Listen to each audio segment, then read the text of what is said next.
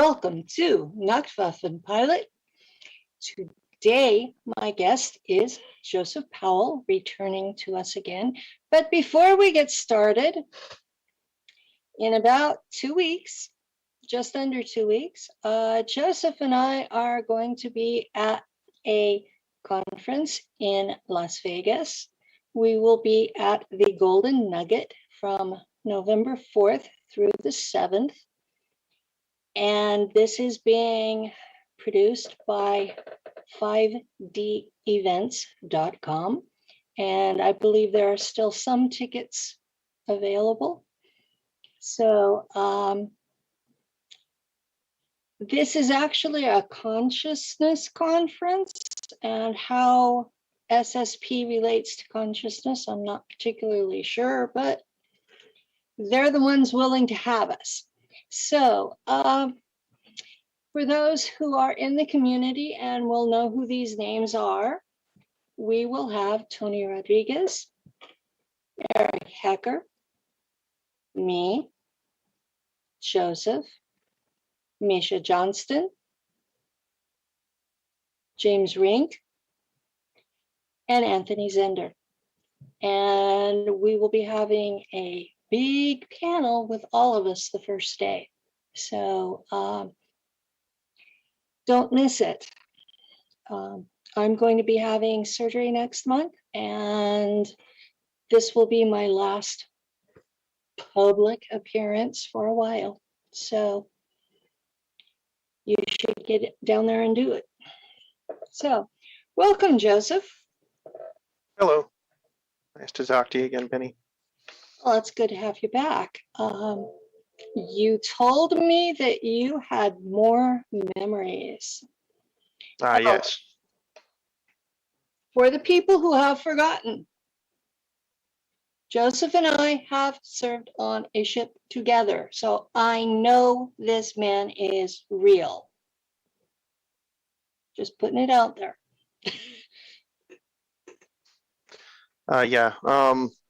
Basically, a lot of it has come back from my service in Mars, where I was with Mars Defense Force at first. And it was like, so basically from where I talked about before, I had shown up like in this area where there was like a base, and, you know, to go over it again, I was basically offered like 3 different uniforms to wear while I'm like standing out in the middle, like outside in the middle of this like desert area. And there's a bunch of like different people doing different stuff, and they're all wearing uniforms, and like there's some vehicles and things that I can remember seeing. And basically I was interacting with this individual, and he had brought up like the first uniform was like a brown one, and it had, you know, like it was like crap brown, and it looked kind of like a Power Rangers uniform almost. Okay. It's quite it was very ugly, but it was, that must have been after I left Mars. yeah, it was really ugly, but it was like it actually had more protection than the other one, and the other one I think was white of some sort, and like then they had this black one, and it had no protection at all, but that was the best looking outfit that they had. Yeah. So I chose to wear the black. What I remember of their uniforms was they had pretty uniforms, or they had uniforms that worked. Yeah. Yeah. I think it was like a catch-22. They were like, oh, he's probably going to wear the nice one. We'll use that. So I left in 1990, and at that point, Mars Defense Force was using a camouflage, and it was basically the desert camouflage that's used on Earth, the one that's kind of a rose and gray and black white together. So that was the one they were using then. Yeah, by the time I probably went there, I was between either 12 to 14, somewhere in there. So it was like, I was born in 1988, so, you know, 12 or 14 years after that. But yeah, so like I ended up putting on the black uniform, or asking to wear the black uniform. And Was it kind of, at least a smart suit? no, no, no. It was Oh just a regular no, black uniforms. There was like no protection on it whatsoever. And they bet you had, got cold. yeah, well, not only that, it was like they made me strip outside and Mhm. change into the uniform outside in front of everybody that was walking by, You have no privacy there. which I got to say was kind of embarrassing in a way. It's like, because I You have remembered, no privacy there. I mean, yeah, it's like you don't belong to you. yeah, it was like in that moment, like I remember remembering myself as a kid Ah, from on Earth. And I just like, I was in this adult body that was me, but it was actually an adult body, like in your prime age. I think I was like 25 or something like that at the time, or what looked to be 25. But I was an adult, and like I had to like I've explained, it was like I had all these emotions and feelings, and just totally different from being a kid, you know? mhm. So I'm sitting there and I'm like stripping down naked, and all of a sudden, there was a woman that walked up, and when she did, I was like embarrassed as shit as it was. And I went from being bullied in school to being like a grown up now. So I was like, I'm cool now. You're cool now, but they're Yeah, making you strip naked and women right. are walking up, That's right? yeah, that's what I Yeah, thought. I figured, well, maybe that's the now I can way be it works cool. there. Yeah. Yeah, I was like, maybe I can be cool now. And then so this woman Oh, walked by, and I was looking at her and I was like, oh wow, I had this weird feelings, you know what I mean? And then like she mhm. stood off to the side behind me, off to my left hand side, like kind of a little behind me, almost catty corner, right? So I'm like sitting there and I'm getting changed. And I look back and I make a stupid ass comment. I'm like, don't worry, I'll protect you. Like this, I didn't even know what the hell I was doing. And she just looked at me like, she was just like, she crossed her arms and just was like, she gave me this look like, oh, here we go again, you know? Uh-huh. Newbies, Yeah, more cannon fodder, you know? newbies. And I believe that she was wearing like a black smart suit. Like Okay. she wasn't wearing what I was wearing. And I never paid attention to that. Um, like now that I went back and like looked at it and started like assessing my memory, it was kind of weird because like I should have recognized that, but I was just a kid in an adult body at the time, so I wasn't really paying attention to Yeah. very much. And as I was making that comment and getting changed, this guy walks up, and he's so happens he's wearing the same kind of uniform, same kind of not the same uniform I'm wearing, but the same kind of smart suit. And as he walks up, um, the thing is that he shot me, and he was like, what he said out words was, "You should have wore the standard issue uniform." Basically stating that if I would have wore the brown uniform, that wouldn't have hurt. So I got shot. I don't know what the heck he shot me with, but it hurt really bad. Mm.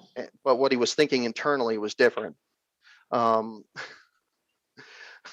but I'm not going to go into that. So Anyways, the next time you were asked what to wear, you wore the one that was protective and ugly. uh, well, what was funny is after that had happened, all of a sudden, like they called all the rest of the people that were like recruits basically to come and line up. So like all these other people start coming out and lining up, and they're all wearing the same uniform I'm wearing. And Newbie there's mistake. yeah, so I get shot. I get told this, and then all these other individuals show up, and they're all wearing the black uniform, and I'm like, why did I get shot? Internally, I'm like, why did I get shot for? I bet they did too. Well, they didn't even see it. They weren't even there at the time when that happened. I bet Like, it happened to them too, though. oh, I probably did. But it was like, so we were all lined up. And then all of a sudden, the guy that had told me about the uniforms had sat there and he was like, all right, so and so come up to the front. So the lady that I first saw walks up to the front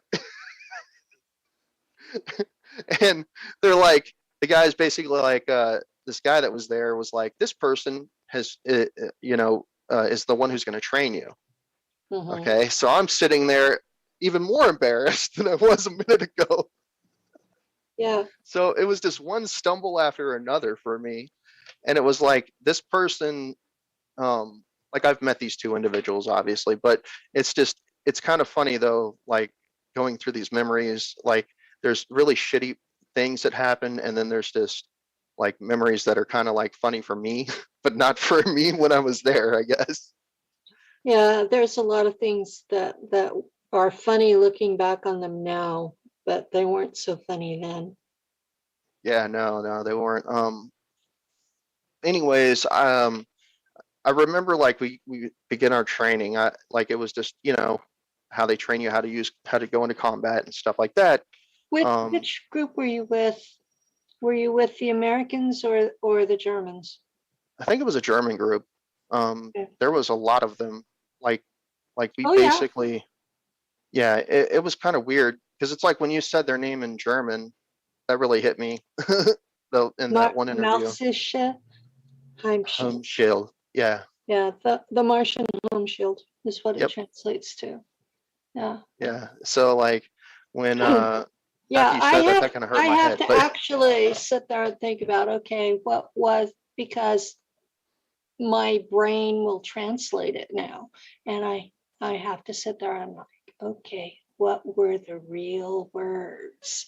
And how badly am I butchering this because I can't remember noun genders? Yeah. So well, you say yes, it a lot better than yes, I do. I tend to butcher yes, everything that's in German. yes, guys, I pronounce it correctly, but I have trouble with the grammar. Like So, like I said, you do it better than I do. I butcher it. I've so had people even sit there and say, "Oh, this person butchers everything he says in German." I'm like, "Well, uh-huh. I've had I've had German people comment on my YouTube channel. yeah, One of them even gave me a chart of the declensions. And I went through and I go, dude, I remember the declensions. It's the gender of the noun, so I know which hole to use."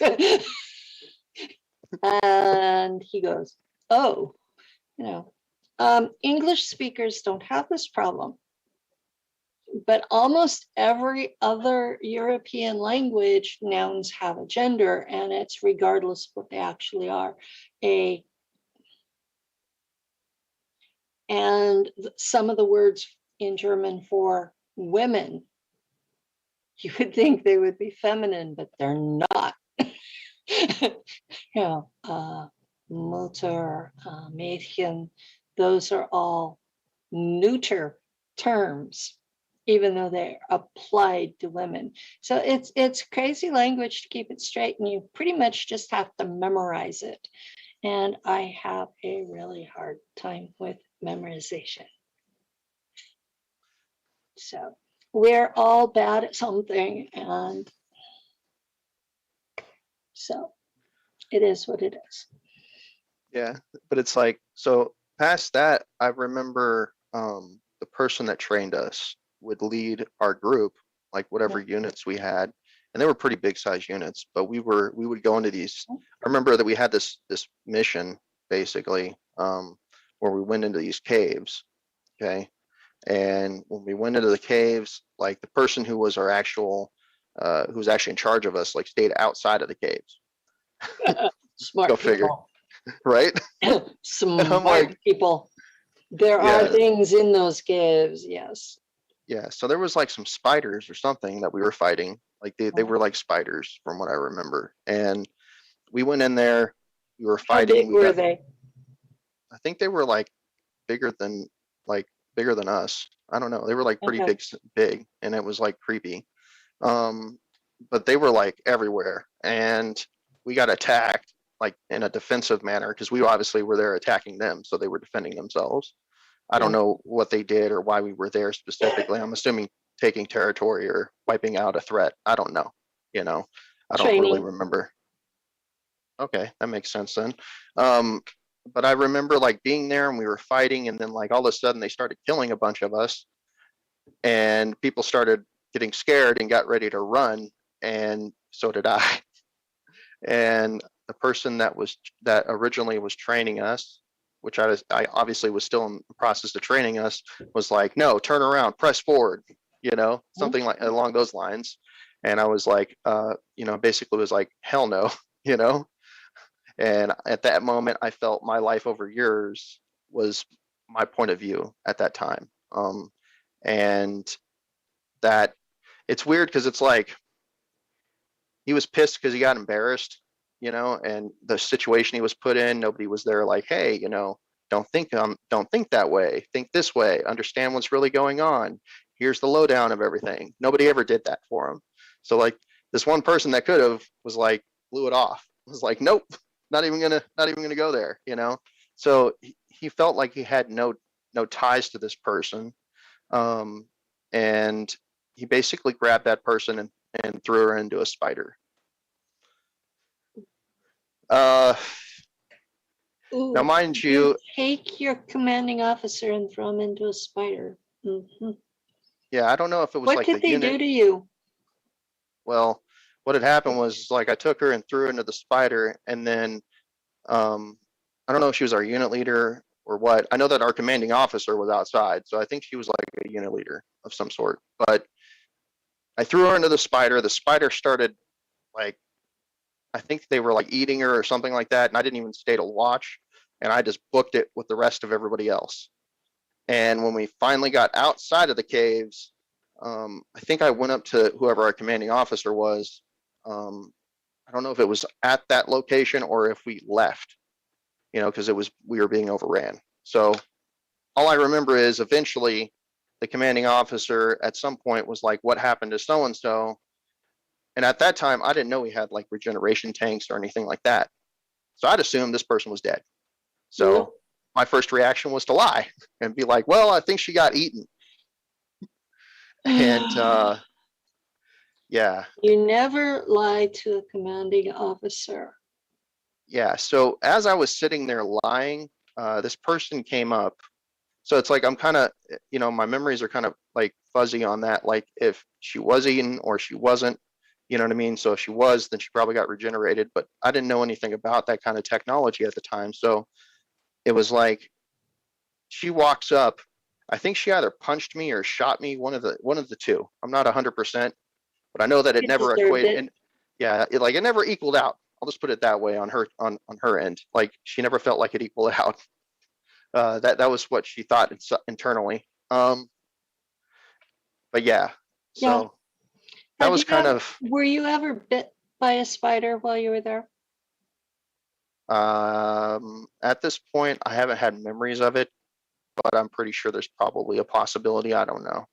Okay. If you don't have memories of it, it burns like you are, Like acid. yeah, like strong acid. It burns and it's very deadly and it doesn't burn for long because it kills you. But while it's burning, it is the most intense pain I have ever felt, worse than anything else they have ever done to me. So that's why she thought that it never evened out. Yeah. It's like I know who this person is too, but it's like anyways, yeah, Yeah, so it's probably best, unless I've talked to another veteran and cleared it with them that this was who did it, I don't mention other people. We don't always remember the incidents the same way. And I had a commanding officer that we shared memories of the same events, but we didn't remember any of them the same way. And so I just sort of, no, we don't do that. So it makes, because we have to, this is a closed community for all practical purposes. So we have to live with each other. mhm. And some of the folks forget that and they make a real muck of things and then they have to basically kiss ass and start over. So yeah, it's one of those newbie things that you learn. Yeah. Past that anyways, so yeah, so that happened, and I think that commanding officer got a real laugh out of that whole situation. Kind of like a dick move from my perspective, because he already knew what was about to happen, you know. Um, but I guess, it is what it is, you get what you deserve. So um past that, my memories jump from that to the situation that I talked about where I was at this one area, and we were taking over that place, where I had mentioned, I think, in one of our interviews, I think it was like the first or second one. I tell it again because we have audience. And today we have the luxury of there's not a show behind us, so we have plenty of time. Okay, so my memories from there jump to basically, I mean, I already mentioned this person's name, so should I just mention it or just move on from that? Just move on. Okay. Tell the story without naming them. So, okay. So anyways, there was this place that we had come and set up an operation in front of, and it was in this big kind of cavity where they had this big structure that went above, like almost, I think it almost went above the cavity, not too much, but it was dug into downwards, and then like there was this thing that stuck out, and inside there, whoever these beings were that were there had built a base, a living place to live. Mhm. And we were sent there to take it over, basically. And that happens. Yeah, so there was other super soldiers that were there, and I had this commanding officer that had like this, this mustache that went down. Um, He was allowed a mustache. yeah, it was actually pretty Yeah. interesting. He must have been a higher ranking officer. Yeah, he The lower folks are expected to stay clean shaven. mhm. He had like what would be perceived as, I think, the handlebar mustache, because it went like this, and that was it, And he had jet black hair, from what I remember. And we had this slave pit, this makeshift slave pit that we set up. So, like, if you were facing outwards from the door of this building, it was a stone complex, basically. They were off to the left hand side. Um, and there was like this makeshift slave pen. There was a bunch of women and I think a few men that were there, and he was arguing with this one woman specifically, and they were going back and forth, and I was off in the distance, but I could still hear them. That's how loud they were screaming at each other. And he was like screaming at her and yelling, and then he got tired of yelling, marched to his right, which was the direction I was in, and marched up to me, stood in front of me, and he was like, go get this group to do what we need them to do. And I was standing there like, sir, yes, sir. And I was like, but what if they don't listen? He was like, then kill them all. And I was like, yes, sir. So I'm like, I'm not a heartless person. So I'm like walking over there and I'm like, how the hell am I going to deal with this? Because I don't want to kill a bunch of people. But they were all humans. They were psionics. They had telepathy and a bunch of other stuff. So I walked up to them, and I basically, the one that he was yelling at, I went to go speak with, and I started talking to all of them, actually, not just that singular person. But they all decided unilaterally that this was the person who was going to speak on their behalf. So, because she was the loudest person there. So I was like, great, So I'm sitting there and I'm like, look, we just need you to go in and use your abilities and go and do this.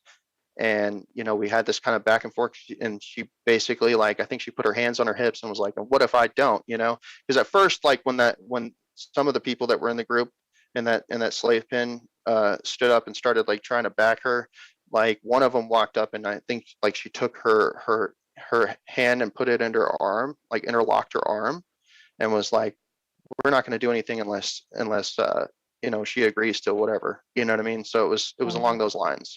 And she was like, well, what if I don't, after she started talking? And I basically told her, well, listen, look, just do what I'm telling you, please. But if you don't do it, I was ordered basically to kill all of you. Into discussion. So just do it or you're going to die. Like, just do what you're told. It's not that big of a deal, Yeah. Um, so she agreed to do it. She basically, they had to like interlock like in a collective hive telepathic mind. And I think they were basically supposed to contact this group and tell them to leave peacefully, or we were going to go in and kill all of them. So she went in, she walked up and started walking up these steps, basically, or the stone walkway. And when she did, she went too far, even though she was told to by whatever group was there with us, because there was like some other dudes that were there that were like really high up, even higher than the guy that was ordering me around, and I guess they had told her that she can go move forward. And when she did, I was like, no, don't move forward, and then she disappeared. So like I went and ran after her, and like I remember like getting like ending up in like the butt end of that conversation that she was in with that group of beings. And as they were talking, like they decided to leave and evacuate. So we ended up taking over the place without bloodshed, basically. Good. Which was quite surprising to me because normally we would just run people over, if If they you didn't. run people over, then it destroys the buildings, and the buildings were what they were after.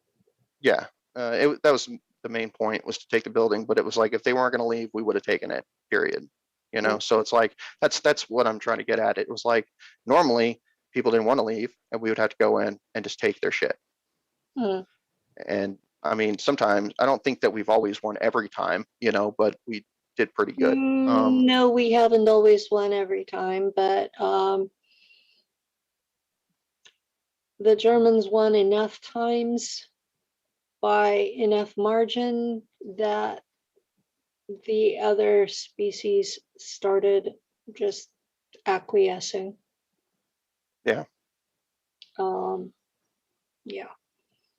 And that's the feelings I got from the whole situation, is they just basically were like, whatever, I mean, they weren't happy about it, but it was like, Depending on which species it was too. If it was the Mars humans, when they get wind that the Germans are coming, they'll just leave on their own, and you'll find everything's gone. Everything's just, they walked away from it all. yeah, these were like multiple species from what I remember. I don't remember a lot of mixed groups, but things were different by the time you got there.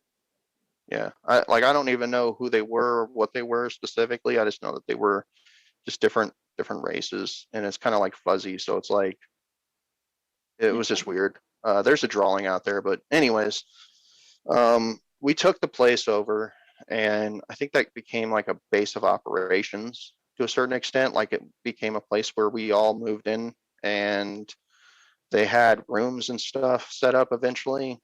Mm-hmm. And I think at that point, like that was around the time I became an officer of some sort.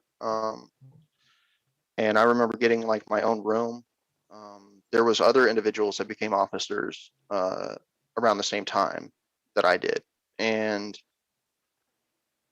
when that happened, it was like we all got our own rooms that were separate. They were like really nice rooms. Like if you walked into the room, there was like a straightforward from the doorway, there was a bed, a really nice big bed. And then off to the left-hand side, we had like a bathroom on the left of us. And then there was like on the right-hand side, there was a place to like wash dishes and stuff. It was kind of weird, like a sink and some other stuff. Mm-hmm. And then I don't remember if I had a window or not. But it was like, it was really kept up. Like I have memories of like making sure that it was clean, like nonstop, you know? Yeah. Well, Um, that's military. yeah. And so I kept it all clean. But I remember when I first got to get to my room, uh, not like at first, but like a little bit later. And, I had become officially like some kind of officer. The other officers, there was like 3 or 4 of them that were with me. Um, One of them really hated my guts. So, and I always knew to watch That's out for this guy. that's common out there. Yeah, like I always knew to watch out for this guy. Like he really hated me. Um, and like he brought me a gift, which was this woman who was a slave. And this gift was in my room when I showed up, and he was like, "Oh, I got you a gift, because it's a special day for you." And I could sense telepathically he wasn't being honest with me. So from Mhm. that point, I felt like that person that was there to spy on me. Um, so I really just That's severed any emotional attachment. But like my actual self, I didn't really care for slavery. It wasn't. I couldn't do anything one way or the other to stop it, no matter what position I had at that um point. the the thing about out there is we're all slaves. We're all kidnapped from Earth and put through mind fracture, and then we are slave labor out there. And then the folks that didn't make the cut to become military ended up being slaves out there. And they take a lot of people from the prison system to be slaves out there. And, it's not like any of us are free. Yeah, Um, and I hear a lot of people complaining about, well, this faction has slaves and that faction. The truth is, they all have slaves.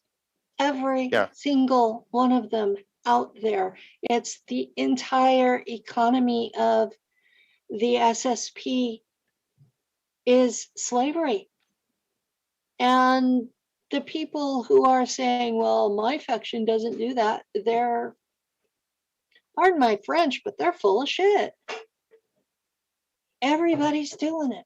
So it has to be stopped from Earth because you're not going to get it stopped from there. So, can't argue with that. so yeah, I've heard people say, well, the Germans, and I'm looking at them and going, the cyborg factories all belong to ICC. Those are the ones where they capture people on Earth and turn them into robots with a little bit of a human brain inside, so that soul is trapped in that machine for the next 600 years. Those are ICC. And you're saying the Germans are the ones doing slavery. I see. So my point of view, they're all doing it. So it's the pot calling the kettle black. Yep. Um. Anyways, beyond that whole situation, this woman, Yeah, beyond that mess.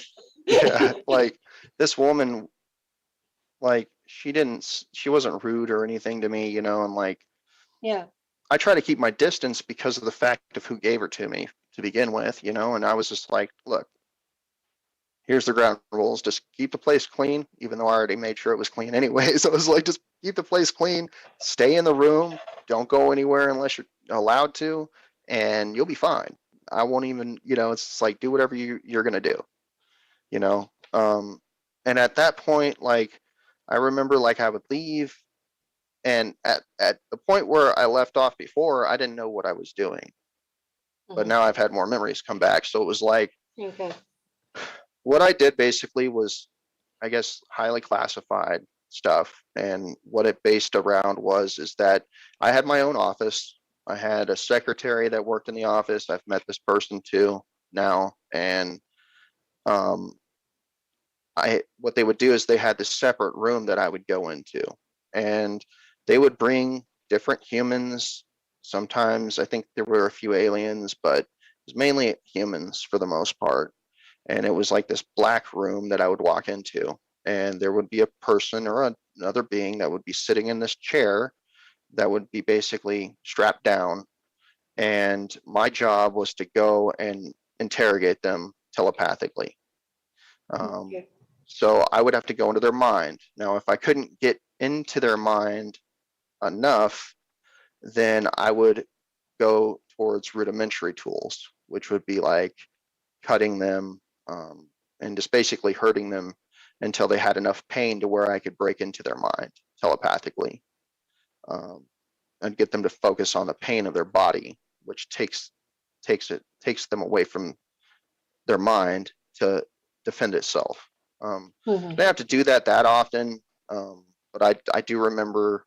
I think I did it actually a lot. Never mind. Let me rephrase that. I've done it a lot, and there's this one individual, and two individuals actually, but it was one at a time. They had done something, and they thought that they were traitors, and they didn't know, and they wanted to find out who they were working for. Well, since all of us out there have alters, it's pretty much guaranteed you have somebody in your head that's working for somebody else. Yeah. But I knew them. They were people that trained me to begin with, Mhm. and they knew me. And it was pretty rough because the people that were over me, that were in charge of the situation, that they would order me what to do and stuff like that. When I walked in the room, they knew me by this one person specifically knew me by name. Mhm. And, he was like, what do you do? What's going on here? And I tried to tell him just to tell me everything, because I had kind of an emotional connection in a sense at that time with Mhm. this individual. And I was like, just tell me everything. What have they been at,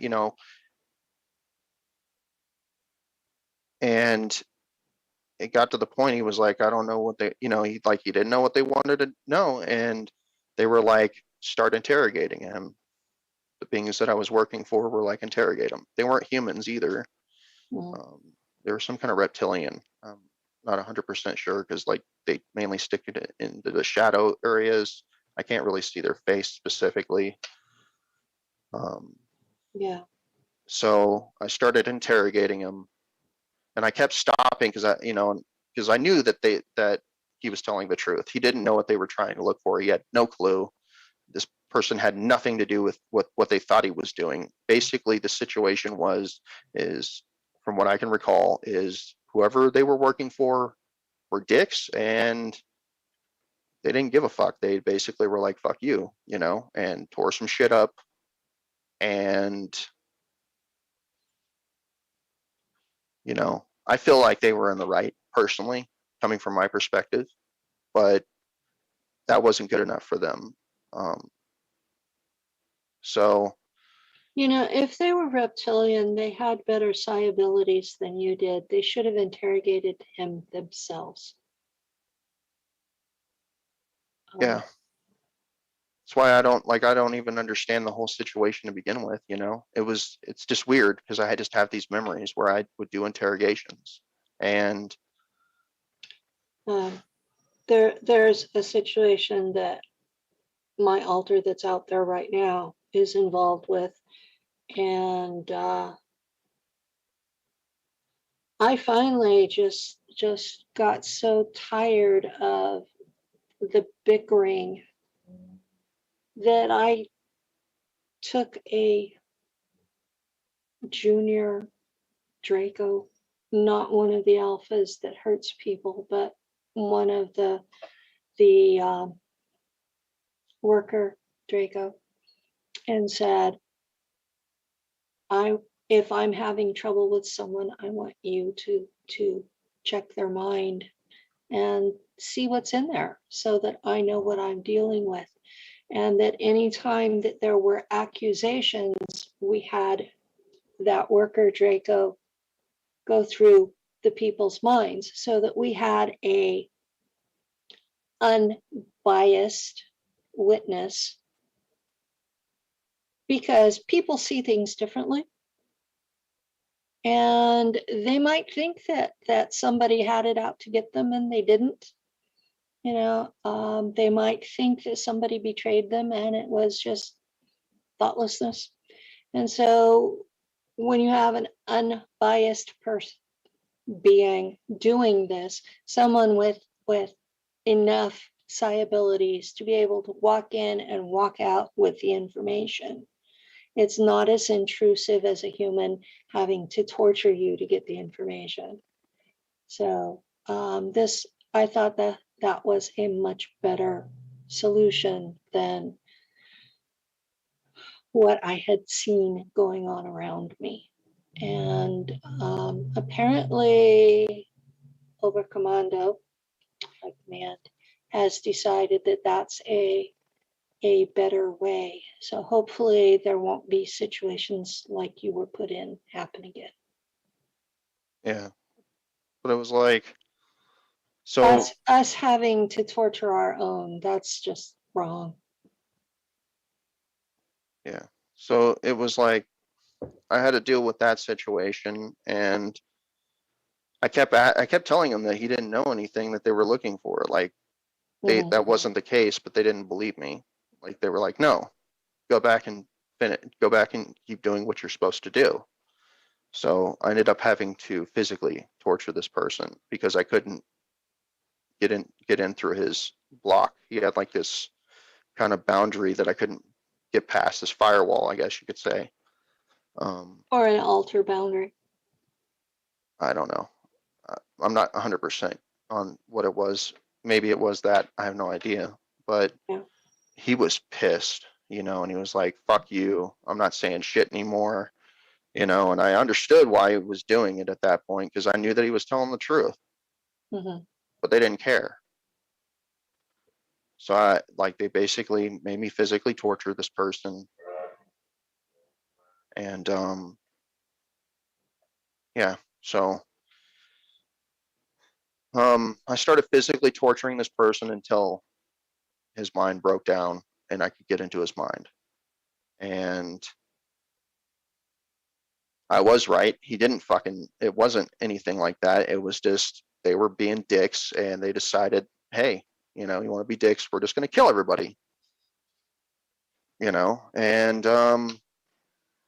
they did it because they just didn't want to put up with their bullshit. The people that they were working with, whoever that group was, I just know that basically that group wasn't treating them the right way, so they killed them.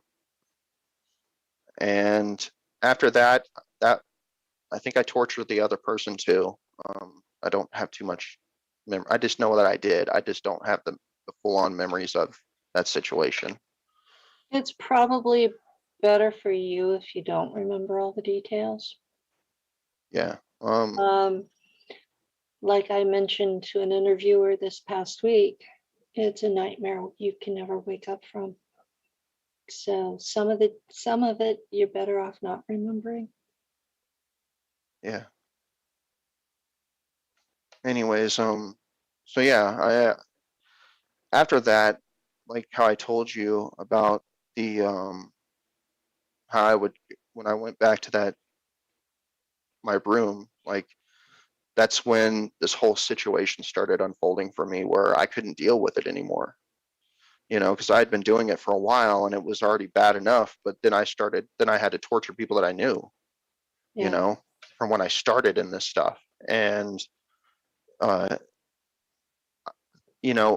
I would come, like, in the process of doing all that, I would go back to my room later, like after I was basically off the clock or whatever the hell you would call it. Yeah. And first what happened is I ignored this woman that was in my room. I treated her nice. I didn't treat her like shit. I just was like, I had no real emotional connection because I felt that she was spying on me to begin with. So, I wouldn't talk to her about anything, and she would be like, "How did your day go?" And I'm like, "I can't talk about that." Well, you couldn't. Yeah. So then she wanted to have sexual interactions with me, and I basically buffered it away. And that's when she thought maybe I was gay, you know. So she brought this private in, and I knew he was a private. I know I haven't met this person in the here and now yet, but like I knew he was a private, and he knew my ranking and my position, and she brought him in, and this was a friend of hers, I guess, somehow. I don't know how she was friends with this person. Um, and you know, she thought maybe I wanted her to watch and that I was into that. And I was like, no. And I was like, get the fuck out of my room, you know. And he, you know, this private was like, he kind of bucked against it a little bit. And I was like, you know, I basically pulled rank and I was like, listen, private, get out of my room, you know. And he left the room, and that was that for me. You know, I was just like, and I just turned around. I was like, don't ever fucking do that again. You know what I mean? Like, don't ever do that again. That's not how I conduct myself. And she was like, well, I was like, no, it's like, don't ever do that again, you know? And she started sitting down. She like broke down in tears, and she's like, I'll just go back to where I was at. And, you know, basically started crying. And I'm like, I felt bad at that point. And I was like, no, it's not even about that. Like, calm down, you know? And I tried to comfort her. And then she was like, I don't understand, you know? And I was like, Yeah. you know, it's like at that point, I started like breaking down a little, and I tried to have some kind of emotional connection with this person. And I just explained to her, you know, like, I don't even know you. So like, we have nothing in common at this point, you know? And she was like, well, you know, she basically talked me into talking to her, you know. And the way that began was I would sit down and then lay my head in her lap when she was sitting on her bed, and I would just start bawling my eyes out. That kind of job would do that. And, you know, she just sat there and just ran her hands through my hair, you know, and I would just cry.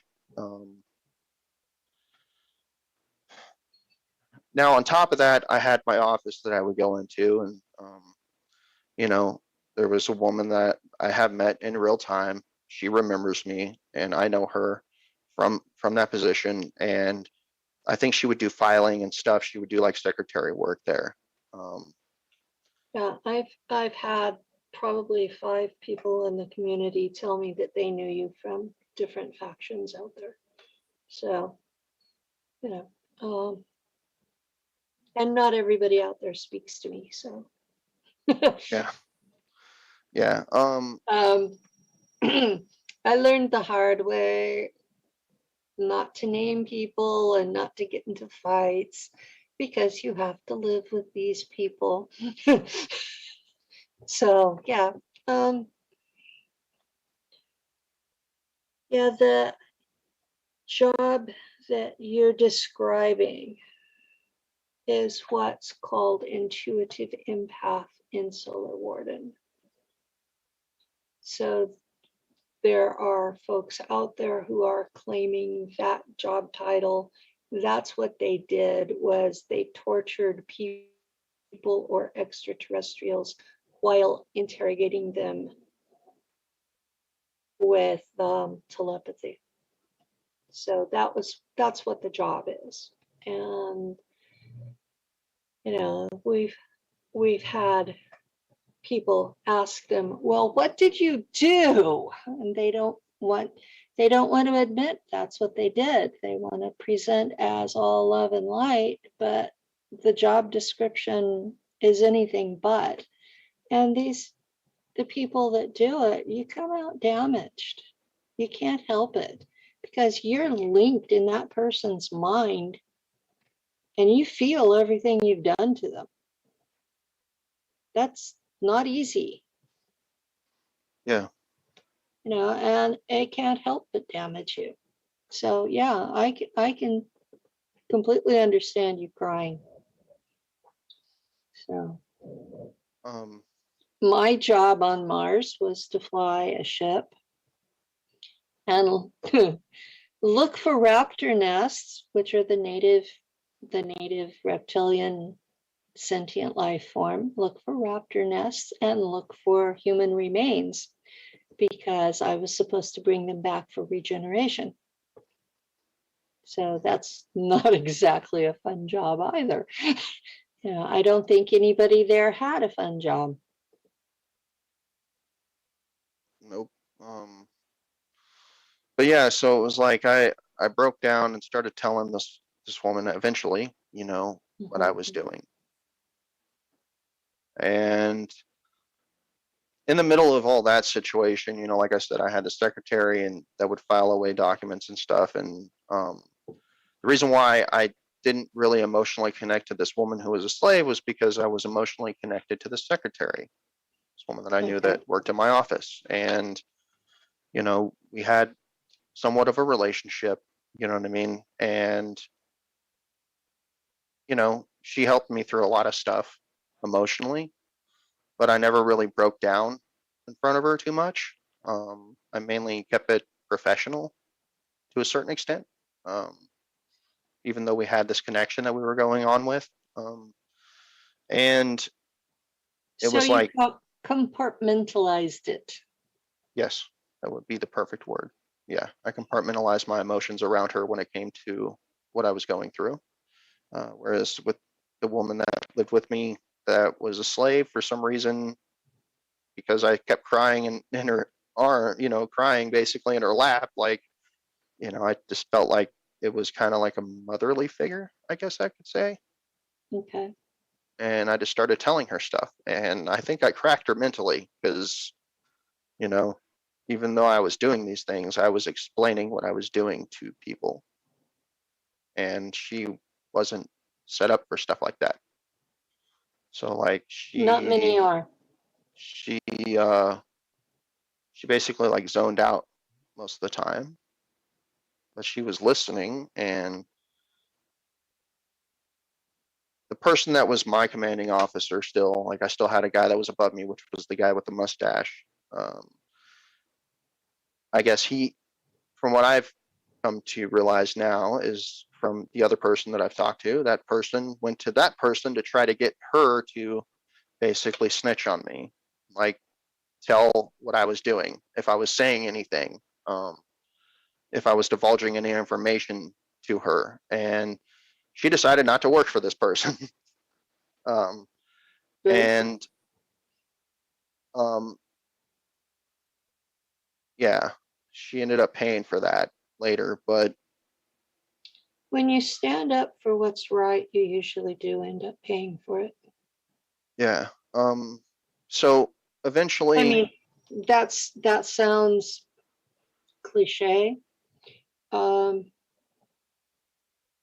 I've lost 5 people that I cared about since I've been public, and they were all murdered in different ways because I was talking. So you stand up for what's right, and there is a price to pay, and it may not be you that pays it. It may be people you care about instead. yeah, um,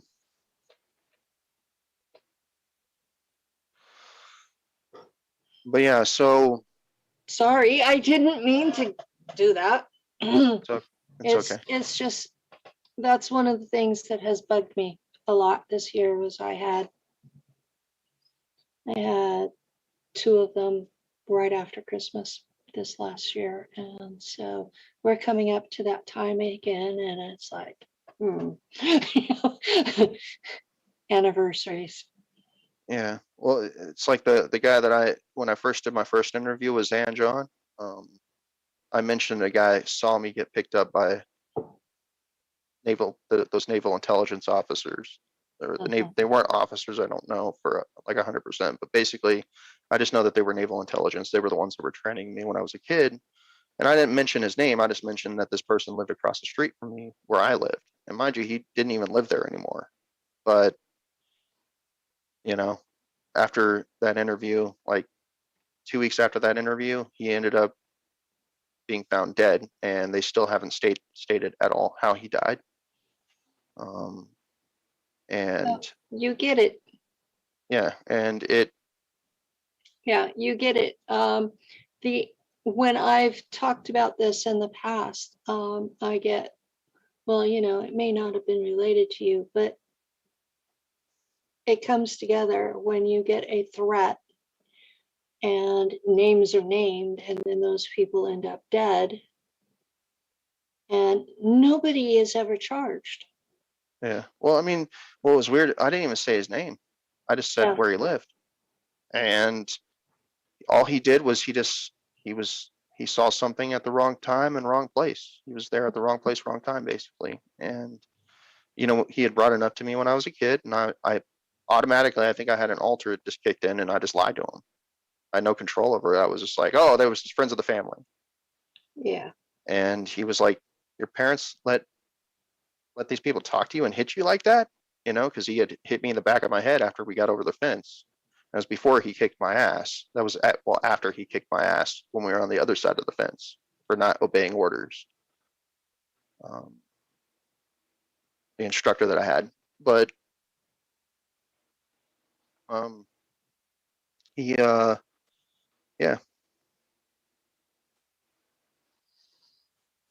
Yeah, the stuff they do to us and is it not pleasant.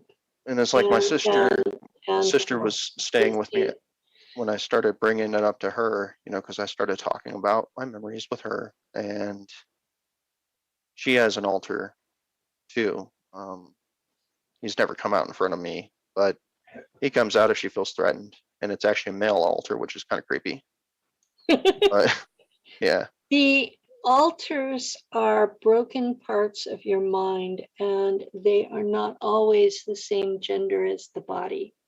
yeah, And most of the people I have done counseling with, because they'll come to me with all these stories, and it's, well, they'll talk to me for a while, and then they'll talk to me about, well, I have this one person that comes up, and it's not the same gender. And I go, well, it's really very common well, amongst us.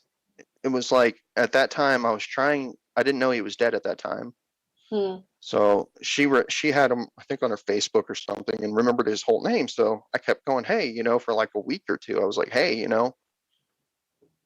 see if this person's still alive, because he could verify what I was talking about, which I think that's probably why he got killed, mainly because I wanted to see if he would be willing to at least verify that I was telling the truth, And it took her a while, and she basically treaded her feet on the situation. And then the day after, I guess they had his funeral, she ended up finally going to look for him, and it was like the day after.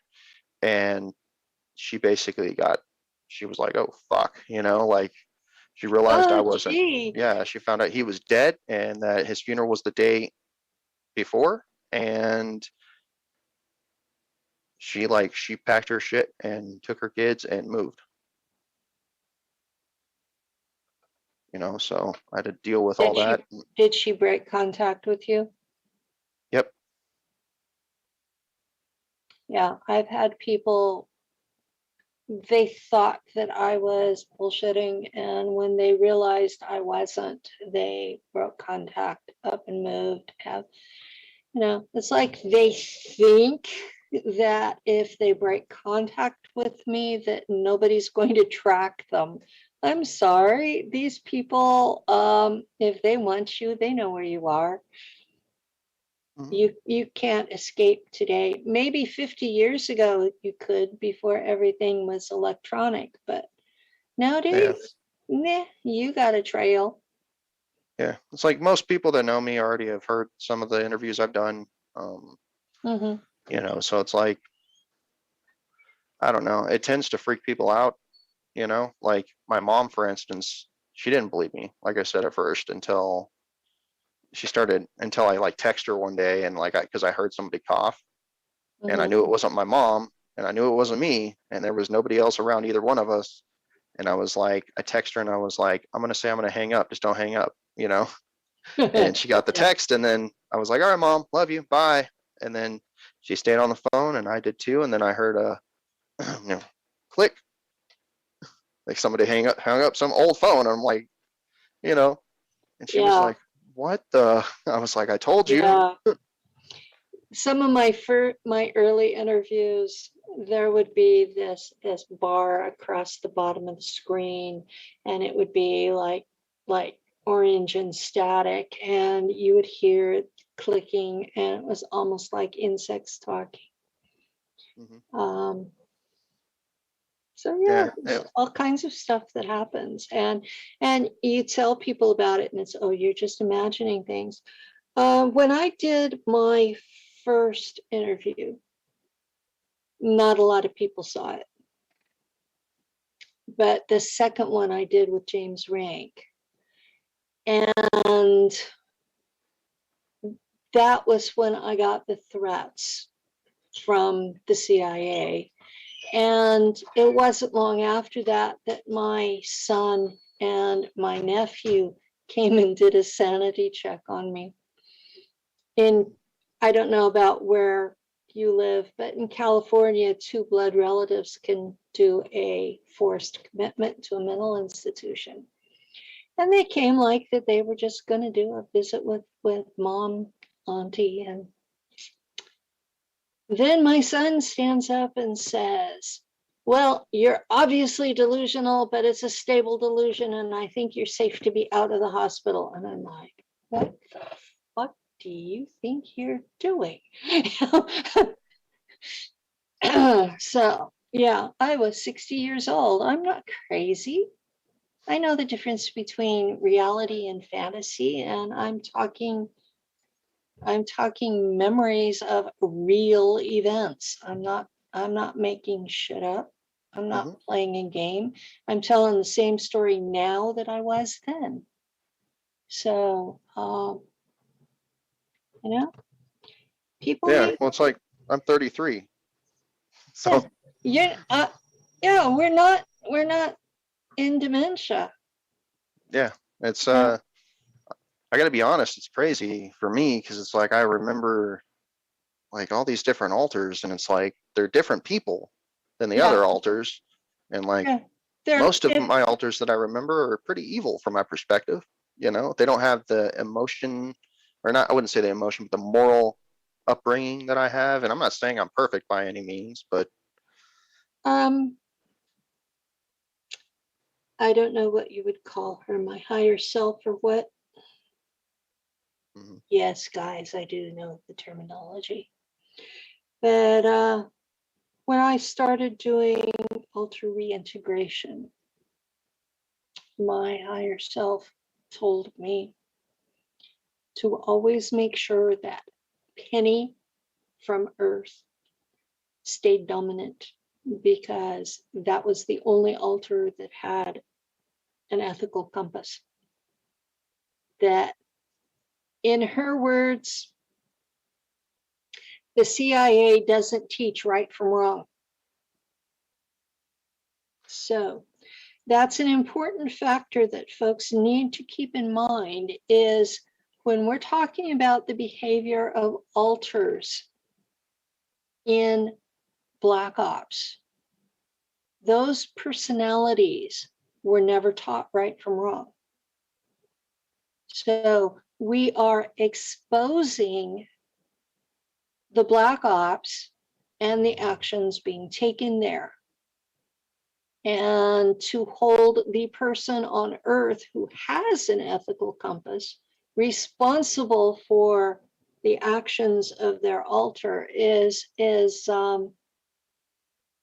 unreasonable and cruel. And there's a lot of folks that are going to get upset about that. But yeah, it's still the truth, whether people want to believe it or not. Reintegration of altars is very difficult. The standard medical practice will tell you that they have techniques to do it, but in practice, they don't work. Uh, I've been using Native American shamanic soul fragment retrieval, and following that up with Jungian shadow work, because once I do get the two, basically the two bits to work together and start merging into one, then I have to deal with my conscience reacting to what this altar has done. And it takes a while to process that. And in the meantime, sometimes I'm a real bitch because that hurts. You know, that part of you has done these things and you're reintegrating that part, which means it's become part of you. And even though I, Penny, here now, did not do those things, I have the memory of doing them. And that's hard to live with, especially when you start reintegrating more and more and more altars. I've reintegrated 32 of them now. And half of them just stored the trauma that created them. So I'm still looking at what, 16 people's worth of crimes. So yeah, there it is that I sit here and tears are running down my face all day. Fortunately, I've not had that happen on camera, at least not for a long time. I remember some of the early interviews, I would have tears running the whole time I was on camera. I Yeah. couldn't stop them. It's like, But you know, I'm seeing you on the verge of tears in this one, and it's people who have not been there don't understand, and we have too many people in our community who think it's a game. They don't have any real memories, and so they're basically making it up as they go. And for the audience out there, the real ones, you see the pain in his eyes. You feel the emotions. We're not having fun at this. We're sharing this because we want this shit stopped, not because we're glorying in it. And anybody who is glorying in it, they're either a fake or they're a really sick puppy. And I don't know which would be worse. So, I don't know. I try to disassociate and laugh sometimes because like it's either that yeah, or I'm just gonna cry, And why yeah. sometimes in some other interviews I normally just start laughing, when I say certain things, but it's like because Oh, I I just I know. can't deal with it. But You go click, you don't feel it, and until you click back into feeling, and then it's like overload. All of the stuff that you set aside is suddenly plopped. So yeah, I can go through a 2 to 4 hour show, and then at the end, I'm completely drained, and I literally go sleep for the next 6 hours because I'm completely drained. yeah, I do an interview where I'm being talked to, where I'm the one that's being interviewed, and I might spend the whole next day sleeping because I'm that fried. And I don't know how some of these people do it. I really don't. They go through, they do an interview every day, and I'm like, they must be talking about things that don't touch them emotionally. yeah. It's like when after my interviews I have to wait a few, Mm-hmm. just go and calm down. Normally I don't go to sleep that often. It just depends. Like I think the one interview we did where I started, where I let my alters come out and stuff. Start keeping him Oh, in check. you had That one where one. your alter came out and did the interview. Yeah. And mine came out and met him. Yeah. So And that, like, after that, we got a good interview though. yeah, after that interview, I got like really tired, and that really, like, I don't know, messed with me a little, but you know, I felt that that altar deserved to be put in his place anyways, because like I could feel him scratching in the background, like, hey, like, let me talk. I'm like, okay, you want to get put in your place? Got it. Did I You put you know, in your place? Oh my God. like he just, I don't think he quite understood things. Anyways, yeah. So Yes, yeah, that's something that folks don't understand either, is some of these alters really don't understand anything. They're only trained for their job and they really don't understand anything else. yeah. It's like I know that the altar that I'm talking about, or I don't even know if I don't know if I could say it's an altar or not, because like I remember being myself as a kid. I think I was just basically threatened and abused into obeying, but I'm not 100%, because it's like I don't remember any of my other alters remembering myself as a kid, at this point, obviously. Um, I don't have any memories from before I was 4. Yeah. Um, that was when I was taken initially for mind fracture, and they mind wiped me at the beginning, and I have no memories at all from before then.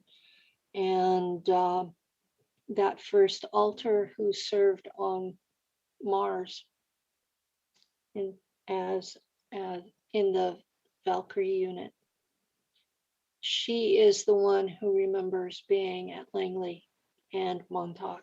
The others don't. Hmm. So different alters have different memories, and as you reintegrate the alter, you will get the memories. And I still have lots of missing time. I have no idea. I get up, I know I got up, and I sit down in front of the computer. I go on Facebook. I'm drinking coffee, and I realize 2, 3 hours have passed. I have no idea what I did. I have to go back through and see what I did. I tell Lou, good morning, even if it's 6 p.m. It's good morning. And I can feel him go, ah. And I have no idea how bad that altar was. I have no idea what she did to him, Hmm. that he's so relieved that I'm back.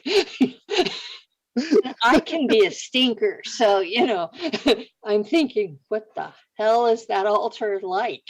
But Well, it's like, I think I'm better off not knowing.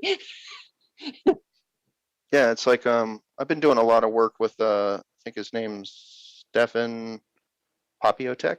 I don't know if you know who that is. No. Yeah, but he I've been like, I've been working with Susan Love and with Sean Bond, and the man I live with is my shaman. mhm. So when we go into trance together, yes, folks, we can do a telepathic link between the two of us and go into the same trance. And so if a altar comes up and it's not actually me, he sends it away. So this is the importance of doing this with someone who cares about you, because not all the things that come up are actually you.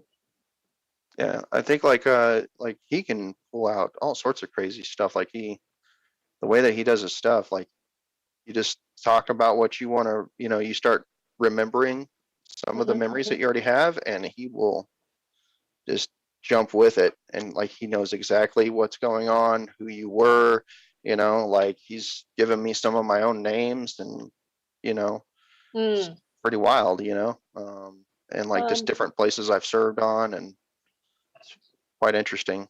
I haven't gone into the shamanic trances yet, but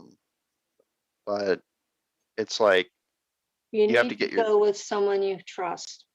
yeah, for sure. It's, you don't go with some hippie chick that had a weekend seminar. No, you Yeah, go no, with no. somebody that's real. My partner, um,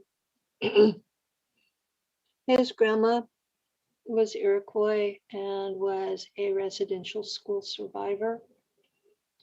And she was training him to be a shaman. And he ended up in Vietnam. And she didn't make it too much longer after he came back.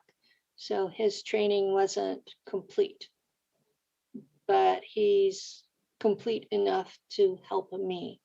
And I'm grateful. I could not have done this without him. And Sean Bond is the one that, well, both of them, Susan and Sean, both are the kind that you have to grant them permission each and every time, or they don't read you. You know, they don't do anything. They're just completely, what you see is what you get until you give consent. And then they read you. And both of them are powerful enough. I don't have to drop my shields. And that matters because I've had so many attacks from so many people that the shielding is really important. And I have layers of mirrored shielding behind something that basically looks like a tornado. But I've had people that could just walk through like there was nothing there and take up residence in my astral field and my energy field, and they're sitting there trashing the place, and you know, there's nothing I can do about it because they're more powerful than I am. Yes, there are such people. No matter how good you are, there's always somebody better. Yeah, So, I think I said that in our first interview. yeah, there's always somebody better. And so, you know, every time that I start to think maybe I'm good at this, I'm like, okay, I got visited again. Okay.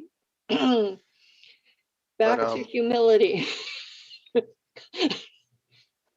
yeah, I think like the Draco, from my interactions, other than the mantids, like the Draco are pretty prevalent when it comes to telepathy, quite Well, efficiently, I've I might I've add. had mantids, Draco, Jahami, who are the royals of the Anunnaki. I had angelics, and then there's a group. Technically, they're part of the Illuminati. And they've been keeping an eye on me. Yeah, I learned too much about them, and I opened my mouth too much, and so now it's like you can go up to this point and no further. And I've been trying to go and no further. Well, it's like anytime I'm around somebody who, from what I've learned, if I'm around somebody else who's a super soldier, that person will get abducted, and they will try to find out why they're around me, what they want, what their intention is, who they are, why they're there, you know, all sorts of shit. And it's weird Well, because it's we're like, going to be going to a conference together. And in the past, there have been abductions at night at these conferences. Um, that's one of the things when I was first public that both James and Misha talked to me about was they had gone to some conference together, and everybody in there was abducted and woke up the next morning with marks all over themselves from the abductions. So that's something I hope does not happen. Yeah. But yeah, and it's weird because like I remember most of it from other timelines, and I remember like when that circumstance happened, I remember that it was going to happen, and it did happen, which was quite awkward, you know. Yeah. Gotta love that. But not Well, only that's what happens with the real ones. yeah, not only did I remember it, like the person who was there, which I'm not going to name them either, but there was a different person that was there on the ship that did the interrogation work with the equipment, and like that person got her memories activated. So, and I got to, talk to that person, and she remembers what I was talking about. So that was awkward. Well, it's always nice when you get verification. There are about 20 people who remember me, and I remember about 5 of them. So there's a network of us who remember each other, and it's not always mutual. Yeah. But there's enough of a web to it that you can kind of figure out who has worked together. But anyways, beyond all that, I'll just go back to what I was doing. So Okay. I'm sorry I'm like spacing on you, but it's okay. I It's all figured good. we got time, we can make this a real conversation. Yeah, I mean, hey, this is just stuff that happens along the way anyway. So it's not Yeah. like we're talking about nothing. Like this is real stuff that happens. So Yeah, this is real stuff that happens. what was it? It was so yeah. So in the process of being with that woman and like crying and telling her stuff, like I said before, eventually the individual that originally gave her to me as a gift shows up. Okay, and right when it was happening, I was about to get arrested, basically. And I looked over her and I was like, "You fucking bitch!" Literally, I was like, "You fucking bitch!" And she was like, "What? No, I didn't say anything. I swear." And I was like, because I wanted to kill her. I was like, "Kill you," you know. And he was like, the guy that gifted her to me was like, "Oh no, it wasn't her. She never said a word." And then they brought in that private, the gay private that I was talking about. They brought him in, and he had just a grin ear to ear, on his face, and he was proud of himself. And he basically was. I'd surmise that she didn't know how to deal with it, and probably was talking to him, thinking that he was her friend. And he basically snitched her ass the fuck out and snitched me out in the process, probably for a higher position, I would assume. Well, the And Germans are not always rewarding snitches. yeah, and I don't know if he got rewarded. I just know that that was probably his intent because that's what I got emotionally from Probably him. his intent, but he didn't necessarily, because Yeah. So loyalty matters to the Germans. yeah, and it was like I got arrested. After I had gotten arrested, I believe I was tortured in the same room that I would do the torturing. And they found out that I was just breaking down mentally and just started talking to this woman. And it's weird because this woman, I haven't talked to her, but she tried to friend request me a while back and then receded the friend request. But I saw her photo and I was like, holy shit, you know? Uh-huh. And I was like, I did a whoa. few of those. The ones I recognized from the Black Ops, I will talk to them. I don't necessarily accept their friend requests. I've taken up doing this thing anyway. Somebody that looks like a decent person I'll send them a private message, and I'll say, you seem like a nice person. Why do you want to be my friend? Yeah. Don't you know I'm weird and dangerous? It's dangerous to know me. Depending Yeah, on what they say after that, whether I accept their friend request. I've had them say, no, I didn't know you were dangerous. Thank you. Bye. Click. Block. Yeah. yeah. I've come to the conclusion Huh? that's a smart move moving forward. Is because before I would just accept people's friend requests. Now I'm like, maybe I should, be like, well, hit them up on Messenger and be like, well, who are you and why do you want to be my friend? I don't understand. Do I know Oh, you? I'm Like, not even giving him a hard time. It's just, yeah, you seem like a nice person. Why would you want to be friends with me? but This is truth in packaging, right? yeah. So it's I like, mean, I have it right on my wall. I'm a dissident. I'm the person your mother warned you about. I mean, if that doesn't say it, I don't know. well, it's like most of the people that are on my Facebook are like family. I have my family on that Facebook, so like I normally don't. So do I. Yeah, My I kids, my brother, cousins, and I have sisters on Facebook who can see my public posts, and I'm on there, and I have some asshole tell me that I'm demon possessed and damned to hell, and I'm like, oh my God.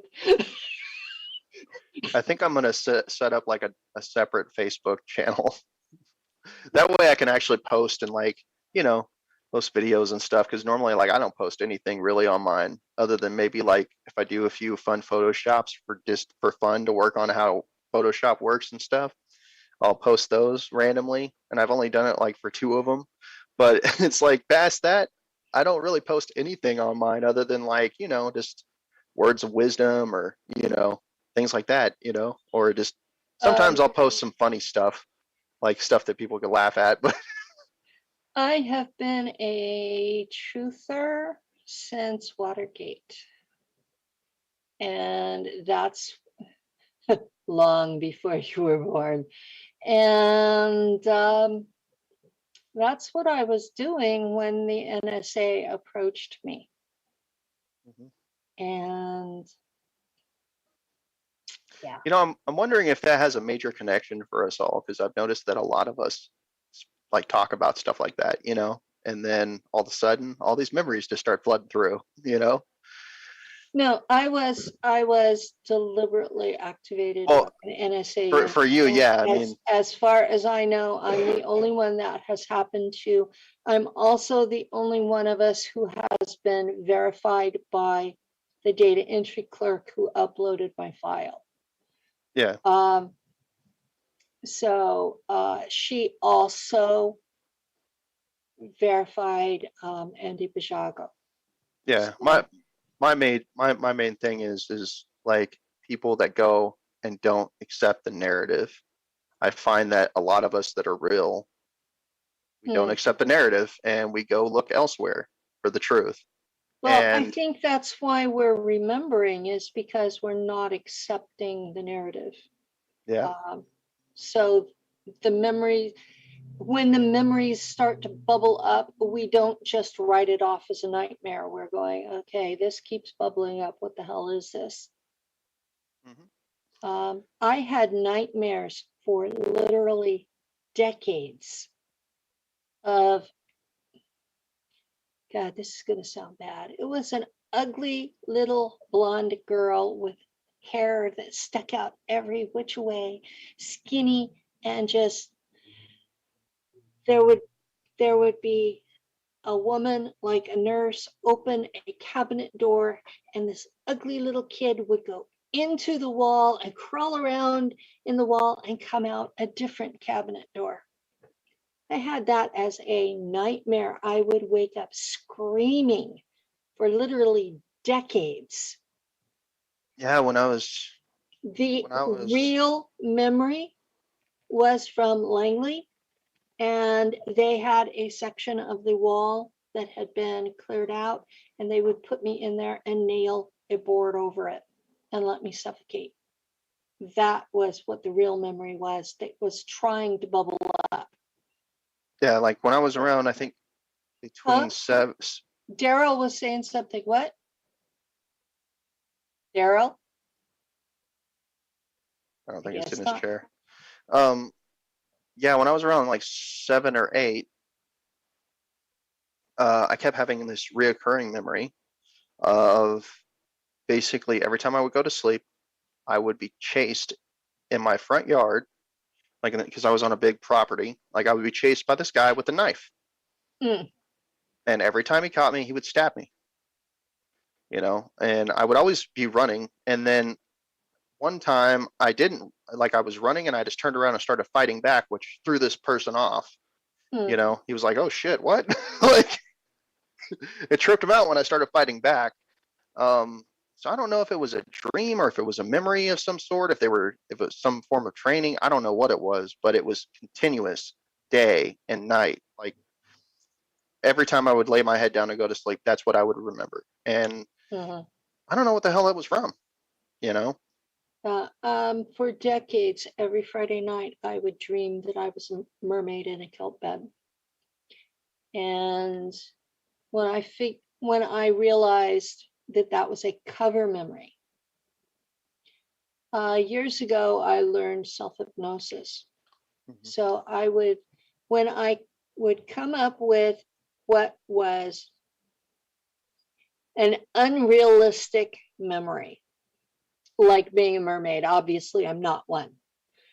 I would go into self hypnosis, examine that, and I would tell myself, open the curtains and let me see what really happened. And I would literally get a visual of that scene opening up and then see what really happened.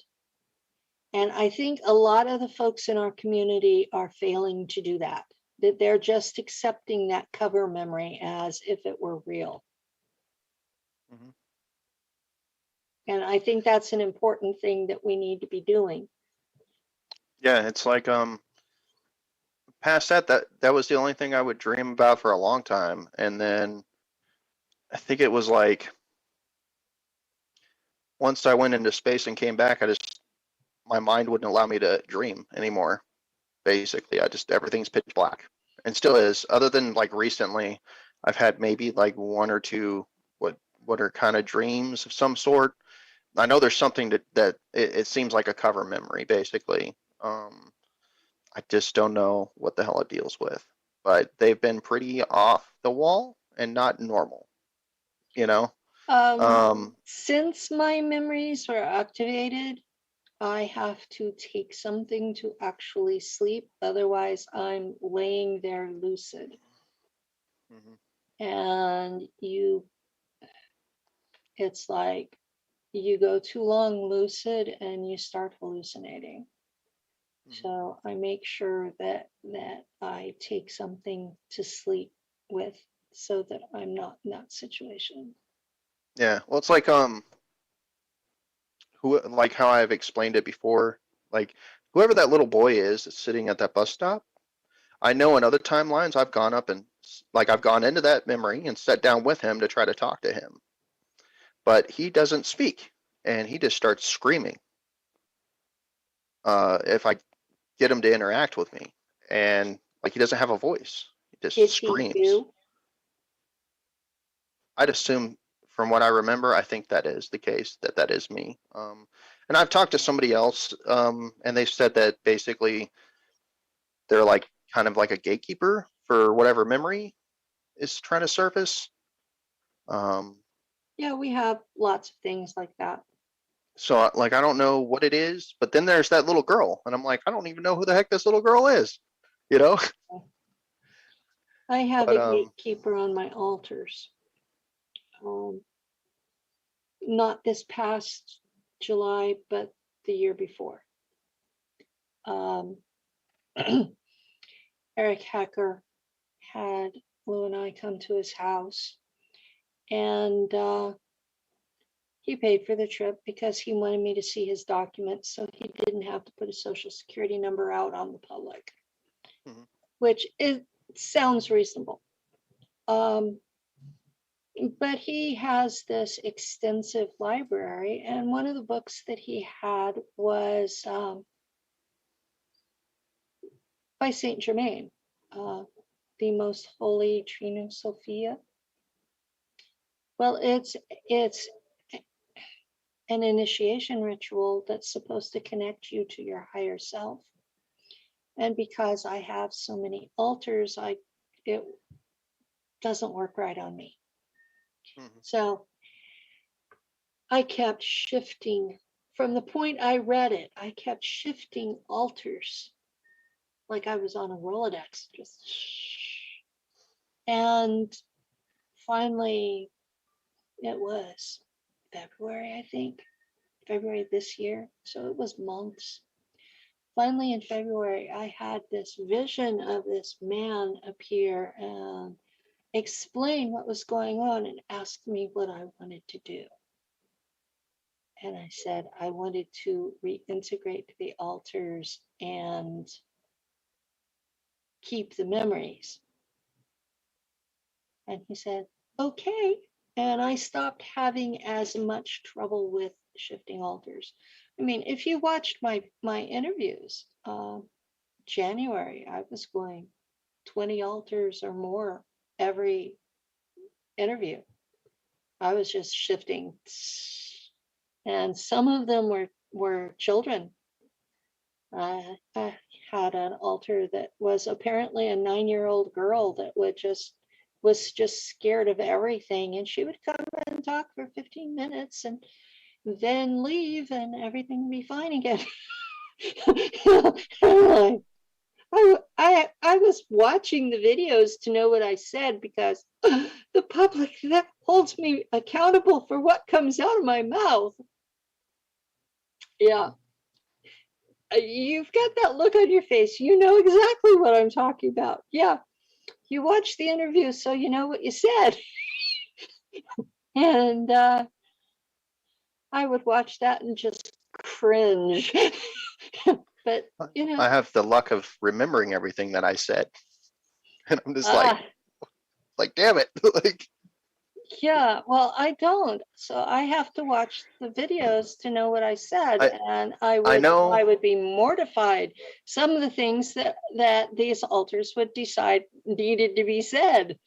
I know I have an altar that I don't remember things from, and when he comes out, people end up hurt, and Uh, like I just black out, and like it takes a lot. Like the only person who's ever been able to break me out of that trance, that whatever I'm in, whatever that altar is my wife, and that's only because she's calling my name, and it's like it's hard to fight to the surface. I feel like I'm swimming in the bottom of an ocean, you know.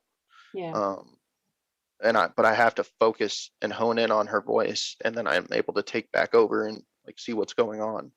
The last time that that You're happened, lucky she can do that. yeah, the last time that that happened, there was this me and this kid. It was we went to Job Corps together, and we were slap boxing, shadow boxing, playing around, Mhm. So I went to go kick him, just playing around. I wasn't really going to kick him, and I ended up kicking him in the balls by accident. And I felt bad. I was like, "Oh man, I'm sorry," And he's like, he went to go try to slap me, and I like backed up, because he wanted to hit me back, and um, he ended up kicking me in the balls, even though I was sitting there apologizing to him. And when he did that, I blacked out and I beat the shit out of him. I got him on the ground and I was standing over him, and I basically started stomping on his chest. And like, this is what I was told that I did. Like, I didn't even remember any of it. This is just what everybody else that was in the room started telling me that I was doing. And by the time I got done, I was stepping on his throat and his face was turning black and blue. And that's when I heard my wife's voice, and like I came to, and like he couldn't even breathe. And they were like, "Get your foot off his neck." And I'm like, "Oh shit." I Yeah. think that like I Jesus stomped on his Christ. chest, From what I was told is once I got him on the ground, I stomped on his chest a few times, and then I punched him in the face a few times, and then I started stepping on his throat. Well, I know that I reach a point of rage, and if I don't step away, I will lose control. When I was younger and healthier, I used to take a baseball bat to a tree stump. You could hear it for a whole block. People would come out, what the hell is that? But it would release the rage where I didn't do anyone any harm. Yeah, it was. And From what I was told, that was an important thing, especially when I was a single mom. yeah, Kids will drive you to the wall. And if you're alone with them, it's just not safe to be that easily triggered. mhm. Yeah, it's like I don't know, it's just weird. And I guess I just kept repeating, I apologized. What the fuck do you do that for? I apologize. While I'm beating this poor kid, I'm like, I apologize, but I mean, he was around the same, a little younger than me, a little bit, because this is Mhm. like when I was around high school age, so it was like, I don't know. That's just what he kept saying. I apologize. Why'd you kick me? And I, even after that, I felt even worse. It's like I busted his lip and like, I don't know. It was horrible. It's a horrible situation. But yeah, normally that altar, whatever he is or whoever he is, he doesn't come out unless somebody's attacking me. Once that happens, it's on. Yeah. Like he doesn't play around. You know what worries me? When I was first dealing with the memories before I was even public, there was a video on YouTube, and I haven't been able to find it. And it was this, it was this hellfire and brimstone kind of Christian woman, and she had heard about super soldiers. And she had decided that we were a standing army waiting for a word to be given and that we would attack everybody else like mindless drones. And the more I realize what some of my altars are like, the more that worries me. Mhm. Yeah. So, yeah. I mean, you can't live with this day in and day out and not take that seriously. See, I always thought it was just rage based for me, but now it's like it's making better sense, that like I think it was mainly like when you talked about, when certain altars come to surface, you black out, you know what I mean? And you lose track of time and all that other stuff, you know what I mean? Like I'm not even there. yeah, I'm gone, and when I come back, it's like this big blank. I had no idea what I did. yeah. And I don't know, because I have memories of being trained by tons of different groups, Mm-hmm. just little blotches of memories of just different training things, like driving on a racetrack, learning how to, use evasive driving with a vehicle, Mm-hmm. um, I like, and having to repeatedly do it. Evasive driving with a plane. Yeah, like it was like with that one, it was, and the guy was there, he was real, and he was like, we're gonna keep doing this until you get it. And every time I failed, we would revert time, like time would go back, and I would be back in the freaking car, and he would be back in the shotgun, riding shotgun with me.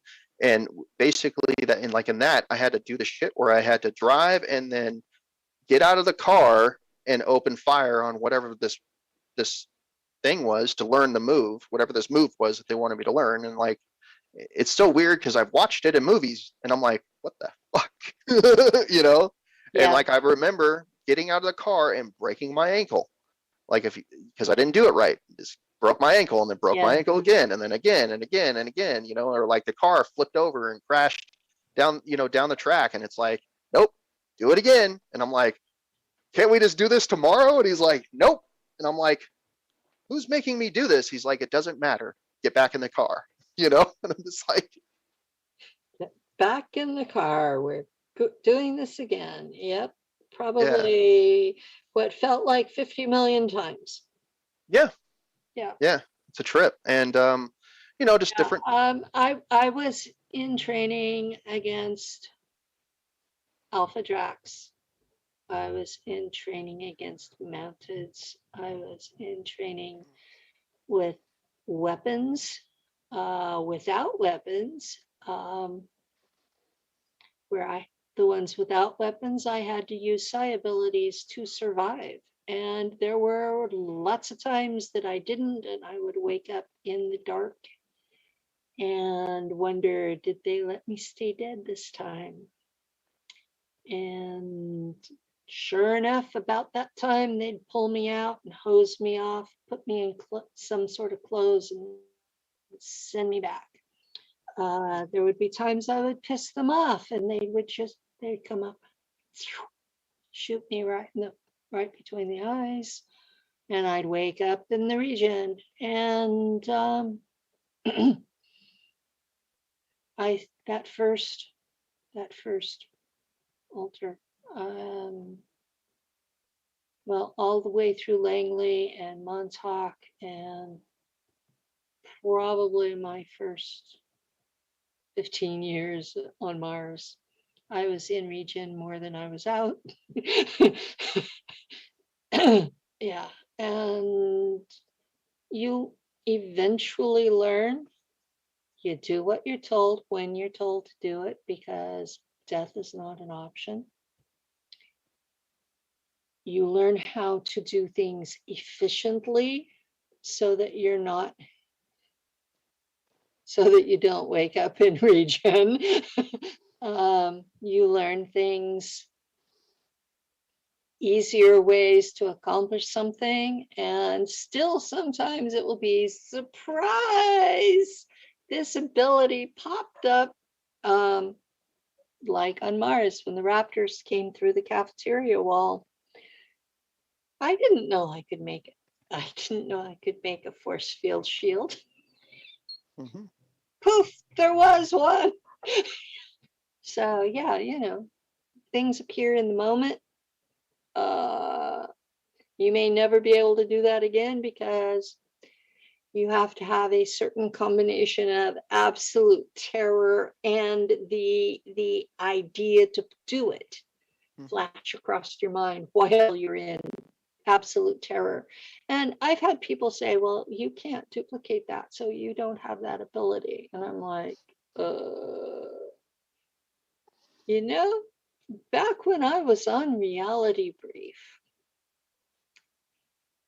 I did this set of, Dawn wanted to document what I remembered at that point in time. And in one of them, I got really upset. And I'm in California and he was in Virginia. And the lights started flashing in his house on and off because I was upset. And he had that on camera. And so he separated that out. That's in its own little video as proof Penny does this. But people don't believe it. Even if you have the proof, they don't believe it because they don't want to believe it. Mhm. So 99% of the time, I never even give them the link. Why Well, it's bother? like now, normally, like if I'm interacting with people, like if they give me permission, I'll put energy in their mind. And then they just stare at me all like, and I'm like, did you feel that? Uh, I'm just wondering if you felt that. Did you feel that? And they're just like, yes. And I'm like, oh, okay. Just wanted to make um, sure. I have Normally it's, been I have been known in conferences, if I'm walking past somebody and they're thinking loud and it's nasty, I have been known to get into their head. And I'm not even doing full intimacy telepathy. I'm doing front door telepathy. It's just, I'm right there and I'm talking to you, Mhm. you know. I'm not invading your mind. I'm just having a conversation like we're having, just talking. And it is such a shock to people when they realize I'm talking to you, but my mouth isn't moving. And they're like, oh shit, she really can do that, I only do it when it's somebody that every time I go past, it's something like, Oh, fuck this person. She's not real. yeah, Stupid shit like that. yeah, stupid shit like that. And I've been known to do it because they assume I can't hear them. And it's irritating. Well, it's like I find myself, the one thing that grounds me is that council and my memories of that council, because there are people that piss me off and I'm like, I just want to go in their head and pop their fucking pineal gland just to fucking teach them a lesson, And then I think of the council and I'm like, nope, don't do that. that's off limits. That's not a good thing to do, I generally honor their free will. Yeah, and it's But like, if they keep walking past me, calling me a fraud in their mind, and they're loud enough, I hear them. Eventually, I'm going to let them know the error of their ways in a way that I don't harm them. It's bad enough I've blown their worldview. It's like, she can do that. And then they, I've had them refuse to interact with me afterwards. It's like what, you don't like reality now? Come on, you should be happy now. Now you know the truth. Stop being a dick. Yeah, that's pretty much it, is to stop being a dick. And then they're just like, I'm not going to be a dick. I'm going to stay away from this person. This person's evil, dangerous. Oh yeah, I'm evil and dangerous because I can hear your thoughts. And I mentioned this recently in an interview or two. 90% of what goes through normal people's heads are food, bathroom, and sex. That's it. I always add the fourth one, how much they hate you. I don't get that one so much. Most of the people that walk past me, it's like, oh, she's weird. And then they go on. It's like, most of them I don't even register on their minds, which is fine with me. I just pick it up emotionally for me, You're lucky. Most people just don't like me. That shielding that I talked about, it's mirrored. So for most people, you know how you get this feel off of a person and you feel that they're there before you really know they're there? Because my shielding is mirrored, I'm invisible to them. So they don't pick up on that. It's like they bump into me and stuff because they don't pick up on that I'm even there, which is fine with me. I just assume they pretended I wasn't there. I just know you're really powerful energetically when you're in person. Oh, this last conference in March, Susan and Frank were there. And they're part of the community, and this was something that even they noted. We were standing in this circle just talking, and my hair's down to my ass. I mean, it doesn't really show on camera, but it's down to my ass, and it was going out straight at it, just straight out, aimed at Frank. People were stopping, going, what? What? The three of us had formed like a vortex. And there were people that were trying to get in the middle of it because they wanted to be part of that. And I'm like, we're having a conversation. Like, let out. Well, it's like That's you gotta are be awkward. You're sitting there talking to two people, and all of a sudden this, hi, hey, like, yeah, it's like you're invading my personal space. And what is your issue? You're invading my personal space. What are you doing? You know, and but I'm terrible. Oh my God. Anyway, I normally deal with things okay. It's just when the same couple of people are pushy, or the same person keeps walking by and dissing me as they go past, then I'll let them know that I really am the real deal, and they go on with a improved view of reality. They may not like me any better, but they have an improved view of reality. And I'm the first to admit it. Not everybody likes me. I'm sorry. I like when you said that. I'm like, well, at least you get your head blown up. I only do that to people who really are threatening to harm me. I know. I'm just like, at least you just got away with a telepathic conversation. Yeah, really. Be thankful. Sorry. Glad you could laugh about it now, because when we first talked about it, you were like really upset. Oh yeah, it's okay. He earned it. Yeah, he did. But anyways, yeah. So what was it? Yeah. So anyways, I Oh, like I was saying before. the audience may not understand that reference. I have discussed in the past that I blew up the head of my commanding officer. Joseph was who I blew up his head. He remembers that experience. And Vividly. he is still willing to come on my show and talk and laugh with me. And I'm glad.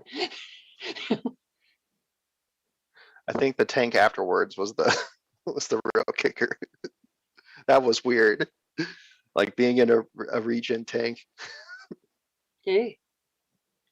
It was not my intention to kill you. It was my intention to stop the bullshit. Oh yeah, no, it's all good. I just like And you like got region tanks even are you got awkward. even you spaced me. Yes, I'm glad that whoever was in charge didn't let me go further than that. That was good. Mhm. Because you wouldn't be here. That wasn't the case. So Yeah, I wouldn't be here because the Germans use your natural body. We were we were part of an armada, and the Germans use your natural body when they have you. So if you're killed among the Germans, you're dead. They can bring you back in the regen tanks. They don't use clones because the regen tanks will bring back the soul and mind of the body. And so if it's a clone, they get the clone's mind instead of yours. So the Germans use your real body. When the CIA takes me, they use my real body. Kruger, Solar Warden. I don't remember being in ICC, but I know they maintain the same practice of they will use your body in a clone. Daryl, you're pacing. You don't have your ears on. Okay. All right. So, yes, we can see Daryl pacing around. So, but yeah, anyways, yeah, so what was I talking about beforehand? It was yeah, so anyways, I got arrested and I got taken back to that room, the one where I would actually do my job, right? And I think they tortured me for information.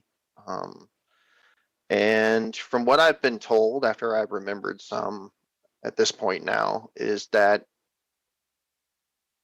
the woman that was the secretary that was in my office, I went to see her and I was basically shipped out for 2 years. Hmm. I was sent off to run some kind of operation on Titan, this place called Titan. I don't know what the Titan heck it is. is a moon, I believe, of Saturn. It may be Jupiter.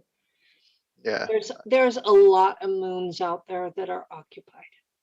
yeah. Well, whatever this place was, like I have bits and pieces of memory. But I was sent there and there was some things that like I guess we were supposed to take this place and there was other beings that were there Mhm. and they weren't budging.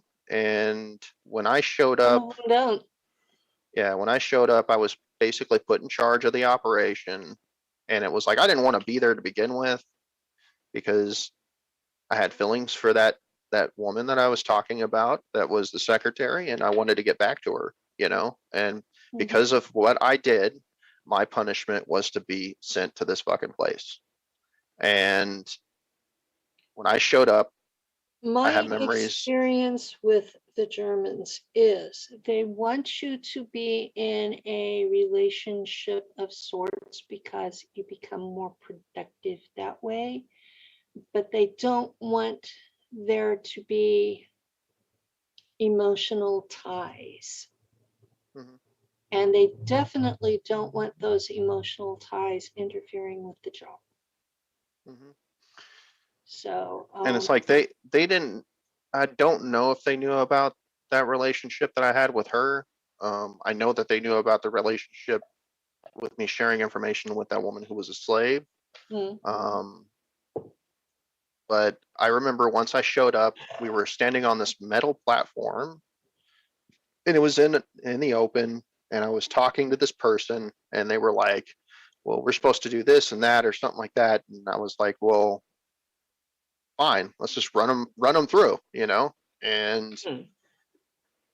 I basically ordered him just to start killing whoever wasn't working along with what needed to be done. And I believe that it was like a 2-year campaign and we slaughtered a bunch of them. And I think we ended up winning whatever battle we were supposed to, whatever we were supposed to do, we ended up winning.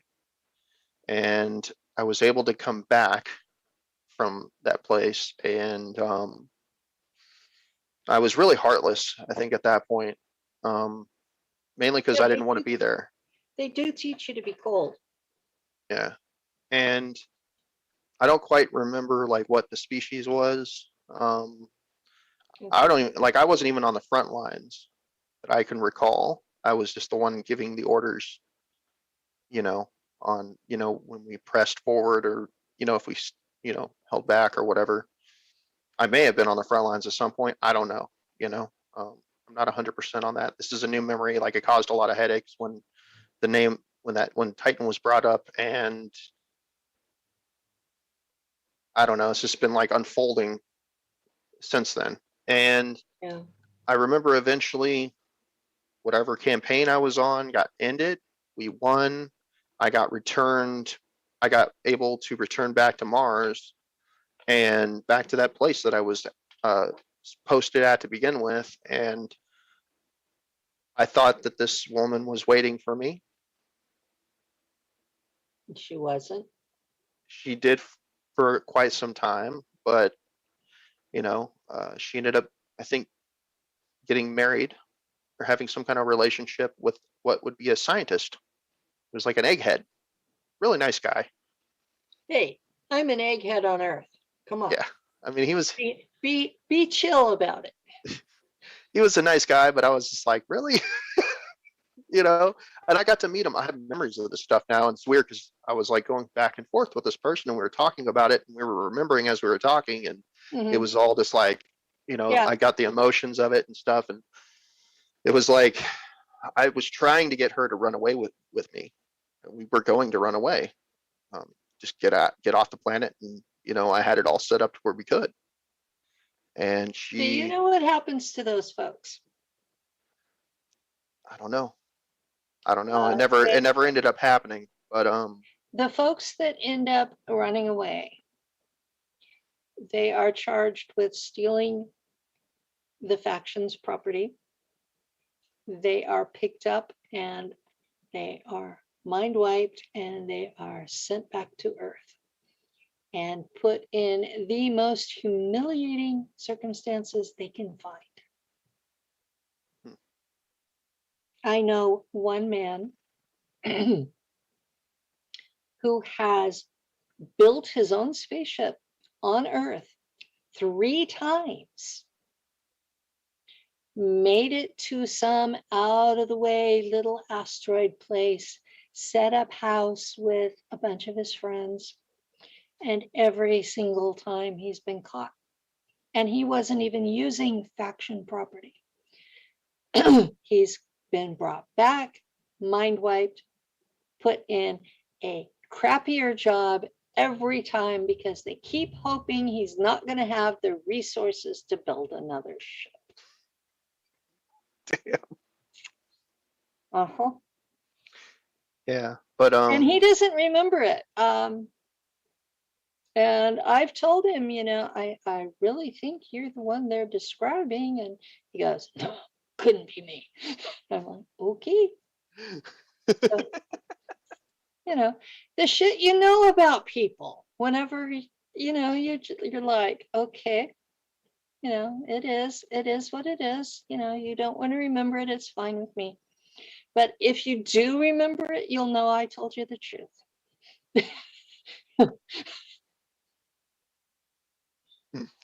but I mean, I was impressed as hell that he built ships 3 times, kept yeah, her that is intact. pretty impressive. You Yeah, know, building it once is impressive enough. Just yeah. He used a classier version of not the first stage Hanabu, but about the fourth stage when they weren't as radioactive. And since I'm one of the people he takes with him, I every time I tell him you have to use shielding from the radiation.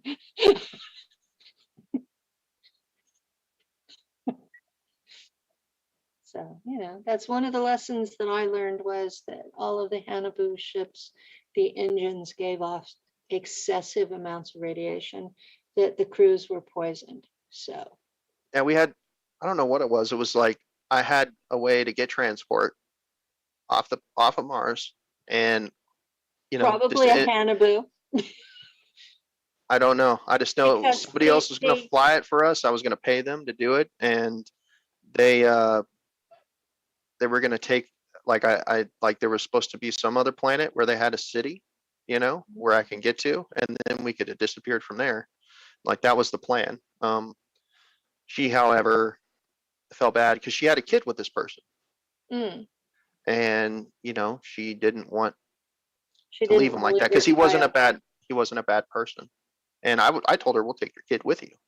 Like I'm not, I don't care, even though it wasn't mine, it was hers. So, I was like, well, take your kid with you, and she was like, no, I can't do that to this person. And then I got to meet this person and he was really nice. And I'm like, damn it.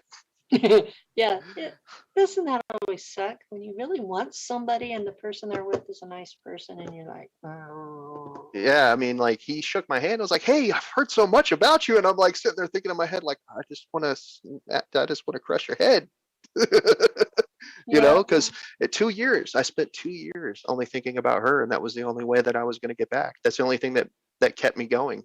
And yeah. I've had Earth relationships where that I didn't know the person was married, and when I found out they were, it was the same kind of thing. I personally could not live with myself being a homewrecker, and so yeah, it puts you in a difficult position whenever circumstances change, like with you, or someone lies to you, like with me. And so, yeah, life sucks sometimes. Yeah. But yeah, so it's like I remembered that, and it was just so weird because we were like bouncing memories off, and I was like, yeah, that's what happened. This, and then she was like, yeah, and then this happened. I was like, whoa, and like that all went down, and then like I just remember like meeting him, and I was like, I didn't hate the guy. I hated that he got with this person, but I didn't hate him. But it was Well, like, there was a young man that I haven't talked about him, but he's dead now. Um, his name was Alex, and he was a higher officer on one of the ships that I was on. And we had a relationship, and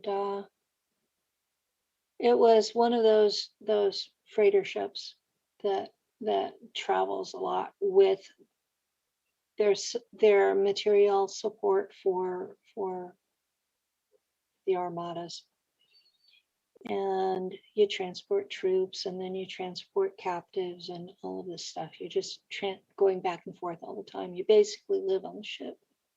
mhm. And I ran across him on Earth 2 years ago. And it was just shocking how fast all those feelings came back. And, out there, they keep us at a certain age, 25 for women and 30, 35 for men. And you are that age, no matter what age you really are. And here I was, God, I was over twice his age. And um, he ended up being tossed off a bridge. He was one of the people that was killed because I was talking. But I was going through this depression because I'm older, and I look in the camera and I see what I look like now. And it's so different from, I'm taken the night before, I'm 25, I look in the mirror and I'm 65, now 66. You know, it's like instant change. It's not like gradual like it is on Earth. It's like at night I'm 25, in the daytime I'm this age, and the change is dramatic. And he told me, he says, Penny, relax, enjoy being old. Not everybody gets to, and it's like, okay, you know, Yeah. yeah, it's little things like that are crazy making, you know. Especially you go on camera and people are complaining about your weight. They compare, you have a zit on your face and it's like, ooh, we're people. Mhm. We're people who've been through hell, and they expect us to be studio perfect, and it ain't gonna happen. They expect when you say super soldier, you're supposed to be like this freaking like prime age, prime look, prime everything, just like, Yeah, well, we are in space. yeah, right. And it's just they expect you to be like that in the here and now, it's like, Yeah, if you're not that in the here and now, then you're a fake. Well, yeah, yeah, I've heard that. that's full of shit. Well, she is old and fat. How could she be a super soldier? Well, I was a pilot anyway. I recall I was a little on the chunky side in space. Not too much, honestly. Not that I remember. Okay. Um, hmm. When I saw your photo, the photo that you shared, Hmm. man, that tripped me out. Yeah, that was I was really like, I was neat. like, yeah, I was like, there's the penny I remember. Yeah, and I have different altars that are out there with different colored hair, uh, blondes, brunettes, redheads, And apparently, according to some of the people out there, I have one altar that shaves her head. So, it's like, okay. I've met that altar in Solar Warden. You keep a pretty cut hair pretty low. Oh, well, they shaved my head all the time when I was at Langley. So I can see one of them feeling that way. Mm-hmm. Well, I mean, like, I think from what I remember, the purpose behind it was you're just rebellious. Like most of the women, the majority of women that are on that ship keep their hair long and in bun, like in a bun, basically, and you're like, fuck you all. That's your attitude. Like, I have moments I'm like that. I have had times when my hair was 3 inches long all over. mhm, That was when my kids were little and I was working full time, and hair was an afterthought. mhm. And my kids were very blonde, and I bleached my hair out so that I would stop getting the inevitable stupid question of where'd they get the blonde hair? You know, people are stupid. I mean, come on, they are. They are Hold on one just second. absolutely stupid. Someone's knocking on the door. Give me one second. Okay. Daryl. Daryl, you Yes, want to my play love. some, Huh? you want to play some break music for today? Gotcha. Coming up. He's got somebody at the door. I will be right back.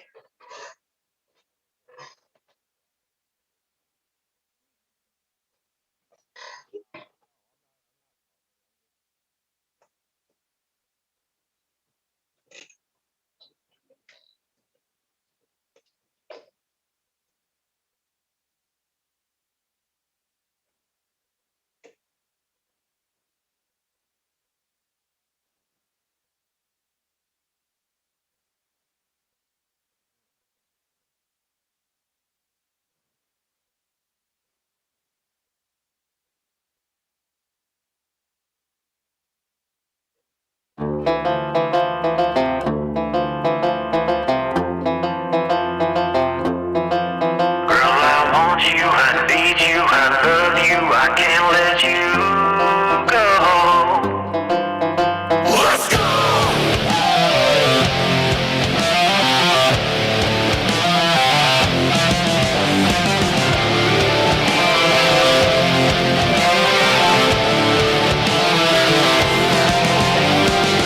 Driving down a two-lane road, singing all the songs we know. But baby, you know all of that glitter ain't gold. Saw it on your face again, and the look you get with him. But you don't remember the love I can't forget. I want you, I need you, I love you, I can't let you go. I want you, I need you, I love you, I won't let you go. I want you, I need you, I love you, I won't let you go. Hiding in your place of sin, lose yourself as you spin upside down all around, and we'll do it again. Sell it off for just a 10. Will you still love me then? Everything about us will come to a fortunate end.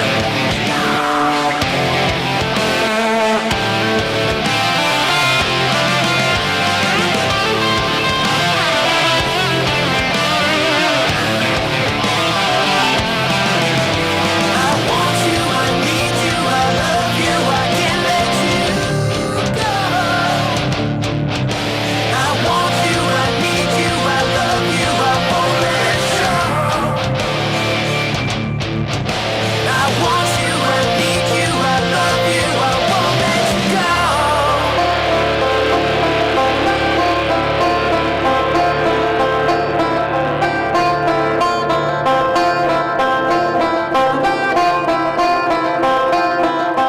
I want you, I need you, I love you. I want you, I need you, I love you. I want you, I need you, I want you, I need you, I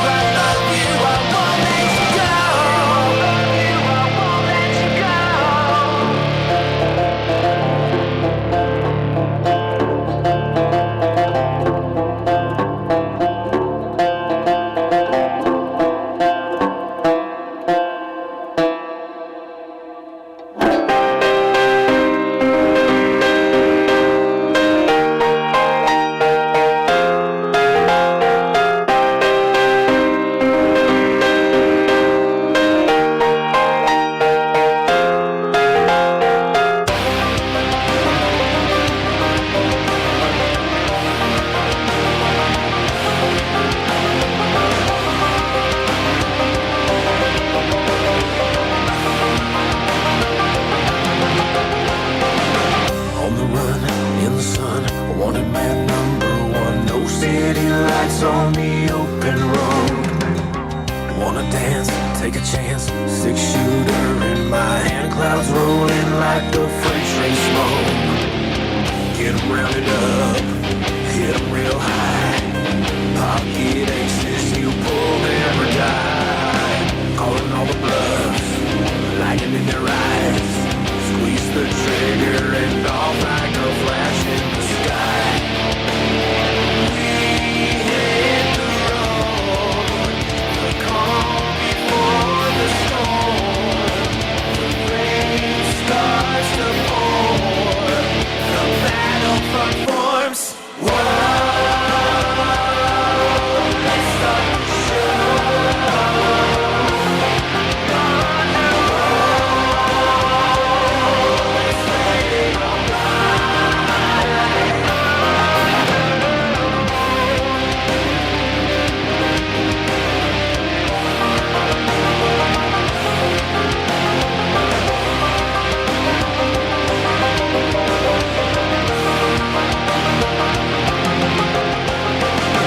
line 'em up once again. Woke up with a whiskey grin, no looking back as the fortune told. Out of sand, steady hand, eagle out in time to dance, going all in while the river folds. Pull 'em real tight, hit 'em real high. Outlaws running like wolves in the night. Howl in the moon, even when it hides. Watch 'em run away with the cold air and thunder arrive.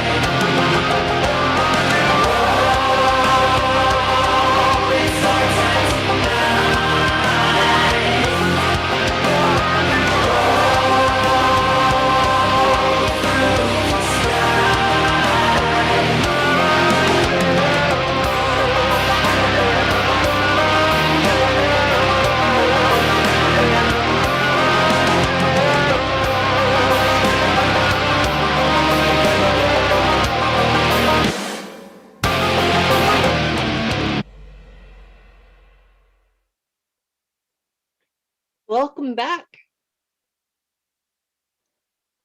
Yep.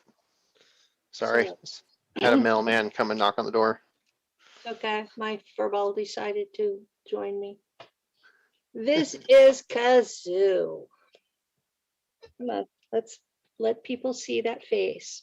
This is Kazoo Kitty, and she is 13 years old and spoiled rotten. I mean, yeah, pets are supposed to be, right? And Yep. she thinks she's a baby.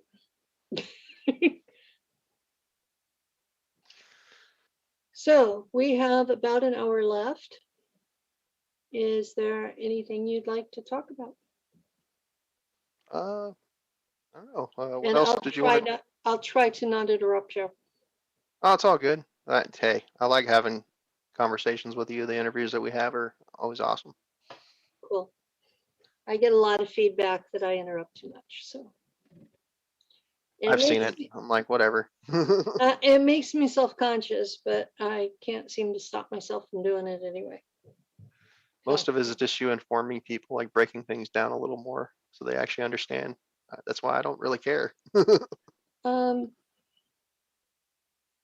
I found talking to people over the years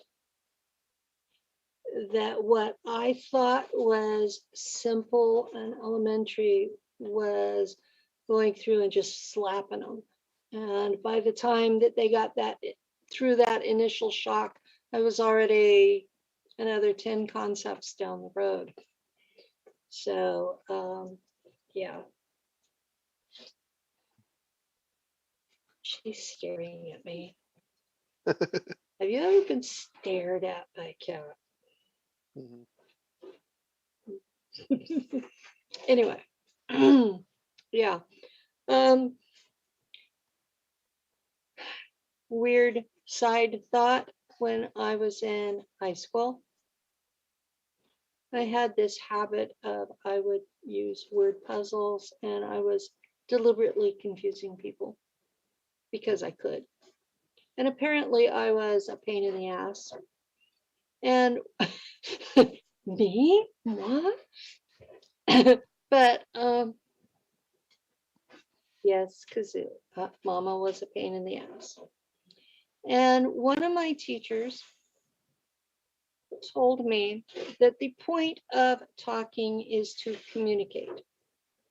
And if your listener does not understand what you're talking about, then all you're accomplishing is the pleasure of hearing your own voice. Mhm. And that has stuck with me all these years. So I do try to make sure people understand what I'm talking about. Even if they don't agree with me, at least they understand what I said. So That's why I said. That's why I like being on your show, because you actually elaborate in depth further than I do. Like, I'll just say stuff and you'll be like, you'll know what I'm saying, but you're like, so this is what he's actually saying. or You know. I'll ask you if this is what you're actually saying, because folks, I am not in the man's head. I try to stay out of other people's heads as much as I can. Don't worry. I don't even want to be in my own head. There are days I don't want to be in mine either, but we're stuck here. Right. I don't know. What other stuff did you want to go over? Because I don't know. I have memories of You've different stuff. covered a lot of territory over the interviews that we've had, and you appear to be getting more depth of memory on those events, which is good. It means you're doing the work. Um, and I'm glad you're doing the work, because that's the only way you're ever going to find peace with it. Um, I know my guides and higher self have told me to slow down and find normie friends. That's what they told me. They were like, you would know, like, there's a person that can connect to my higher self and stuff. And my guides, and this basically was like, they said for you to find some normie friends and that you would know what that means. And I'm like, yes, I do. Yes, I do. I understand the concept. Yeah. And they were like, I was like, well, I, I was I like, I stopped being able to relate to normies a long time ago. Um, I have the utmost respect for them. I wish them well. I just don't fit very well into their world, and they go into shock in mine. So if yeah, you're still able to have normie friends, more power to you. yeah. I'm just like, I mean, I do have some friends, and like, I don't know if they're normal, but they're not like me, you know? So it's like, not that I know of. It would be interesting to find out otherwise, but Um, I just found that to be funny, and I'm just like, oh, and they're like, yeah, they're basically telling you to have some more normal friends, and I'm just like, to stay more grounded in yes, that's 3D exactly it. reality. Yes. It's real easy to lose your grounding. It's real easy to be like a balloon, like a helium balloon that's let go and just go and go and go and never be seen again. Yeah. Um, And they told me not to press too hard because I still have like blocks that they haven't quite been able to work on yet. yeah, I've been told that I should work more on the shadow work for the ones I've reintegrated, and give it a rest on reintegrating more. Mhm. Um, I had some serious health problems over the last year, and I kind of had this fear that I was running out of time. Mhm. And the surgery that I'm looking forward to next month should help with a lot of that. Um, when I'm not in agony all the time, that will help with being able to interact with normies. Um, being patient with people who, the worst thing that I've run across are people who have a religious mindset and they cannot see anything outside of it. They have closed themselves into this little box. And most of the time, I'd say 99% of what I talk about is 3D real. And they can't look at it because they're in a religious box. And that's really sad when you think about it. I'm not talking about demons. Most of the time I'm not talking about ETs except as supporting cast. I'm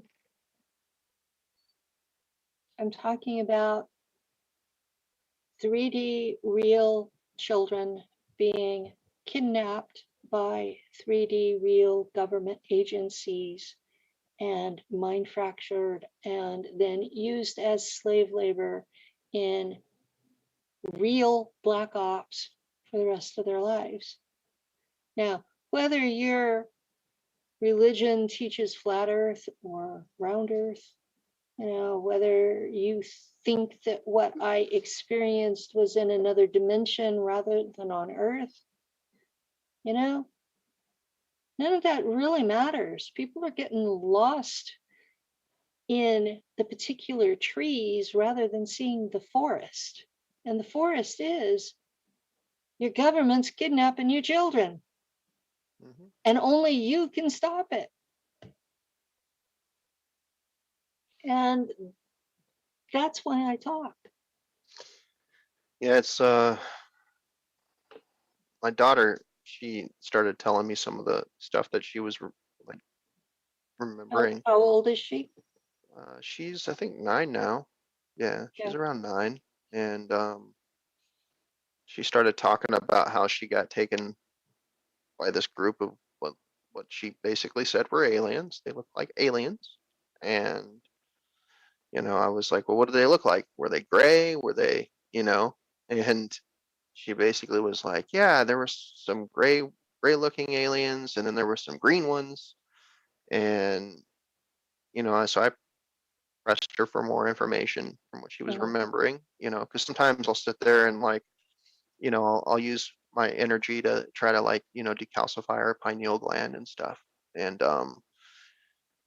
Lecithin. You can buy it at Walmart. okay, It's made from sunflower seed oil. It's okay. a B vitamin, and it is a very mild chelation agent, and it will slowly, gently take the calcium out of the pineal. I like how you said that, gently. Yeah. Gently. Some of the chelation agents are really harsh and do more harm than good. This one's very gentle, and it's a vitamin, and old people should all be taking it because it prevents strokes. Interesting. So, Yeah. So like I do that sometimes. I'm really gentle. Like I don't go in and try to yank it off, just like yeah. small gestures here and there, Mhm. But yeah, normally when I do that now, it's like with certain people, they start getting flashes of memories. Especially when I remove some of the blocks that they have, the ones that they can handle. I don't go and remove blocks that people can't handle. It's like if I can remove some of the blocks that they can't handle, and I make sure that that's the intent, normally they'll get flashes. Sometimes they don't, you know. Every time I've done that so far, they get visited by black helicopters for some weird reason. There seem to be an awful lot of black helicopters in the world.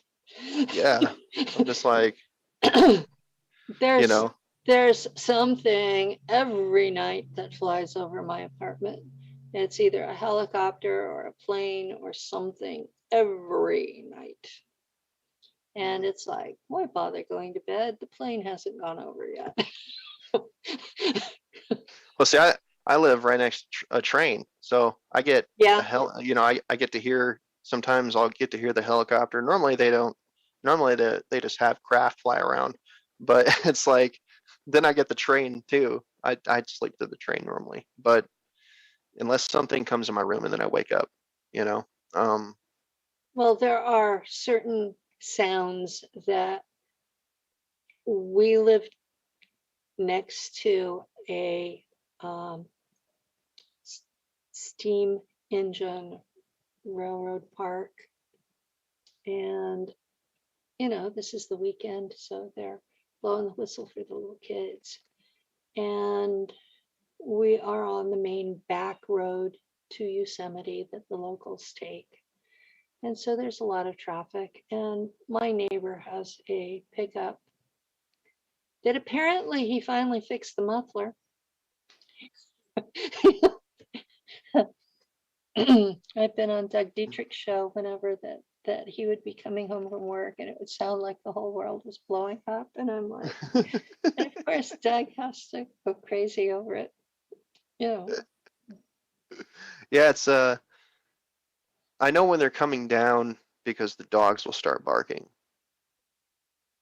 Yeah. The whole neighborhood of dogs. I'm just like, great. Yeah. And then I get tired Dogs, and I go to sleep, you know. the dogs start barking and the cats start yelling. And if I'm asleep, they'll wake me up. And if I'm awake, it makes me go to sleep. And even if they're coming in the middle of the day, I will just suddenly nod out and Lou walks me up to the bed and plugs me into the CPAP. Yeah, like it's there was one time it was really funny. It was late at night. Everybody else in the house was asleep but me, and I was sitting there watching TV. And my gate that I have, right? I have a lock on it, so like once you put it in place, you can still open it. Go figure, because it's like the way the lock is, so you can still open it, but when you open it, I can hear it. So I hear the gate go and pop out, and I'm like, huh. And then the TV's on, and as soon as they get to a certain point, they can realize the TV's on, and then I hear like pattering of running away, and I'm like, haha, not today, bitches.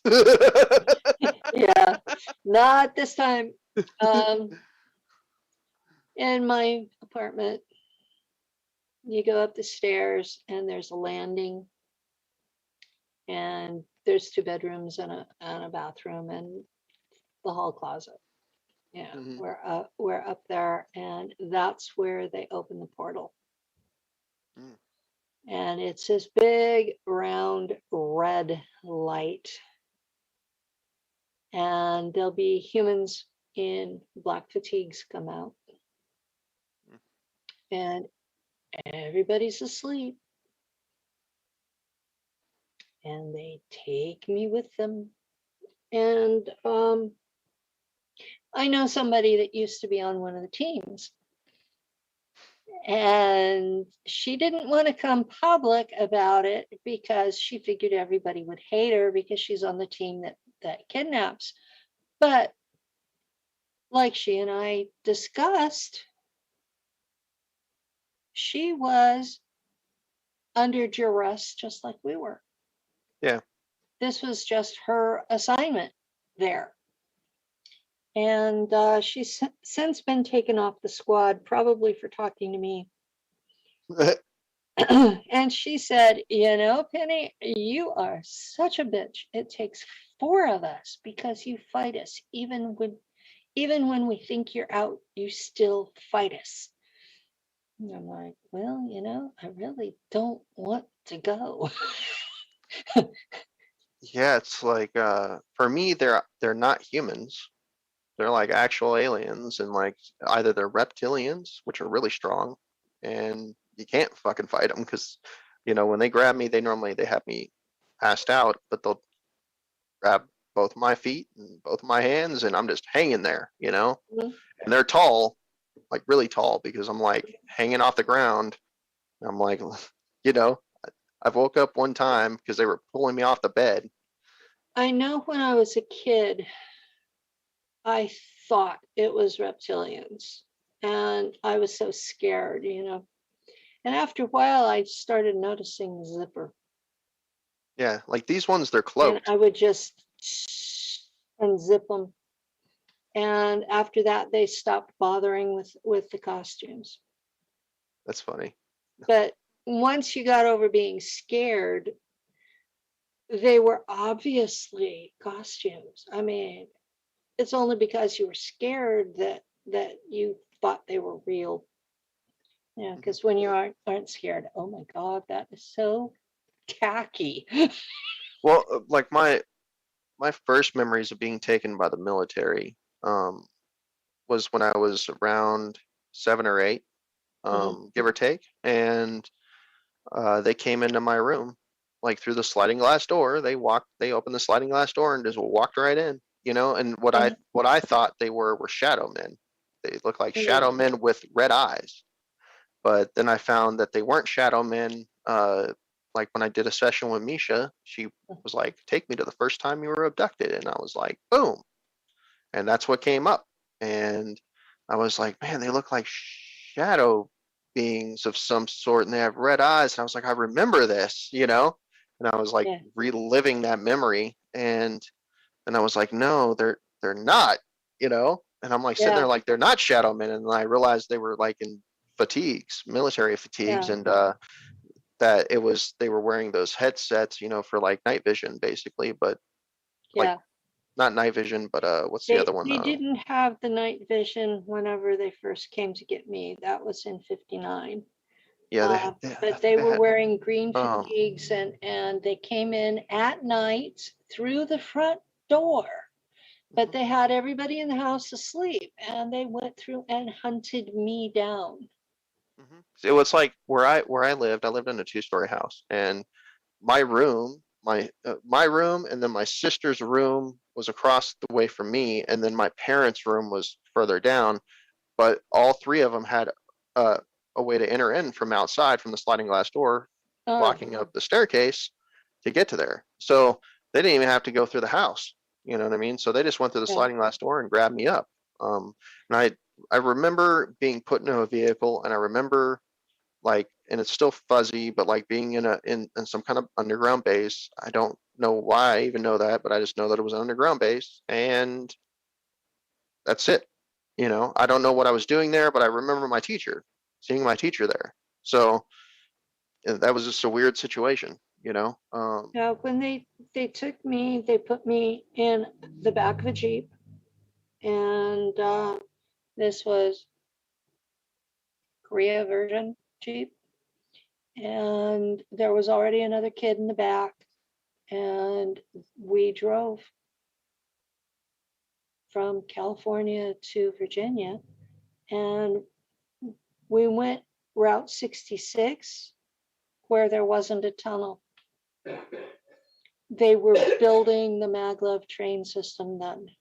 So Hmm. part of the way there were tunnels and part of the way there weren't. The trains were not running yet. And we drove, took days. And they only drove at night because they didn't want anybody to see kids in the back of the Jeep. hmm But yeah, Yeah, it's just the crazy stuff like that, and it's like the first time I got picked up that I can recall now was by the ship, and that altar was taken right after I was broken, and mhm, basically they created that altar, and that one was picked up when I was playing in the yard. We had this big mound of dirt because the house that I lived in, my stepdad built. So we had this big mound of dirt that was still there from when they bought all the supplies and stuff, and in the middle of it, because they had a thing where they dug out the center of it. They were basically digging out the center of it to use to build the house and stuff. So mhm, I would go. and I would climb up the little mound and then go inside. And there was like this inside area in the mound, and I would play with my toys. And I just remember like looking up and this craft that was like boat shaped in a sense, but it was like really silver, like almost like like the one in the Phantom Menace, but it wasn't like that, you know? like a soft cigar shape. Yeah, in a sense, but not like not some of the ones that I've seen like on photos and stuff, but it's totally different, but it was really nice. And it just flew over and hovered, and then boom, I blacked out. And that altar is the one that you ended up serving with, but Okay. he was taken separately and like lived in this place. It was ran by a house that's been talked about, but I don't think that they understand the depth of what they do. And he lived there with these other individuals that are just like us, and I remember their faces and their names, and their names here. And it's just weird, you know. It's weird because we were punished if we did stuff that we weren't supposed to do, and then it's like they stripped anything that was wholesome from us as we were growing up. Mhm. And I just remember once I got to a certain age, I had a lot of resources because of the family I was a part of, and we were branches of this family. And each of us, whoever the person was that we took their spot, they built up resources. And what we did is we would use our resources to give to other groups and get those resources plus others back. Okay. So it was pretty awkward, but that's actually how that altar was able to serve with you. He actually bought his way into his position. That position wasn't earned. Hence the reason why I always went on those missions that you talk about, where he would go on missions that most people wouldn't. Okay. But it was like he actually joined up. It's weird because he had. I remember having like a baby dragon. Everybody in the house got their own. Some got more than one. I don't know what they were to us. I don't know if they were there to protect us or whatnot, but I remember, and another person actually remembers this. And basically, we all had other clones, and that's how he knew about other clones and stuff. And he met this one clone that person was there and is part of that house as well. But this clone was served in Solar Warden, and when he met her, they had an interaction. Um, they, I think they financed like some kind of school for them, like some kind of training school for them. And basically, he gave his dragon to her, and Solar Warden got a hold of it and took it. Poor dragon. Yeah, and once he got a little bit older and learned the error of his way, like his mistake, he ended up meeting with like, I think they were like two separate individuals. One was from Nacht Waffen, and one was from Solar Warden. They were like ambassadors, some kind of ambassadors almost, but they came to him for resources. And I have memories of talking to both sides separately, and basically I wanted to serve in Solar Warden, but they wouldn't change their uniforms. He didn't like their uniform. He wanted to wear the black uniform. He liked the black uniform that Notchwaffen wore. Well, it is classy. And he wanted his fucking dragon back. Isn't it? Yes, it is. And he wanted his dragon back. But he also, which they would have given him his dragon back. They said that it would take a while, but that it was still alive, basically. And he also wanted to be able to do whatever he wanted to do to a certain extent. And that was part of the deal. And Solar Warden was like, nope, not going to happen. We're not going to change our uniform, and we are definitely not going to let you just do whatever you want. So when he talked to this representative from Notchwaffen, you know, they were like, he basically was like, well, I like your black uniforms. He was like, they could probably be tailored better, but and he was willing to supply resources to get them better uniforms too, which I found quite interesting going through this memory. The dress whites are incredible. The the blacks that you wear on bridge are a little uncomfortable, but they look really nice. Yeah, I love that uniform. I don't know. It was The ones I have heard are the most comfortable are the gray overalls that the maintenance people use, maintenance and engineering. mhm. Oh, that kind of hurt. Yeah, but and I like basically I made a deal with them where I could do whatever I wanted to a certain extent.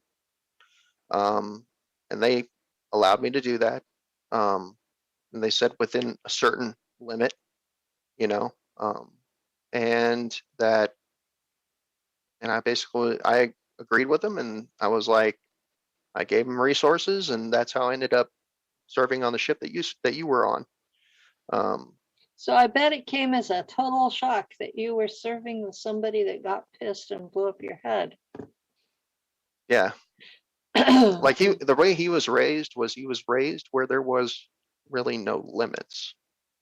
Mhm. Like he was raised royal, like as what would be a royal, basically. Like you can buy whatever you want, kind of a situation. And then he Uh, ran across me. yeah, yeah, pretty much. But that's one of the reasons why he got away with a lot of the stuff he got away with. You do understand I actually am a royal. Mhm. And I was modified to live around Draco. Mhm. And I was slave labor out there. Mhm. So it's this dichotomy of I was at your level, I was modified to be more than your level, and yet at the same time, I was this fucking slave. Mhm. And it just reached a point where it was like, no, I'm not going to let you do that to me. Yeah, I mean, but that, you know, And apparently, no one had ever told you no before and made it stick. that's yeah, uh, pretty much. And So it was a you good know, learning experience for you. Too bad it had to hurt.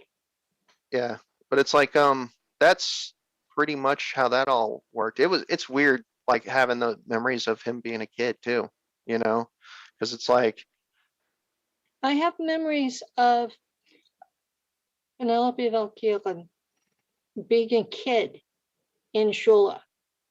mhm, I have memories of her being a lab rat and a prisoner at Langley and Montauk.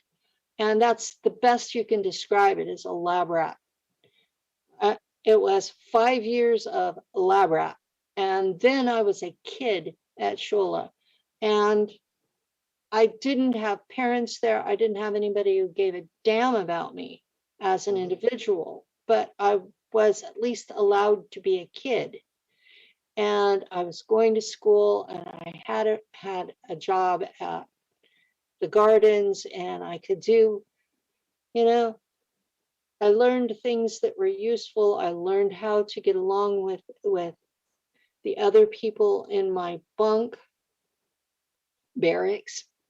Um, there were 12 of us, and we had all been lab rats together. So here we were used to being in solitary, and suddenly there were 12 of us in a room together. mhm.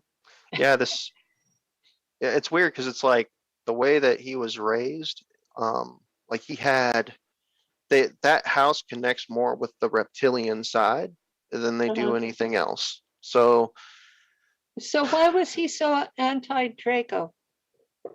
I don't know. He just really, for some reason, he just really hates fucking Draco. Like and it's like don't know what the hell happened to him. Something had to have happened to him. Because that house is affiliated with Draco. Hmm. And they had dragons, which Mhm. are what the Draco worship.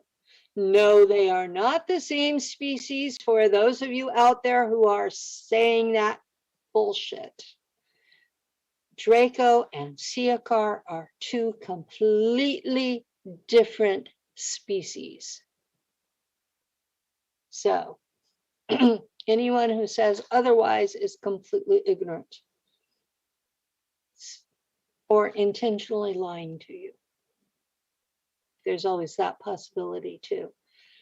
A Draco Alpha Draconian is approximately 15 feet tall. An adult Siakar is the size of a football field. Mhm. They're not the same thing at all. At all, at all, at all. An Alpha Draconian stands, has wings, has a tail, looks like a humanish dragon. A Siakar is a dragon. And when you see them next to each other, you do know the difference. Yeah. And it's like it was weird because it's like one of the kids that was there, he got like I got in trouble. I was gonna get in trouble because I had done something. And in trouble means you get punished. Yeah. And so Oh, I yeah. I know decided, enough about those folks. Yes, you get in trouble and you get seriously punished. yeah, so I decided to lie and say it was a different kid. And I know who this person is. I talked to him in person. We never talked about this, but he got punished for what I did. And he never forgave me for it. And any chance he ever got, he would basically be either verbal or physically abusive, you know, to that individual altar. Um, so like they had this weird situation, and like they would pile onto him. Like he was basically the black sheep of that Because he lied. yeah, and it was like he did it that one time, but that made him the That's black all it sheep. took. And everybody hated him for the most part. Not everybody. There were a few that didn't hate him, but um, the majority did. And it is what it is. But I guess that really fucked him up mentally. And between that and just the mixture of him thinking he'd do whatever he wanted because that's the way he was raised, it creates a pretty bad fucking situation. Yeah, it Um, does. When people have power and resources and they have no self-control because they've never had limits. That's a really bad situation. yeah, and but yeah, I don't know. It's weird because it was like that's when I was picked up for that whole situation was when I was a kid, when I was around like 7-ish or 8-ish, give or take, like or not 8 or 9. Right after I got broken, right Mhm. after they fractured that altar, right after they fractured that altar and created attached that name to that altar, or that the series of numbers and then that name. Mhm. Right after they did that, he was Uh, picked up and taken. I have two sets of numbers. One is just the number code, and that one is like my OSS number. Yes, my file came from OSS, so I have an OSS number. And then I have a separate code number that's from something called DEATHCOM, which has to do with literally communicating with the dead. And so who knows what the hell they used me for with that one. Just imagine. I'm grateful I don't have memories of it. I'll put it that way. But in real time, I used to do home health care. Hmm. And when people died, they asked me to be the one to hold their hand while they were dying because their families had gotten so hostile. It's, well, why don't you just go ahead and die already and save us the money we're paying out for you? I've heard families tell their parent that. Mhm. There was one woman, I wanted to smack her myself.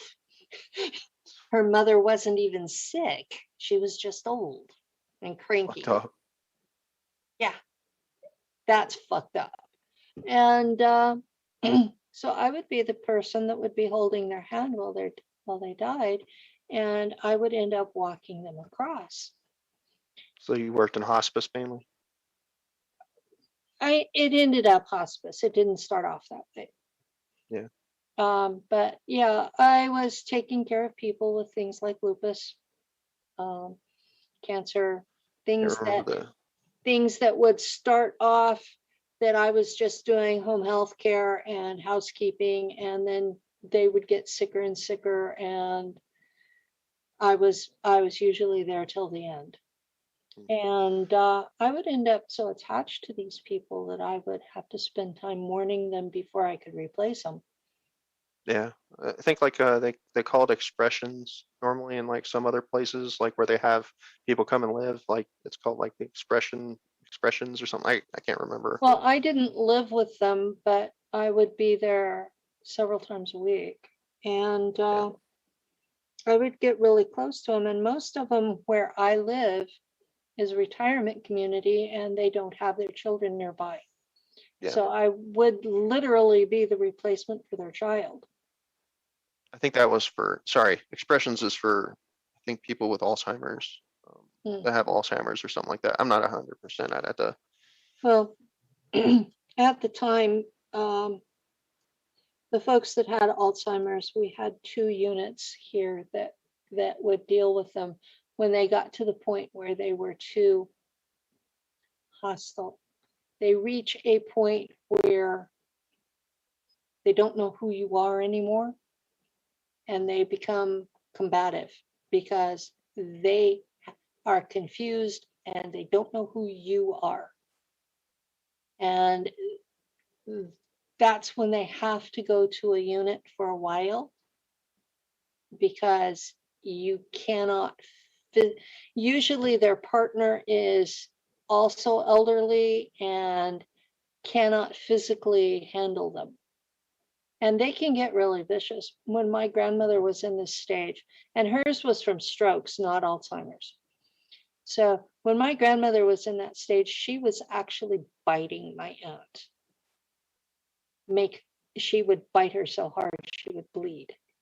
And that's why she ended up in a facility, was because she was that hostile. And we had a family member working at the facility, so we knew she'd be okay there. That's something else people need to remember. If your family member is in a facility, you have to go visit them. You have to, because the staff is overworked, and the people that they know their family is going to be there get better care than the people that don't. And that's just the honest truth. They feel that the visitors make them accountable. So I know that's completely off topic, but No, I've worked as a kind of like a waiter in one of the retirement home places. And yeah, man, it's so weird watching these people show up and they just no fucking regard for their loved ones. They only show up because they want to make sure that they're still in the will, or they're still, whatever the situation is. Yeah. Or Sad. How soon is mom gonna die? Yeah. And I'm like, people are care evil. how obnoxious your parent is, that's wrong. People are evil. And I'm going to say this out loud. I had to hop in on that because I was listening. And I was like, oh. And Samantha Goldberg was listening. And we were like, oh. And it was like the statement, how people are. It's ridiculous. They are users and manipulators. They're trying to take over something that they think they deserve. And I'm sitting here like, what do you really deserve but to love and be loved? But they don't know what love is. No, they don't. All they know is how to use. The stuff belongs to your parent until your parent dies. It's not yours. And never And will that's- be. Technically that's- not theirs anyways. Unless That's their parent lets the them have it. biggest point that people are missing. It's not yours. It's theirs until they are dead. And then you can have the bills too, right? Yeah, really. I have seen families completely destroy one another over a car and a house. Trinkets. Yeah. Trinkets. That's what I call it. Hold on. Joseph, we can't be doing this, man. You're too much like me and I'm too much like you, and you're right with the word trinkets, things. Yeah. Stuff. Stuff. Ooh. Stuff. They're creating lifetime enmity with their siblings, with their aunts and uncles over stuff. And you wonder why they call them cursed objects. Yeah. You know, For the and how paranormal did side, they yeah. treat their parent while this person was dying? Because they wanted their stuff. Listen, there are people out there that don't even go see their parents, don't even communicate with their parents on a regular, know how they're doing. I mean, me, I call my moms. And if she answers, good. If she don't answer, I'm wondering, is everything okay? I have to know the time. Well, I know right now that she's eating dinner. That's the way, that's moms. But the bottom line is, Penny, that people do not have respect or love, or they don't believe in family attachments. Like, the Angel was out of talking last night, and he was like, he turned down leaving to be with his woman back in the day because his mother was sick, and he didn't want her to be alone. That's a son. That's a good boy. That's a good son. I watch young people, and I don't put my fingers in their relationships, okay? That's something they have to live with. But when I see a young man getting mad at his wife and taking off for the day, and then she goes on social media talking to her friends, and they're bad-mouthing him. And then he comes home with flowers and a present for her because he took the time to calm down, and the social media is hyping it up, and the woman's sitting there looking like the woman's sitting there and she's just seething, and he comes home and he's calmed down and she isn't, and they might have a kid or two, and young women are not taught that men need their cave time. Good God. Can you say that? They're not even taught that. It's like they think that they have to keep pounding on a man and get the man to agree to something, and the guy is in this mode of leave me the fuck alone or I'm gonna punch you, and then he walks out so he doesn't punch you, and they think, oh, he's walked out on me, and I'm like, left us. God, He's left us. Oh my God, what did we yeah, do, my and then precious? he comes back 5-6 hours later, and he's calmed down, and she's in an absolute shithead panic. And meanwhile, you've got all the tongues wagging, and I'm like, people, you don't need to panic every time you have a dispute. And if the guy is going out for 5-6 hours, he's not hitting you, so count your blessings. Hold on, make it even better. If he's gone 5 or 6 hours, he's doing his time. He's doing his thing. Listen, my thing about going away leaving out the house to calm myself down, the reason why I like to do that and where I like to go, well, man time. What do you think you're gonna do? Man time. The guys get together, they talk the talk, and you know, you sitting there, you telling them, oh yeah, she ain't shit, la la la la la. But the bottom line is, in the back of your head, you're like, you know, maybe she might have some facts straight. Maybe something she. Let me go home, take some flowers, Yeah. show some love. Yeah. Maybe she'll change a little bit and understand my side instead of living in her narcissistic ideological way. Maybe she will What listen. we've got going on here is that men are taught they have to be strong, silent types, and that they can't be feeling those gentle emotions. And then we got women being taught that they have to command the situation. Command. And they're both being taught that if you're not getting your needs met, that you should leave. And they don't give a shit what happens to the kids. Oh, the kids are thrown out. I mean, they're just. So this is what I see going on with young people. Now, you know, Mm-hmm. I divorced my kid's dad because he gave me gonorrhea twice. Oh, well, you already know where you got it from. And he broke my neck. Oh, well, you know where he got that from. Yeah, so he didn't get it from me. So I had what I thought were good reasons. My kids still hate me. My eldest is 45, and he still hates me because I divorced his dad and then married somebody else. Well, hold on. Can I ask you a question, Penny, on a real note? Yeah. Do they know the situation called Get Over It? Or how about this other one that people don't like to talk about? Grow the fuck up. Well, they've been listening to their dad and their stepdad about what a bitch I was. Well, hey, guess what? You could be queen Maybe bitch I all you was. want. Grow the I fuck mean, up. I've got alters. Maybe I was a bitch. But hey, you could be queen bitch for all you care. The bottom line is, whose business is it anyway? What right do they have to sit in judgment of what I was trying to do, which was to make a safe household for them? Oh, the bigger issue, Penny, I go to the next part. The biggest issue there is, who the hell is sleeping beside the demon? I stayed with him for 10 years. Got your neck broke almost, been beat up, been stomped, The surgery that I have to have next month is because of the injury he gave me. Oh, but hold on, Penny.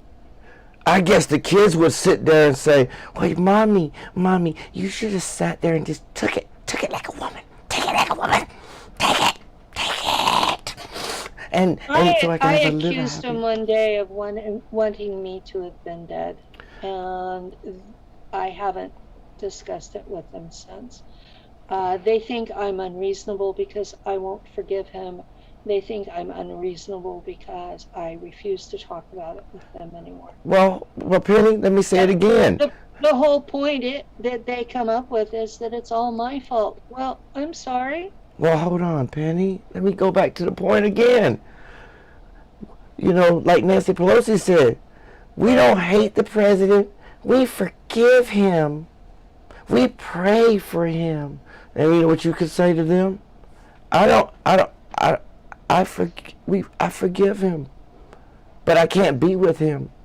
I'll pray for him. I don't forgive him. Well, you know something. You could be nice and you know, do it like a. I'm not going to lie to him. Okay, so you're more like me than I know, because I ain't gonna lie and I'm gonna tell the damn I'm truth. not going to lie to him. I have a post-traumatic stress shock panic attack every time I have to be around him. And every time there's a big family event, they tell me, well, Dad's going to be there, and if you can't be nice to him, don't come. Okay, well, guess what? Joseph, what do you say? Because what I would say at that point would be, you know something? Fuck every single last one of y'all. Well, you know. What would you say, In Joseph? that situation, I mean, I probably just wouldn't show up. No. You got to But say that's- something. You got to respond to that. Come on. As men, we got So I we got went, to be. I went to their weddings, but I haven't gone to the rest of the stuff. So you can go to their weddings, and knowing you probably outlive them all. So you'll see them at their funerals, and in the end, who's gonna look like the dummy now? Because guess what? They had a chance to be with a mother that loves them, versus sitting there talking that yin yang BS that's been fed to them through indoctrination by their sperm donor. I taught them how to be husbands. Every one of them are still married to their first wife. So guess what? None of them are in jail. Mhm, None of them have a drug problem. mhm. They're all working. They're all self-supporting, and they're all with their first wife. So I haven't done that bad a job.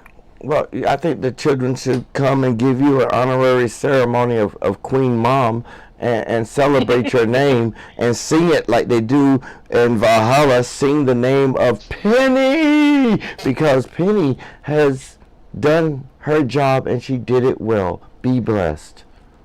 My point of view is I don't care if my kids hate me as long as they turn out to be successful. Doesn't matter to me. My standards were that they have a happy life, and their relationship is the cornerstone of that. And if they're in a relationship that they're happy with, and my middle son has been with his wife for 20 years. So who does Kevin owe that to?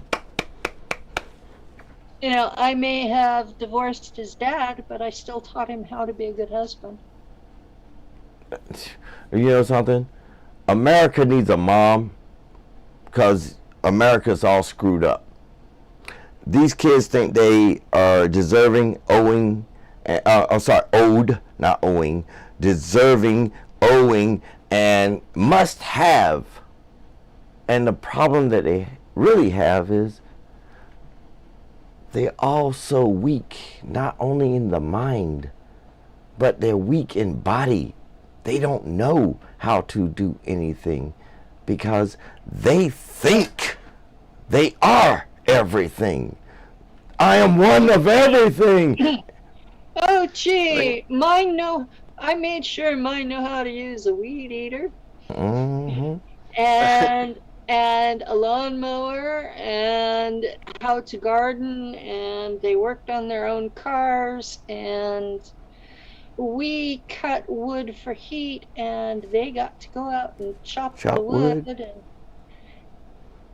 And I got told that was abuse. Oh, in modern society, Yeah, you got to sit them in front of the TV and walk off. No, you sit them in front of TV and give them a cell phone.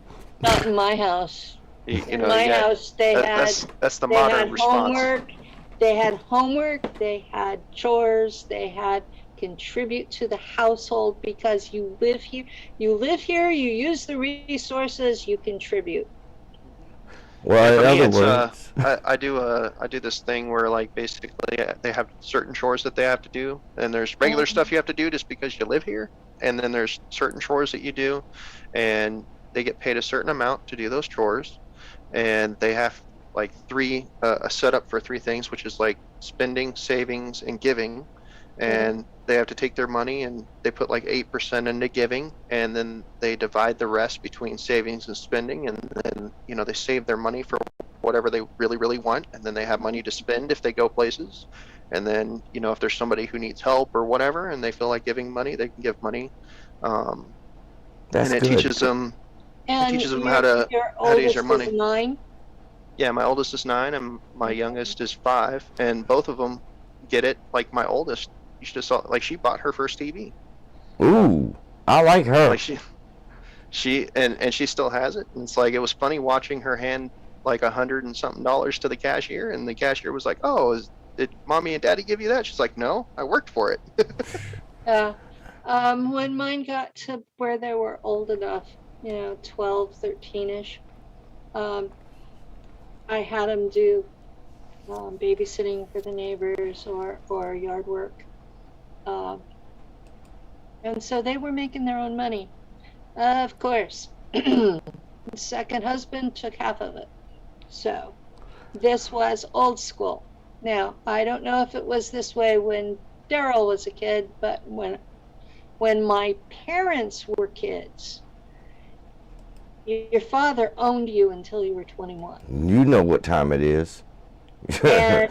and everything that you made belonged to the family. Mm-hmm. And if you got to keep any of it, that was a gift. Now, by the time my kids came along, they thought that if they earned money, it was all theirs. And so there's this cultural shift between them. Now, I knew that my parents were poor, and I worked. I was a math tutor, and I ended up half that money went to my parents. So at least you got something. Yeah, I got something out of it. But, I was working. And math tutor is not exactly an easy job. If you've ever tried to teach kids something they don't want to learn. What happened to the days of Little House on the Prairie, where the whole family pitched in and got the job done, helped mama out, boys were out in the field working with daddy? And what happened to the days when men used to go out there and do the hunting, or they would go out there and call it a family outing, and we all go out together with our family to go fishing? Oh, you should have seen my oldest when we went to, okay, second husband's mother was living in West Point, which is backwoods. I'm talking West Point, California. It's backwoods. And there had been a mountain lion coming up into their yard.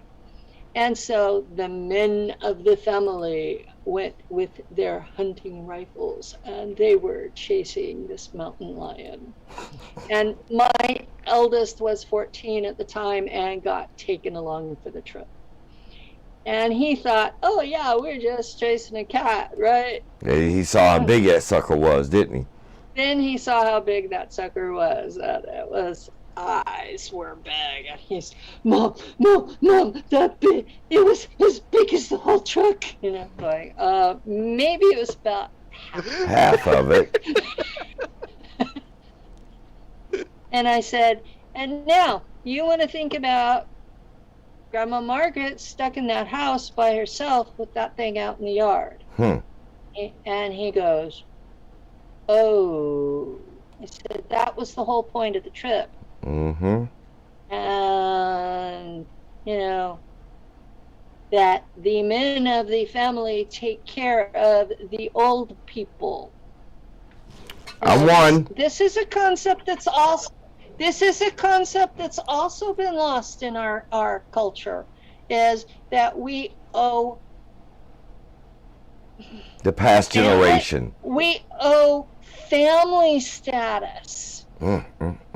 Okay? Just like we take care of the kids, we take care of the elders.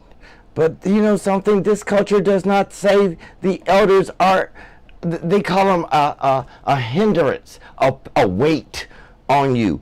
I've seen these yuppies walk away from their families, meaning mom, dad, and forget about them. But they can put you in an old folks home, can't they? They can put you in a retirement community. And then they have to pay for it. No. The person that's in the community has to pay for it. That's what I told my kids when they came to do a sanity check on me was if you're going to put me in one of those places, you're going to have to pay for it. You might ought to think about that before you put me in. Well, she might not be all there, but it's all good. Take it off. Sorry. Okay, and Christine, Well, and apparently Christine. she's together enough to handle her own affairs. So. Okay, and Christine said, my parents owns a service master, I was cleaning a medical clinic around 10 in the exam rooms. Kind of inappropriate thinking back then, but it is real. That's what people did. They supported the family. I mean, let me be honest. When I was living in upstate New York with my ex-wife, yeah, I said ex, y'all can count the numbers on your fingers. I don't give a damn. Me and Tammy owned Tam's Cleaning Company. We were killing it in upstate New York. I made enough money doing housekeeping and home health care that when my husband got hurt at work, I was supporting a family of 5. People don't know. Cleaning houses and doing home health care. Let me tell you what the Italians say. There's money in dirt. There is. And I was a kid. My dad. I remember my dad. My stepdad.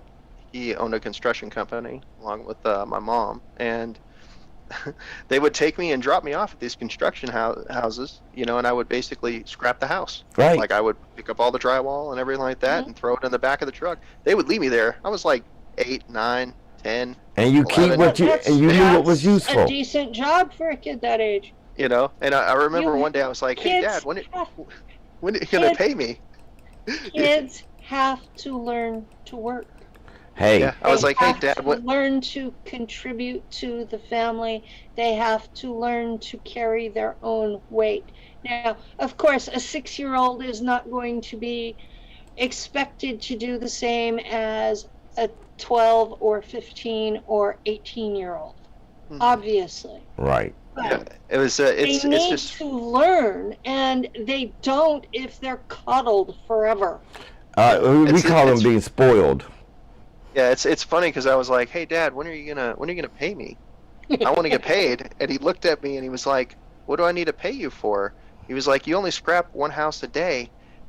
My employees normally scrap like 3 or 4 a day." But you know something. And he was like, and on top of that, you have everything you need. Yeah. I feed you. I give you a roof over your head. The hell do you need? And this business belongs to you. My father's logic. Yeah, and he was like, I was like, well, he was like, so what else do you need? And I was like, well, maybe I want to get a few toys. He's like, you have enough toys. Yeah.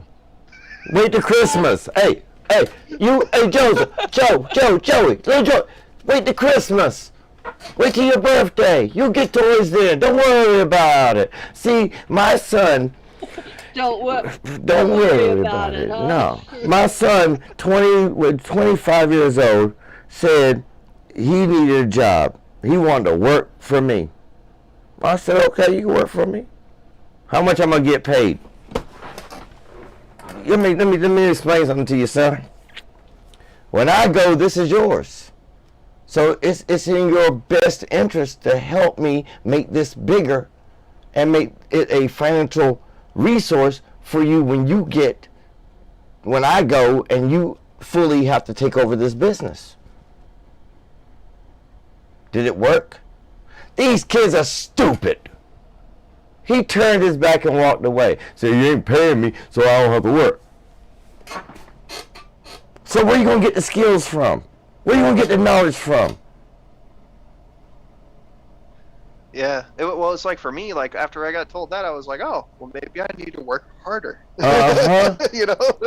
Yeah, they doing 3 houses and you doing 1. You lucky. Listen, you that young and you doing 1. Just imagine how well you do when you're 13. Yeah. Yeah. I think I was able to get up to like 2 houses a day, but it also depended on how big the house was too. Yeah. You know? Like and like he was building houses for like really rich people after a certain point. I mean, like people that houses that are crazy. I can't even explain. You know, you got just a married couple with like, 7 to 15 bedrooms. Yeah. You know, that sounds like the first wife's house. Why? Yeah. Yeah. Why?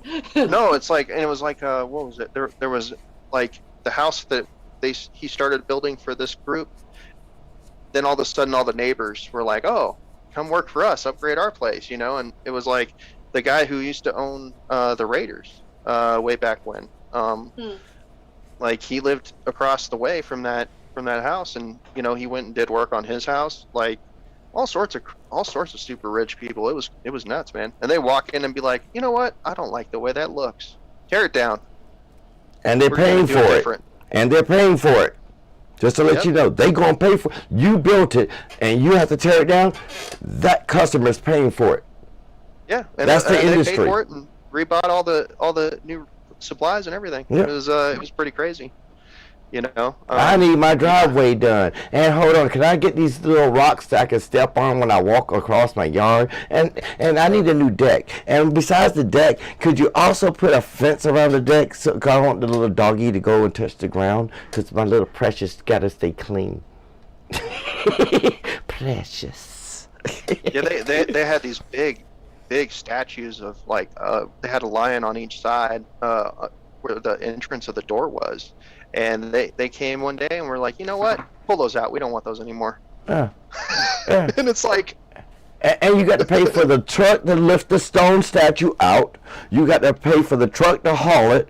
It's considered trash. You're going to recycle it. It's considered trash. You're going to recycle it. And that's the purpose of it all. And who knows? It might end up in the front yard of your house. it was crazy though, because one day the guy that basically did the blueprints for all the buildings and stuff, he was like, you know, your son can't be here. And my stepdad was like, oh, so he can't be there? He was like, well, I can't take him anywhere else. Give him my last check. You know? Yeah. And he was making a lot of money. And he was like, give me my last check. And he wasn't happy about the situation, but, you know, he was like, if my kid can't be here, then I guess I'm not going to be here. I'm not going to be here. And the thing was I never bothered anybody either, you know? I just went away from everybody. They did their stuff, and that was when I was a lot more younger, but it was just crazy. And the guy was like, what? You know, he was like, you just walk away from your job, and it's like, I like your dad. I like your dad. That right there says that I can respect. Respect, 100% respect for your dad, bro. Because he expected you to be part of the family, and he was willing to turn down work to keep you part of it. That I respect. I mean, like, he's done a lot of stuff that I don't have a lot of respect for, but that blew my mind. Nobody's perfect. Yeah. Dag, Penny, now I'm using one of the things in this world that folks got to understand is, you know, parents or people, we're not perfect either. And when you get into that role, you may fuck up worse than we did. Oh no, I just wait for the kids to come back and say, well, you worse than grandma. Oh, that's a slap in the face and a big elbow drop. Give him a 3 count. You worse than grandma. One of my kids spent a month living with my sister and my mom. I bet he came back like, oh. They came back and they were like, Mom, yeah, we understand why you are like you are now. You know something? My question about your kid. I had told them, don't do it. You'll regret it. My mom can only handle somebody else being in the house for 2 weeks, max. Don't do it. Mm-hmm. And they stayed for the full month. And I'm like, oh my God. My mother called me wanting dirt on my kid so that she would have an excuse to kick him out of the house. And she got mad because I wouldn't talk to her. You know something? That's some real shit. I'm not going to help her do that. But she gonna dig it up herself. They invited my son to stay with them. Why would I help her do that? Hold on. Yeah. So your grandma want to kick out grandson, but grandson has no respect for mama. Right. You know something? I hate to say it. Your son's a hypocrite. It's a great big mess. It's a hypocrite. That's hypocritical. Because guess what? If he had any common sense, he would know that I already told you about grandma. You know, it's like they say, don't mess with no fool because you already know the person's a fool. And if you know that person's a fool, what the fool's gonna do? Act like a fool. I told them what my mother was like. it's like in as objective terms as I could. I gave her a fair shake, and I told them she will nitpick. She can only tolerate people in her house for up to 2 weeks. Because you're intruding. And don't you go in her kitchen. Oh, snap. She could not share her kitchen with her own daughters. Penny, your son actually thought he could go in the kitchen? Yeah. He's worked as a cook at a restaurant. No. He thought he could go in the kitchen. I don't care if he's Chef Boyardee. Try that with my mama. Try that with my mama. My mama look at you funny and be like, did you not see me pull out these knives? Pretty much, yeah.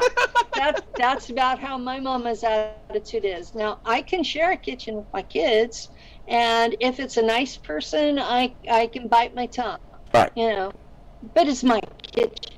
You know, women are like that. We're territorial. Our kitchen is our kitchen. Kitchens and bathrooms, two of the most important places. If a woman is not that way about her kitchen, she don't cook. Hold on. Say that again, because I think a lot of people out there are just lost. If a woman is not territorial about her kitchen, it's because she don't cook. Thank you. See? And she will be territorial about what she does use. Mm-hmm. You don't use that kind of. You don't use that spoon. Don't ever move anything in that kitchen around. Don't ever do that. Hey, that spoon. That spoon is got rust. Oh, hey. Why are you touching that spoon? That spoon's been there for 17 years. It hasn't moved. Right there, back where it was. Yeah, exactly. I've got stuff in my kitchen that's from the 1970s. Oh, I still got my grandma's soup Lou spoon. does not even go near it. Well, in this house, I'm the cook. I'll be honest, I'm the cook. And I'm the one that likes to shop and buy food. I don't buy junk. I go buy me some steaks, I buy me some shrimps, I buy, you know the deal, I gotta eat and I eat good, you know what I mean? I love my salads, I love vegetables, she don't like them, but I like vegetables, she don't eat vegetables. Since I've been disabled, Lou has been doing more of the cooking. And he looks at you funny when you walk in the kitchen. Well, I'm gonna tell you, I was in my mom's kitchen, and I told Mom, I asked her, let's be honest, I asked my mother if I could cook. She said, okay, I'll go upstairs and stay in the bedroom. Why the hell that woman downstairs in the kitchen looking at me, telling me, you didn't wash that dish, you didn't wash that bowl, you didn't. It's like, what the hell did I do? Yeah, I know. I cooked in my mother's kitchen once.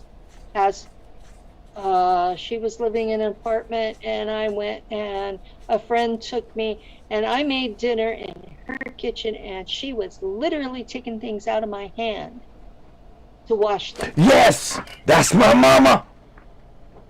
Well, my mom was the opposite. She was like, you better do the dishes. Oh, no. Listen, by the time you finish cooking, you should have had a clean sink. Uh-huh. And hold on. And at the same time, you're serving the dinner at the dinner table hot. Hold on. Multiple dishes, and all of them hot or cold, like they're supposed to be, all at the same time. I was raised, if you didn't eat your food, it was going to be out there in the morning for breakfast. Yes. That's why I got a dog. What was it? It was my dog likes vegetables. I can tell you that.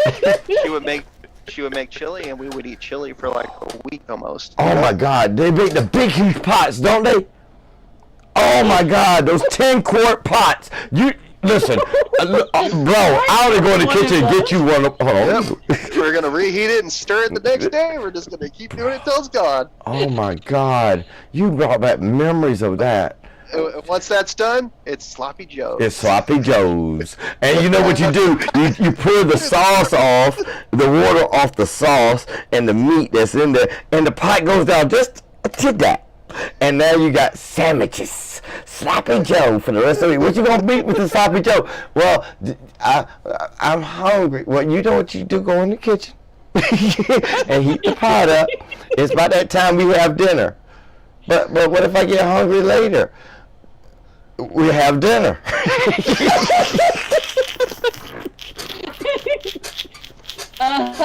And then after that, it was pot roast. The pot roast. Oh my God. Hey, Dan. Pot roast.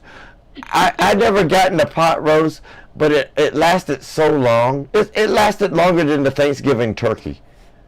Yeah, and what was it like? And then once in a blue moon, Oh yeah. we get to go out and eat.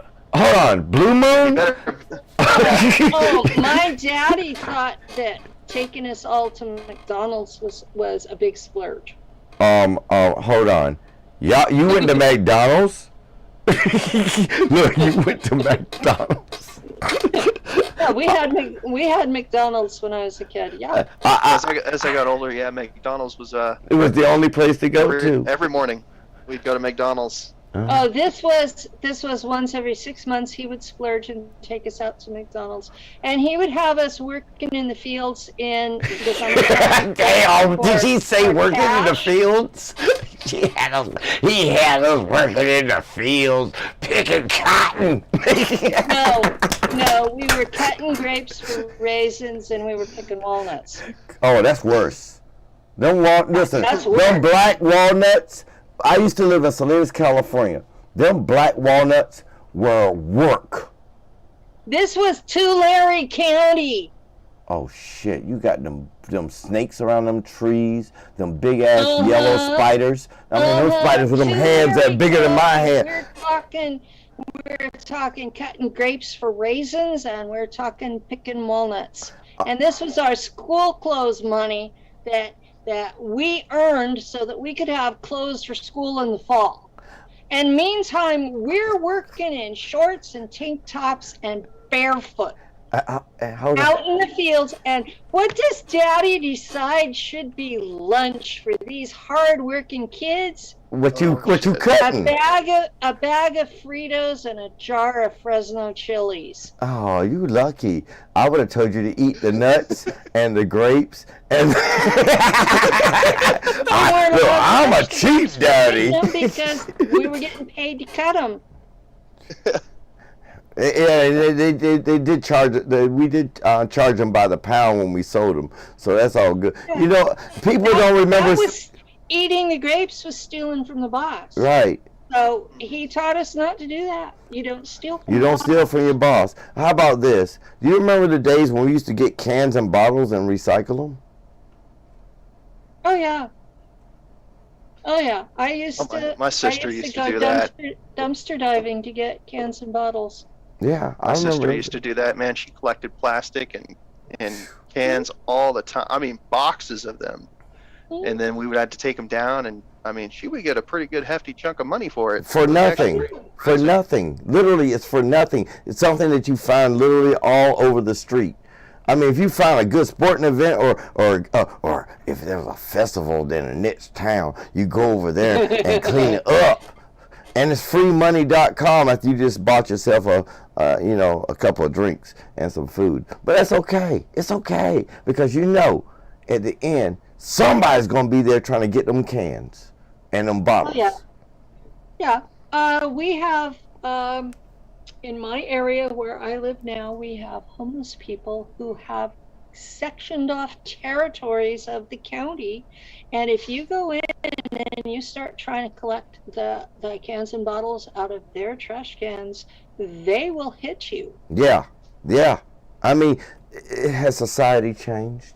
Has the world changed? Penny, you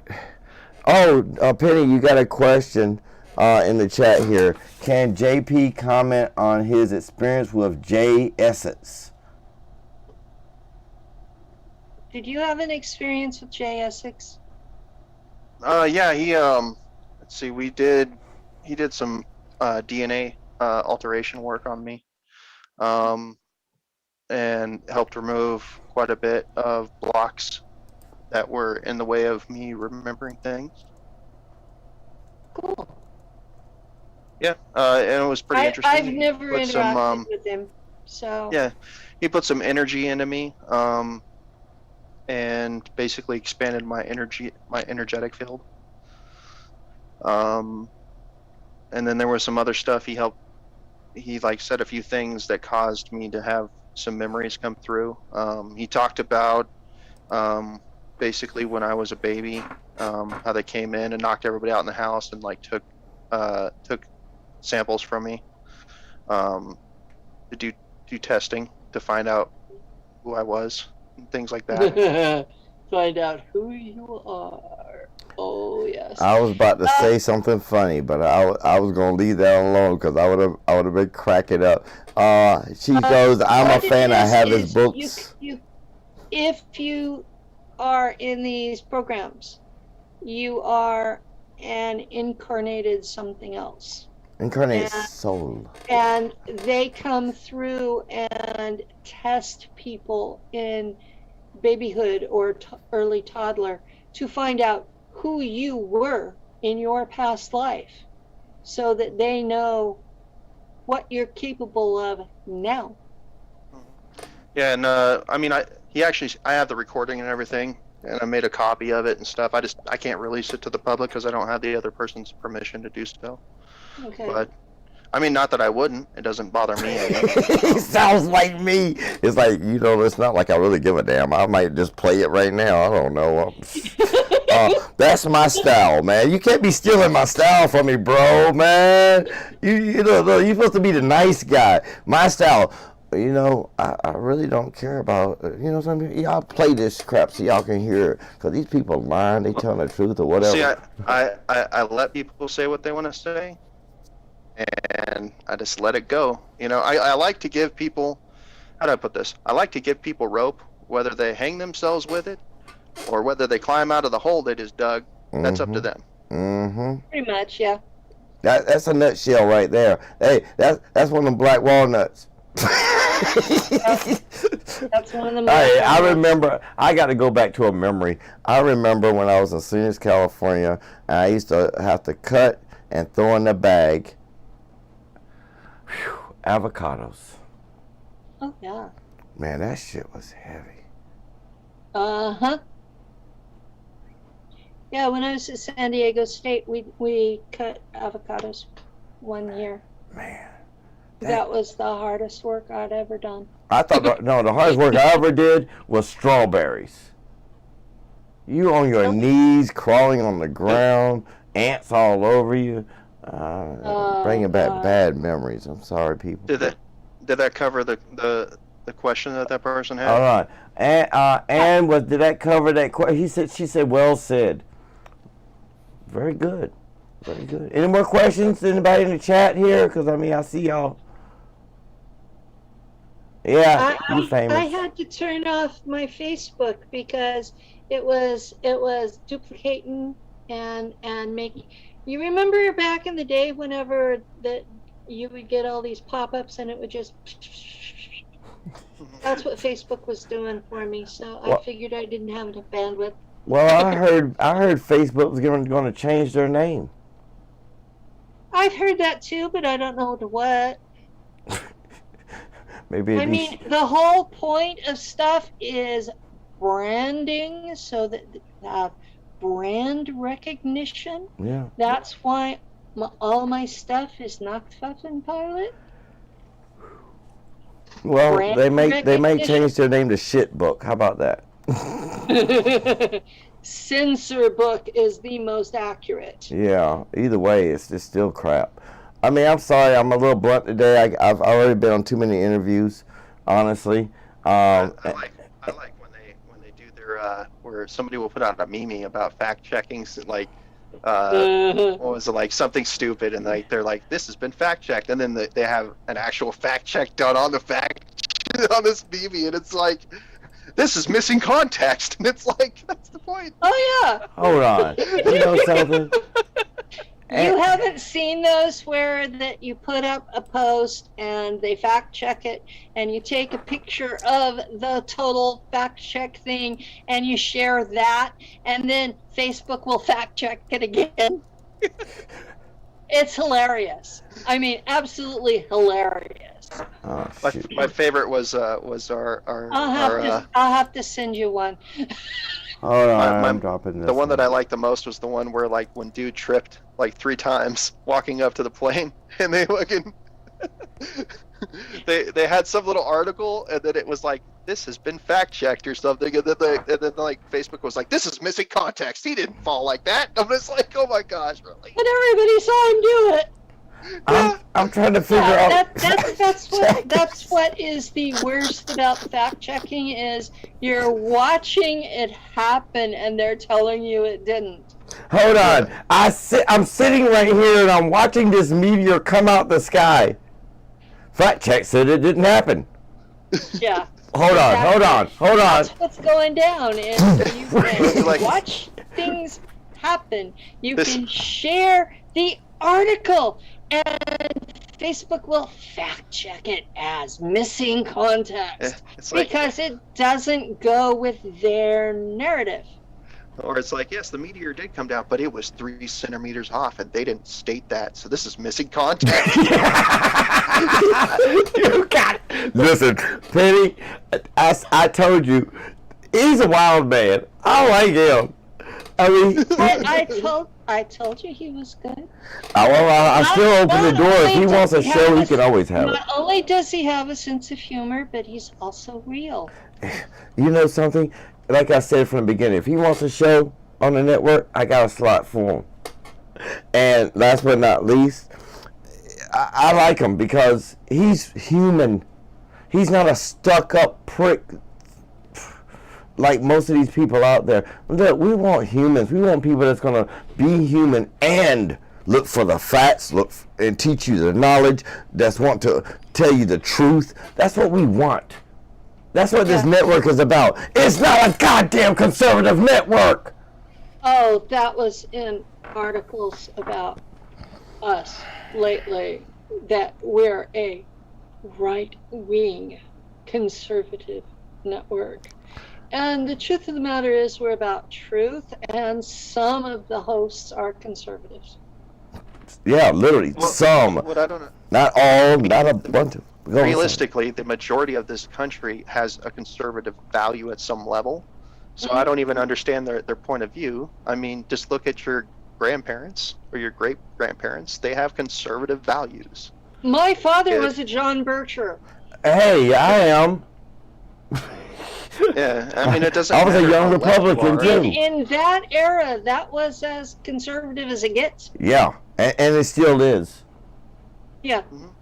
And So, you know, I understand those values. I have no problem with most of them. hey, do people Yeah, I pinch mean, most of pennies them are anymore? just down to earth, like Now, what you're just supposed to do to live. As But far as what people do in their personal lives, as long as it's consenting adults, I don't give a shit what they're doing. Yeah, I mean, You leave the kids alone, and you don't force folks to do what they don't want to. don't mess with the babies. Please don't mess with the babies. You will not only turn these people on air's stomach and make them flip out and come chase you down the street and beat the crap out of you, but you. We have experienced what they do to babies Mhm. ourselves, and I have a baseball bat with your name on it if I know you're doing it.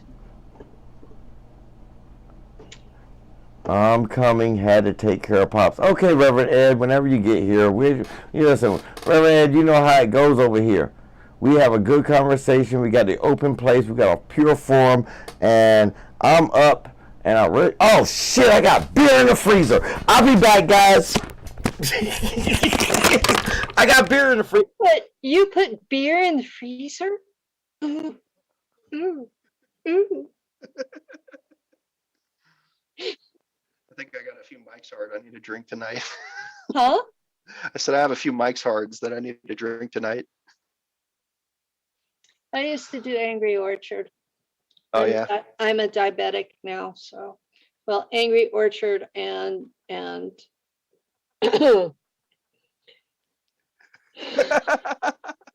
Di Serrano.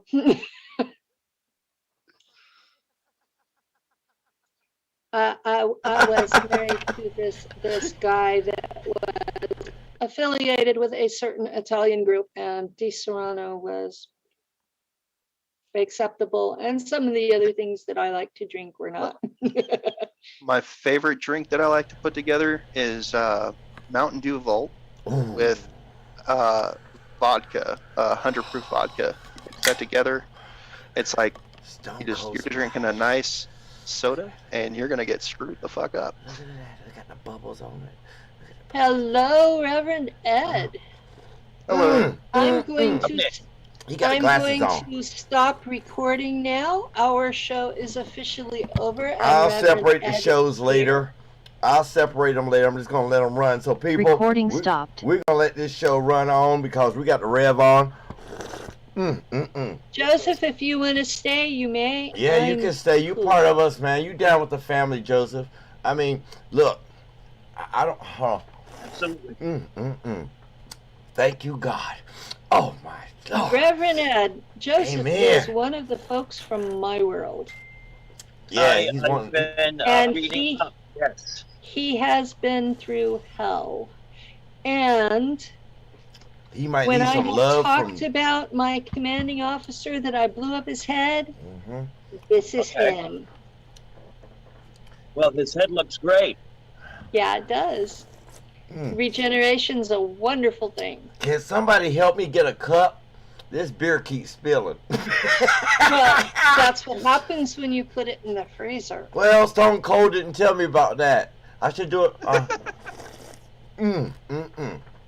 Amen to that, brother. Stone Cold Splash Time. I don't know. Y'all have a good evening. You guys take care. I Good to gotta see go you. and take care of the kids and stuff. Well, you know something? Just know you got your spot here on the network if you want it, bro. All you gotta do is get in contact with Penny. She'll hit you to me, and we'll party like that, okay? Because All right, man. you're real, you true, and you got a good heart. And that's the thing I about think the I'll be network. seeing you again. You too, man. It's nice to meet you. Take Good care, to guys. see you All too, right. and thank you for teaching me how to get ahead in life. Sorry, I couldn't help myself. Oh my God. There you go, Reverend Ed. All right, everybody, we're going to run it right through the door because guess what time it is? It's time for Road to Hope with the mighty, powerful man of God, the one, the only. Can we do it, everybody? Here comes his entrance music.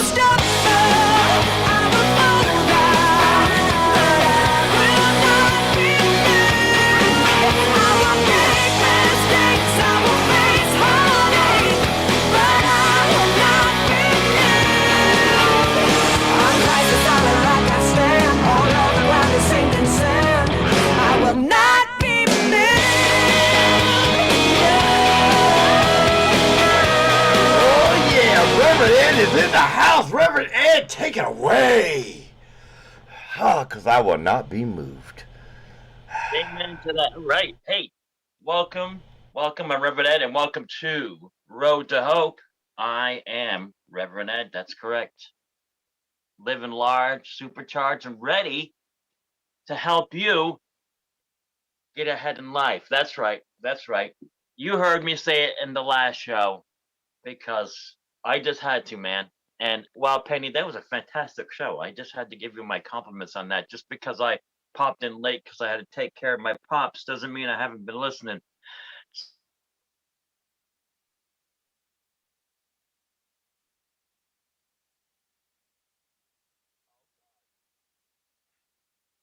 Reverend Ed, you froze. And I got a brain freeze. Hold on, everybody. Reverend Ed will be back in a second.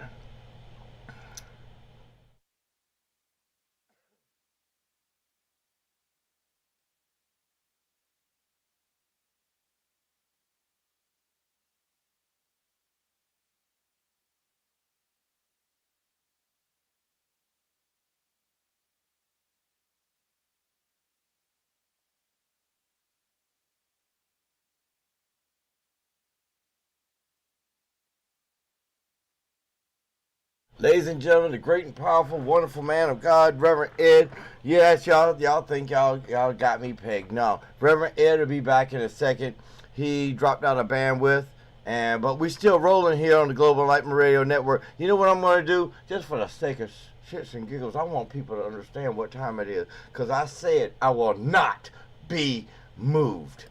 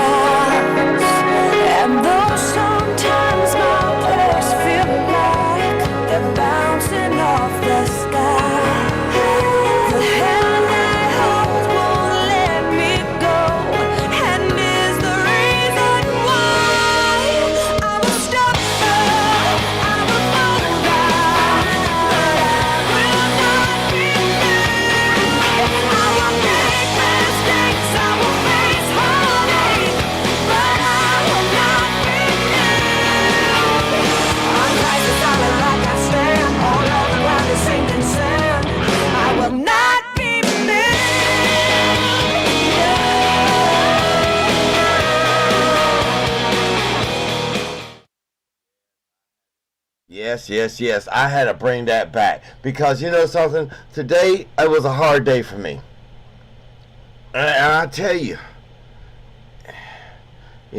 I never said there was no God. I never said that. I never said what I believe, but I will tell you right now. I believe that there is a form of internal salvation that we're all going to have to own up to at some point. Something inside of us where the truth will set us free. I stand by Global Enlightenment Radio Network. I stand behind my hosts that don't think that they're going to take over, obstruct the way that we have our family here. I stand beside the family of Global Enlightenment.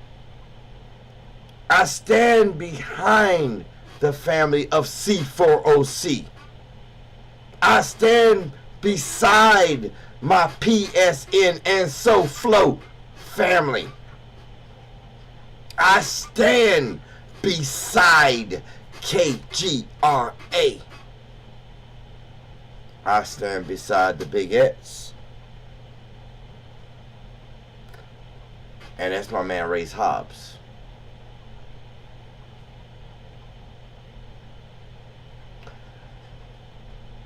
Just say what the hell you want to say. Feel what the hell you want to feel. But you better know one thing. Global is not what you think it is. Global Enlightenment Radio Network is led by the love of all of us. So Reverend Ed, for you, I was just rambling on and talking. I was telling people the truth about existence here. But you know something? When it comes to global, when it comes to the shows that are family, we are a family here. And for let's introduce Reverend Ed one more again, because he ain't gonna be moved, and I truly. I'm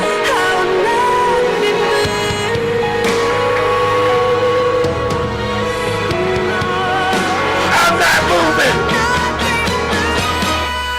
I have been nowhere a child. I have acted out.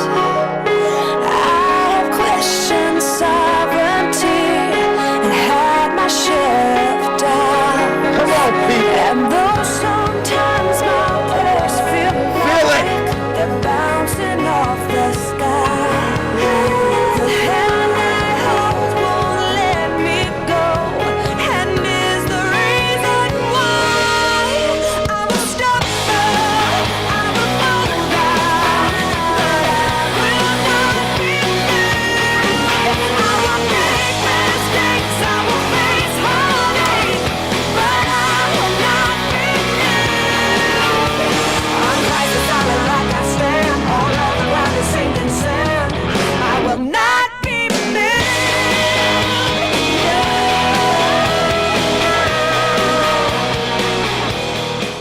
And now I'd like to introduce the power and the might of the man that walks beside Jesus. A human man that has truth to speak. The one, the only, Reverend Ed. Hey, thank you, my brother. Appreciate that. Thank you, thank you, thank you. Hey, I'm Reverend Ed, and we're going to try this again, apparently somewhere along the line. What I have to say was being messed with, but that's all right. I said a blessing, and it fixed everything. Let me tell you something. Today, I'm going to finish up what I was talking about yesterday, about your power and authority, about who you are. And also, because it is Sam Hain, the veil is thinnest during the season. And so forces of darkness are moving and grooving. And I have to put my exorcist hat on. That's right.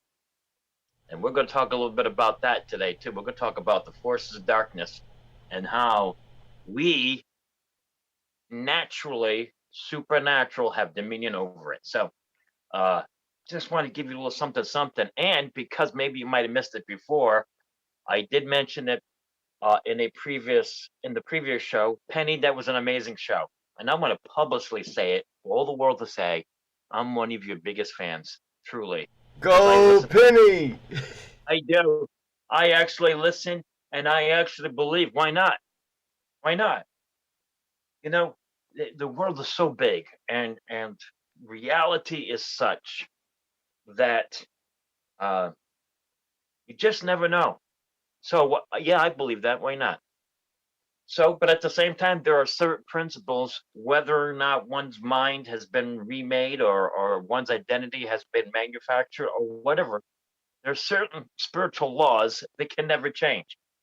Whether you're walking in Penny's world or you're walking in my world, it's still, you know what it is? It's still one world, just different rooms, people. Different rooms.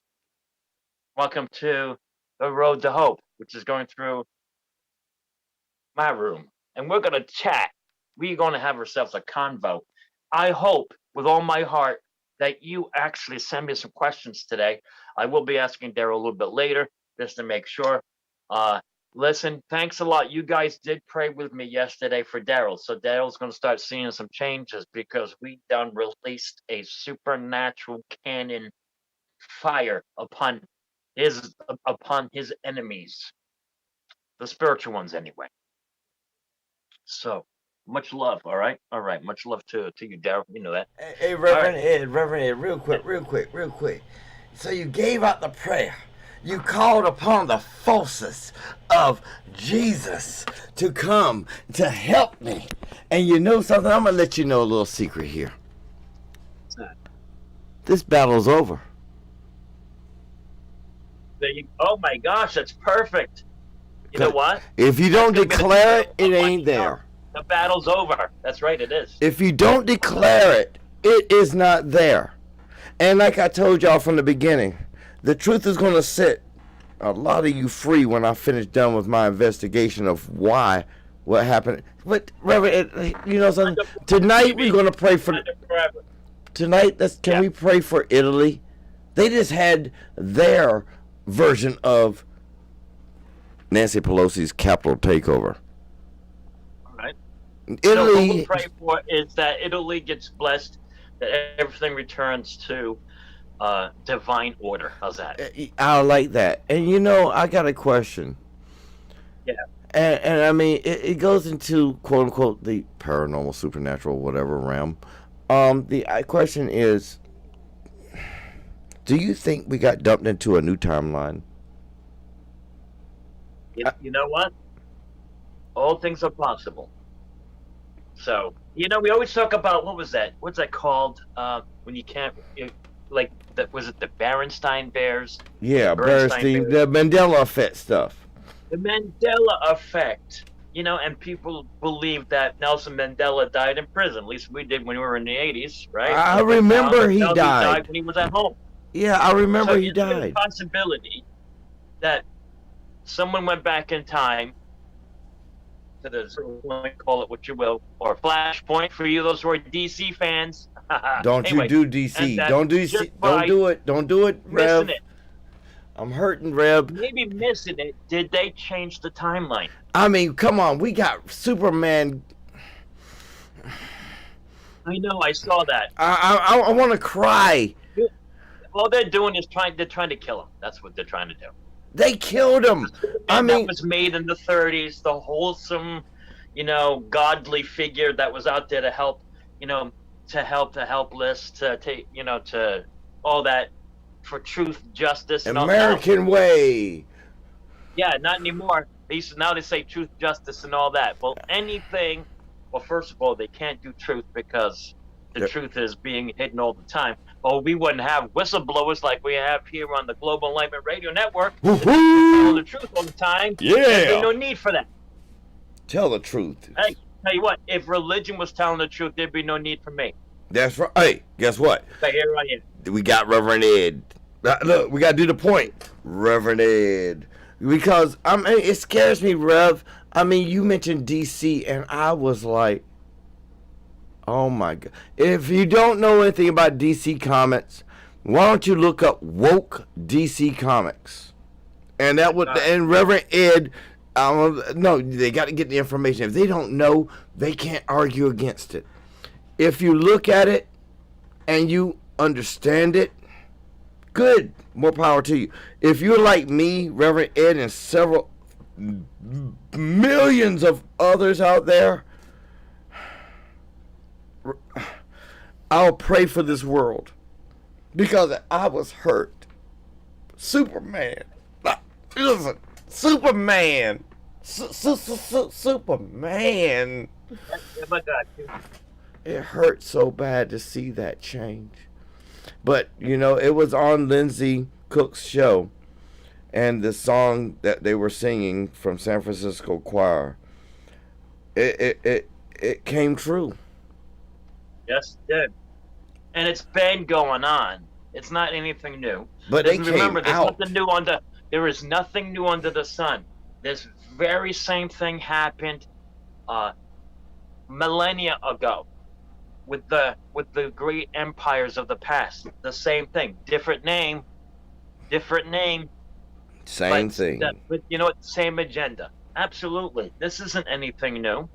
When you look at things from a spiritual perspective, you will see every great nation tanked because there was a version of wokeness. There was a version of this kind of politically correct agenda based on sexuality and all this ridiculousness. And by the way, I don't mean to offend, but it is ridiculous because I'm going to tell you why.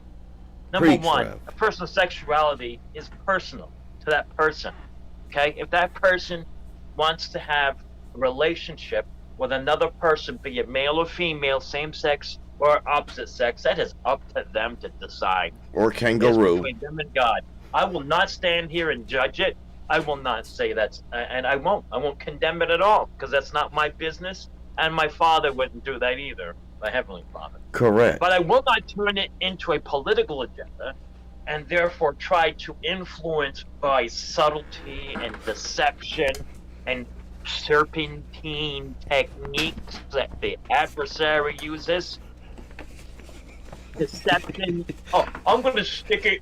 Here's what I'm going to do. I'm going to take stuff that maybe is not appropriate for children, and I'm going to put it in the show so that people can see it. That's ridiculous. Reverend Ed, I just got a note. Totally change our children's mind by putting it in there, and then now you're going to take Superman and make him woke. You know what you done did? You put him to sleep.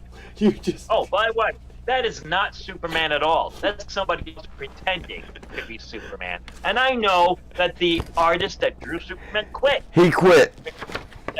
Oh, but he's not woke though, because he's not going to draw Superman. So because he's not part of my agenda. Well, you know what? Your agenda comes straight out of the bowels of darkness, out of the bowels of hell. Yeah, I said it. I'm dying here. I'm dying. Reverend Ed's against the LGBTQ and all that. No, But you're he not. hates homosexuals. I never said that. And they will say that. Listen, Reverend Ed, Judge, they're going to say it about you. And that's the worst thing about it. This man. against that ridiculous political agenda that is out there trying to manipulate the masses and make them no. You know what? No. Well, but you do that with your whole preaching Jesus. Oh yeah. Here's the difference. Which one gives hope? Huh? Which one makes Which one people is stand moving up? forward? Which one gives hope? Which one gives life? Oh, but I give people, we give people life to choose whatever they want. Well, maybe that's true. But then again, if they decide against you, what do? You condemn them, right? You Mm-hmm. don't see me condemning you. Mm-mm. Hey, Reverend. Against Jesus. Well, we could be LGBTQ and be Christian. I didn't say you couldn't. But I'm saying that if you're not going for life and more abundantly for people and leave that other stuff aside, then you will get what you're really looking for. And that's harmony among everyone. Reverend It Ed. comes from the spirit. It doesn't come from the body. It doesn't come from sexual preference. No, it comes from a personal relationship with your creator. Then there's the harmony. Get it right, people. And don't try to, hey, oh, we're going to get your kids. That's what they want to do. They want to take over. Parents, there's a legal form out there, you can find it, that says that you make the teacher sign it, and they by law cannot push this ridiculous agenda, this woke agenda. Critical race theory. Yes, they can't. Oh, by the way, you know why this woke thing is happening right now? I'll tell you why. Because there is an awakening going on, and people and A I'm not the only spiritual saying one. it. There are people who are waking up spiritually. Yes, they are. They are becoming enlightened. There is a massive move of people awakening. That's why I have the show, because I'm bearing witness to this awakening, and I'm not talking about awakening to religion. No, I'm talking about a spiritual awakening. People realizing who they are and stepping into their divine right, their divine destiny. Yes. Call it what you will. This wokeness, being woke, is a satanic imitation that is fruitless. It is a cloud with no water. Okay? It is oh my goodness. It's water that's poisoned. It's poisoning your minds. It is like, yeah, what's that? It's poisoning their minds. Reverend, one second. Can I get this? Give milk. God. Reverend, I got to get this one. I knew there had to be something wrong with a guy that wears his underwear on top of his pants. That's hilarious. Hey, do you know why they did that? I'll tell you why. Because back in the 30s, they had the big strongman competitions, the wrestlers, and the wrestlers used to wear the Speedo type things. And so the people who created Superman, that's all it was just that. But it is funny, guy wearing his underwear on the outside. But he's got different outfits where he doesn't wear it on the outside anymore. Oh, I guess you're not that woke. Even I knew that. And apparently I'm sleeping. Reverend Ed is on fire! You shouldn't have messed with Superman! Yeah. Listen, you don't mess with Mike Kal-El. I'm telling you right now. You killed him. You tried to kill him off back in the 90s, and I nearly dropped a bomb on your ass. Oh my gosh, did I say that out loud? Sorry. I nearly dropped a bomb on you. Hey, For killing.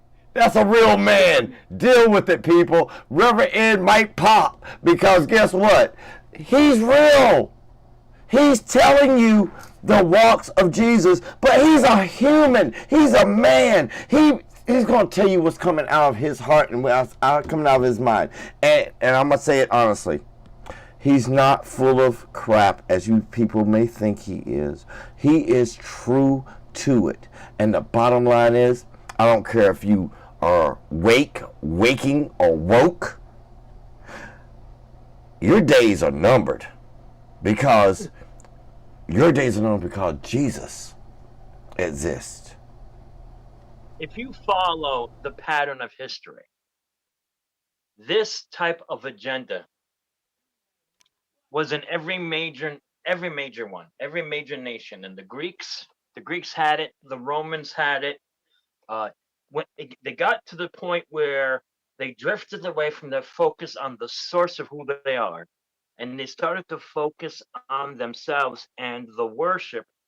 You know what worship is, that word worship? It actually is worth-ship, or something that you consider worthy or worthy, right?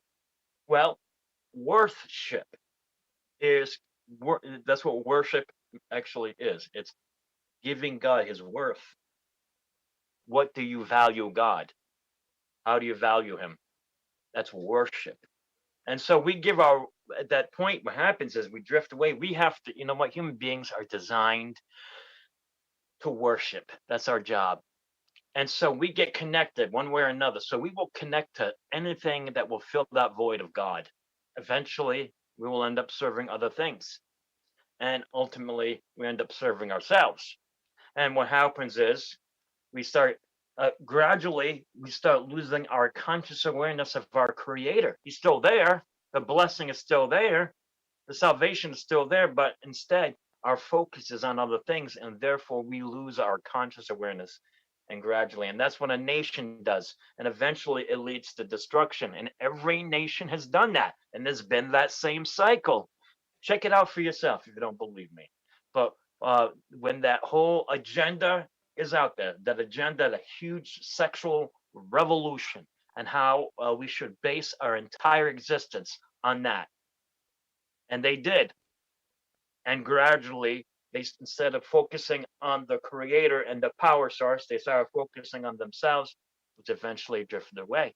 Now, there are forces of darkness that are out there. And people say, well, there's no such thing. Well, there is. There are forces of darkness that are out there that are well aware of that cycle. They know the cycle. They know the cycle of humanity because they've been there since day one. So they always do the same thing. So, you know, if you think this is a revolutionary idea, no, Solomon himself said after his conversation with the Creator, there's nothing new under the sun. There's nothing new. So it may be renewed. Sure. It may be new to you. It's like driving a used car, right? You buy it, has that new car smell, but hey, somebody else has been driving it for a while before you. It's just been refurbished, renewed, and then repackaged and then given to you. So it's new to you. But anyway, so do I hate these people? Absolutely not. I pray for them. I love people, and I love people who hate me. Sure. And I love the people who are behind the agenda trying to manipulate the masses for whatever reason. I love them. I have no judgment against them. But I do hate any idea or any agenda that would enslave, that would hinder or bind up, or in any way hinder, limit, or cut someone away from being the supernaturally powerful being they were created to be. I have a problem with that. Hey, Reverend Ed. So my job is to bring people back into it so they flow and go and live up to their destiny, live up to what they're called to really bring the true wokeness, if I may borrow the word. And you know what? And no, I'm going to say something really oh boy. Black Lives Matter. That's another agenda. That's right. I'm stepping right on it and I'm smashing it. Any kind of life that says my life matters and tries to put the focus on them and then inevitably inevitably in their mind, every other life is not as important. No, all human life matters.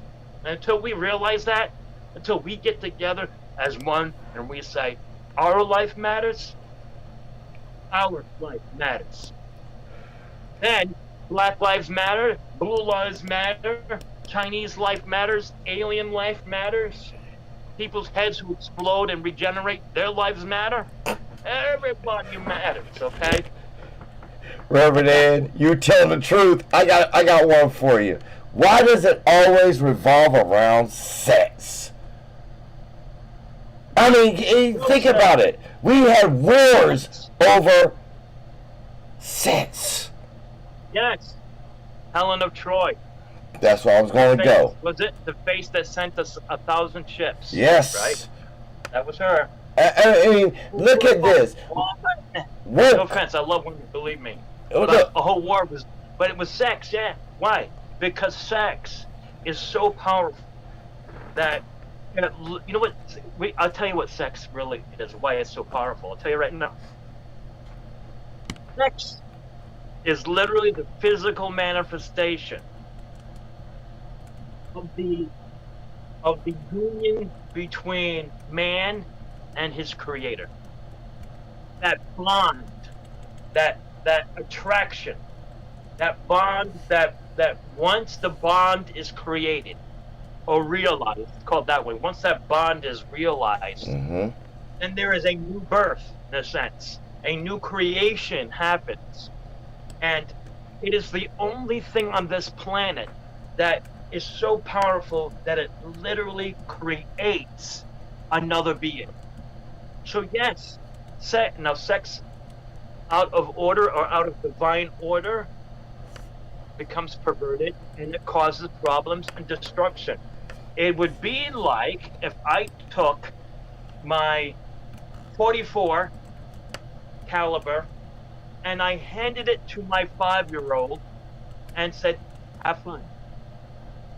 Now, eventually, something bad's gonna happen. This kid could be a crack shot, sure. Even the best, smartest 5-year-olds with a 44 eventually is going to end up either hurting somebody else or hurting themselves. Right. Sex is that powerful.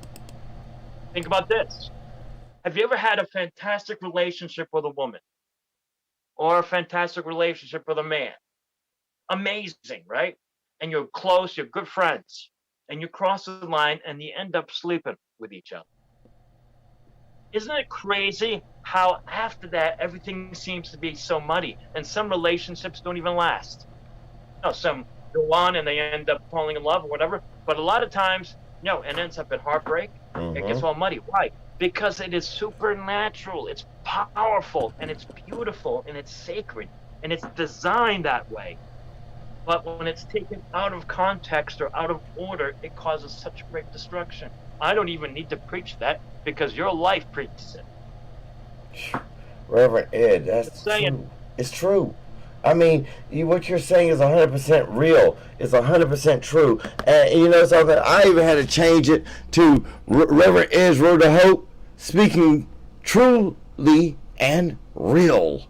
Because, I mean, you started off on a fire kick, but I'm still trying to understand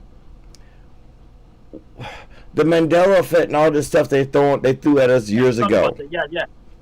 They threw it at us. They like they say, they give us a taste before it occurs. This is not Mandela. This is jumping timelines. This is someone's scheme, agenda. Look, I'm not isms or schisms. I'll let y'all know straight up. I don't deal with that stuff. I deal with what I can see in front of me, and I see right now a world that's in pain. Right. I mean, we just had a Capitol riots in Italy, and they want to say something about Americans. Hey, look, I was there. I saw it firsthand. I saw Comic-Con walked through the Capitol. Literally, it was Comic-Con. I mean, you dressed up in bunny rabbit suits, and I had a guy dressed up as Uncle Sam, and all these people were running through. The bottom line is, you got to believe in something. You got to save yourself, your soul, I agree. your heart. That heart of yours, it has memories. Mine has memories. Yours have. Everybody has memories. You know right from wrong. I know right from wrong. Everybody knows right from wrong. It's hard when you plant the seed of truth, like this network is the seed of truth. If I have to change the damn, excuse my language, name, I will. I got you. Yep. Because it's ridiculous that, with all the knowledge we give, all the information give, we're not conservative. We just tell the truth. Does it hurt so bad to tell the truth? Is it that hard to tell the truth? Is it that hard to get people to listen to the truth? I'm tired of racism, isms. Like I said, I'm against isms. I'm a skeptic to all isms.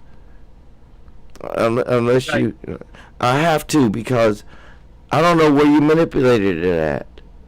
But when I listen to Reverend Ed, I learn. Isms, when you got isms and you got like denominationalism, see, ism. It is man-made. It's man-made. Man-made. Not God-made. Now, like for instance, one of the most powerful denominations in Christianity was Methodism. Okay, I don't know. There's a lot of people out in the Midwest, and especially on the East Coast, who are Methodists. Well, there was an Anglican priest. His name was John Wesley, and he was touched by the supernatural power of God, and in a way, he actually awoke. Okay, so he had his own personal revival awakening, and it was very powerful for him. And as a result, supernatural things happened. So he would go from farm to farm to farm, up and down the East Coast, preaching the gospel through the revelation he received.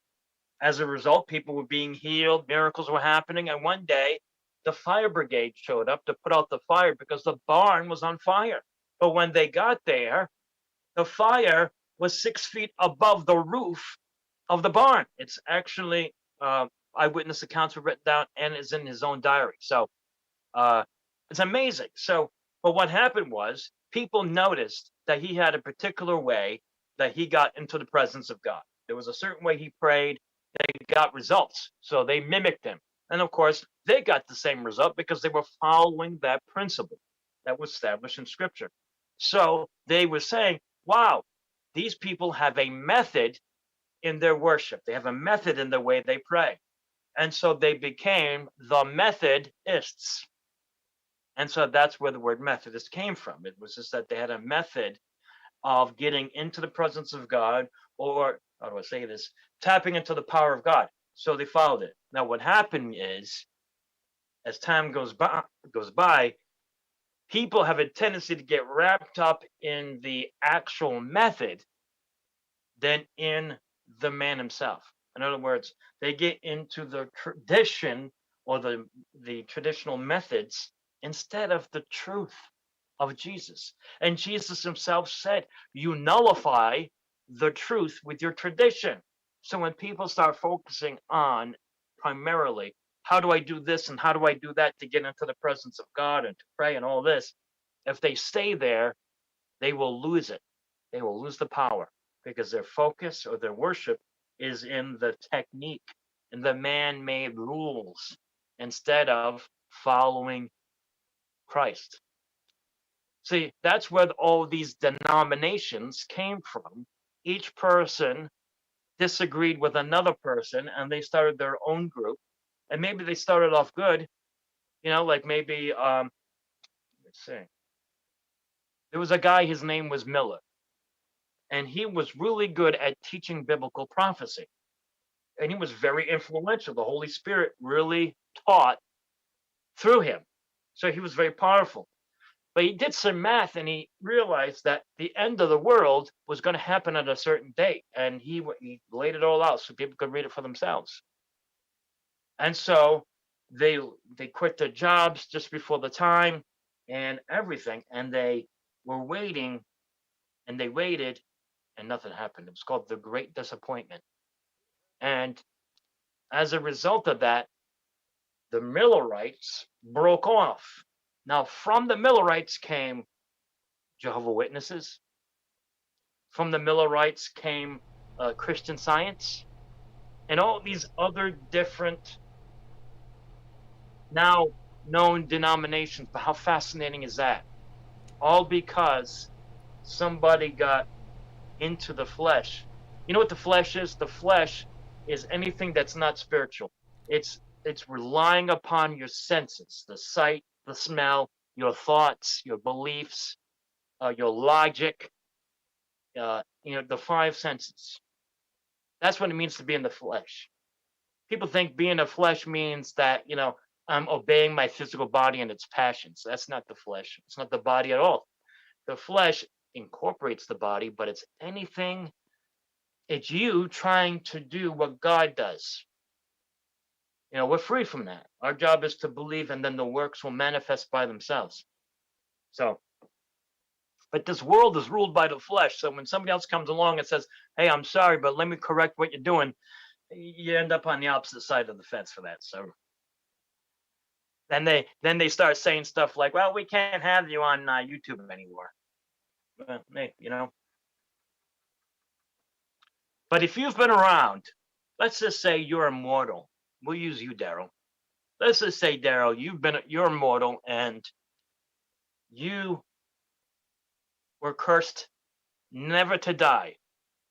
Now, I was thinking, if I didn't have any spiritual enlightenment and I was immortal, that means I would continue building on what I know physically, and I would only get worse. I was just thinking about that. But all right, let's just say you've been around since Adam. So you know how humanity goes because you've been there. And if you wanted to make sure you had control over humanity, you would know what to do because you would see the cycle. So there are beings that have been around since Adam. And they know, not only do they know spiritual laws because they have to obey it, but they also know the human condition and they know how things operate in the physical world. And if they are beings of darkness, then they only have three things. They only have three major characteristics: having to steal, taking away, killing, which means to shut off, to remove, to extinguish, and destroy. Anything that would be empowering, they would destroy. Steal, kill, destroy. Steal, kill, destroy. That's all they know. Yes, exactly. But God and anything to do with God is all about life and that overflowing. And the way you can tell an agent of light is three things. Do they educate you, edify? Do they exhort you, means encourage you? So now, do they enlighten you? Do they teach you? Do they enlighten you? Do they encourage you, strengthen you, and push you in the right direction, preferably towards God? And comfort. Do they comfort you in the process? This world stinks. This world sucks. So you're going to have pain and anguish in this life. So does the people around you or the movement you're part of, does it bring you comfort in this life? If those three things are met, then you are headed in the right direction. You're part of a good group, because if they're continually educating you on who you are and your relationship with your creator, if they encourage you to keep going, it's okay. Listen, okay, so you failed. Get up, let's go. Let's get this thing done. And do they comfort you like, hey, you're doing fantastic. Let me just give you a hug. Rev, we need it. It sounds like the Global Enlightenment Radio Network. Come on. That's right. You That's just right. described us. It does. How Mhm. dare people go against the will of God? Mic drop. You're good. You're good. All right. So we were talking about why the veil seems to be thinnest in this season, like October and November. And it really is. I mean, I can't argue that. Heck, I was involved in the occult myself, and I still studied deep things. So I know in reality there is a greater manifestation of spiritual forces, especially during the season, and also around like Christmas, and the Easter especially. Why? I do not believe that somehow in the dawn of the ages, it was determined that this would be a season where the veil between this life and the next is the thinnest. As I've stated before, there are spiritual principles that operate whether we are aware of them or not. I mean, I may not be aware of gravity. I don't think about gravity all the time, but you don't see me floating away. But the principle operates whether I'm consciously aware of it or not. And so the principle of agreement, which we're talking about yesterday, the prayer of agreement, where two come together and agree on anything they shall ask, it shall be granted to them. Um, Matthew 18:19. Uh, so there is okay. So if you have a culture that believes, that's thousands of people, all in agreement that this is the season where the realm of the spirit is the thinnest, and you have them believing that consistently for thousands of years, then it will bear true. That is the type of authority we've been given as humanity, as human beings. So when people say that, October is, a time of great spirit activity, it's true. Then as a result of that, there are people then who will intentionally take advantage of that and do a lot of their spirit work during this time. And it works. Of course it does. I know. I know. You're not used to hearing a preacher talking like this. Well, that's because a lot of my fellow colleagues are afraid to talk about this, largely because they don't know what they're talking about. One, and number two, they are afraid to talk about it because they don't want to come across as being part of this. I don't care. I am part of humanity, okay? And I am part of the rising tide of the awakening. And so if I need to teach some of the deeper things, I will. So that's why why the veil is thinnest, and it really is. Now, spirit beings also cooperate with humanity. So there is a partnership between the visible and the invisible. And there are very few who actually intentionally follow uh, this example. There are very few who actually intentionally do take advantage of this partnership. Again, that is part of our heritage. That's our inheritance as people who walk with God, as believers. We have our inheritance to walk in partnership with our Creator, with God, with Christ.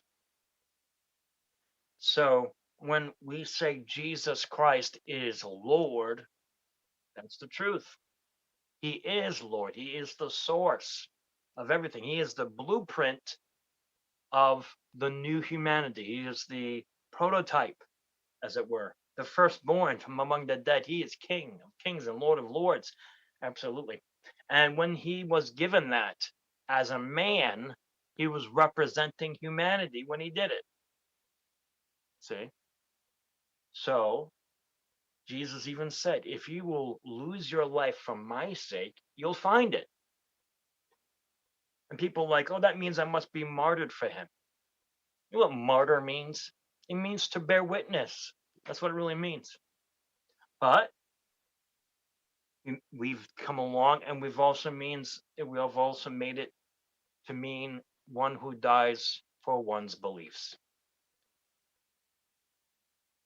But the meaning in that scripture wasn't about physical death, it was about life. If you will give up your conceptions, your beliefs, your pattern and lifestyle that you've developed over the years you've been in this world that has been affected by this world, if you will abandon all of that and pick up a lifestyle of oneness with God and conscious awareness of your relationship with Him, then you will lose your life, your present one, and you will gain God's life, the Zoe life, the eternal life. All right. And when you have a whole bunch of people gathering together in agreement with that, then the power of God is manifested. So there is that partnership.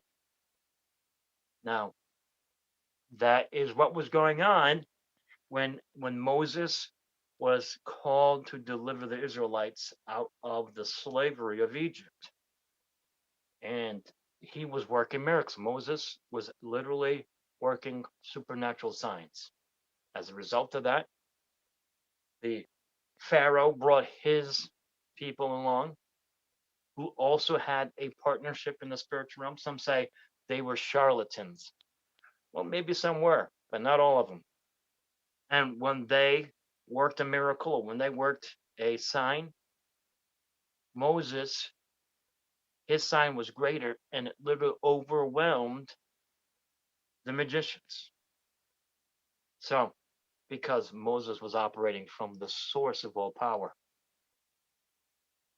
and not being deceived like the magicians were. All right. So why am I talking about this now? Because we were in a spiritual war. Now, fascinating.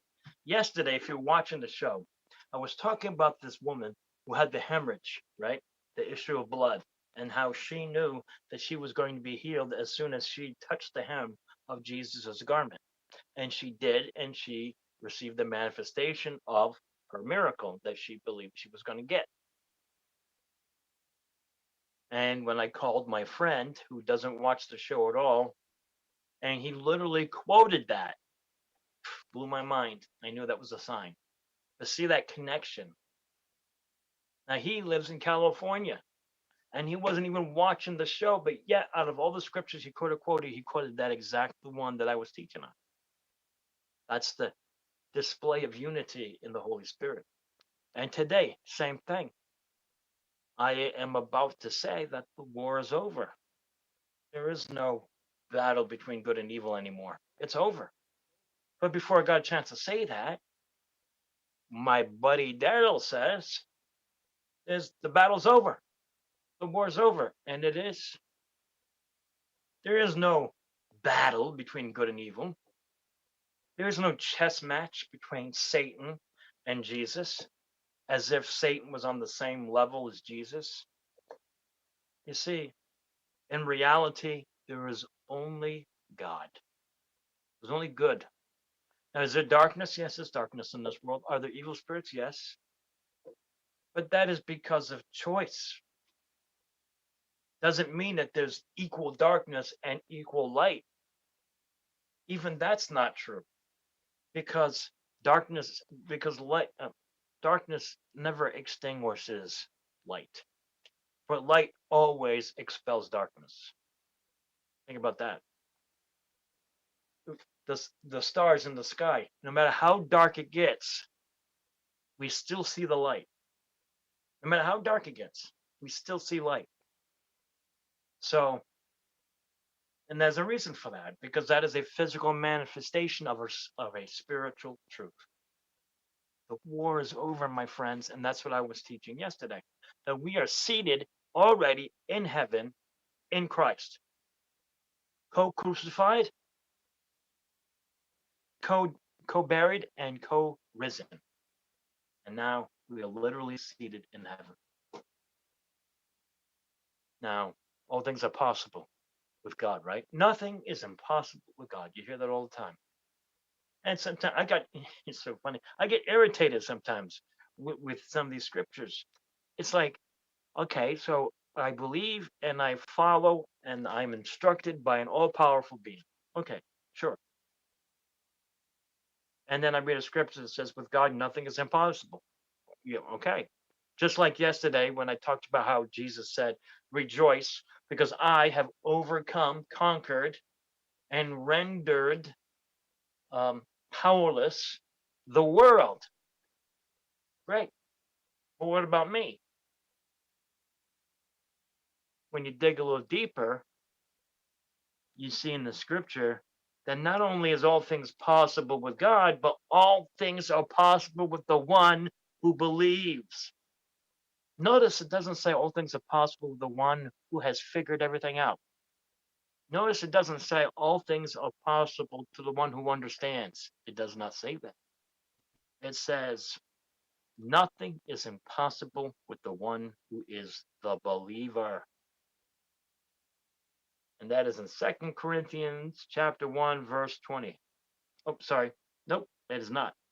Actually, 2 Corinthians 1:20 is all of the promises that God gives automatically is granted. And we say it is done. Did you know that? All of the promises of God, anything that's in the Bible that is a promise from God, has a yes answer immediately. I don't even have to wait. Yes. All the promises of God are yes, and in Him, see, that is the only qualifier. Are you in Him? Are you walking with Christ? In Him, amen, unto the glory of God by us. See, when you are awakened, you are walking with Jesus because you realize that it's over. The debt has been cleared. There's no karmic debt that you need to pay anymore. It's been paid up in full. You are now entered into rest. That's what it's all about. All the promises of God are yes. Why? Because we have the same nature as Jesus. And would the Father say no to Jesus? Now, if I'm one with Jesus, or if Christ is in me, that means we're one. How can He say no to me? He cannot. All the promises of God are yes or granted, and we say amen. The word amen means it is done. Another way to say it is, so mote it be, as my witchy friends say. So it is done. It is granted. So, Luke, let's see.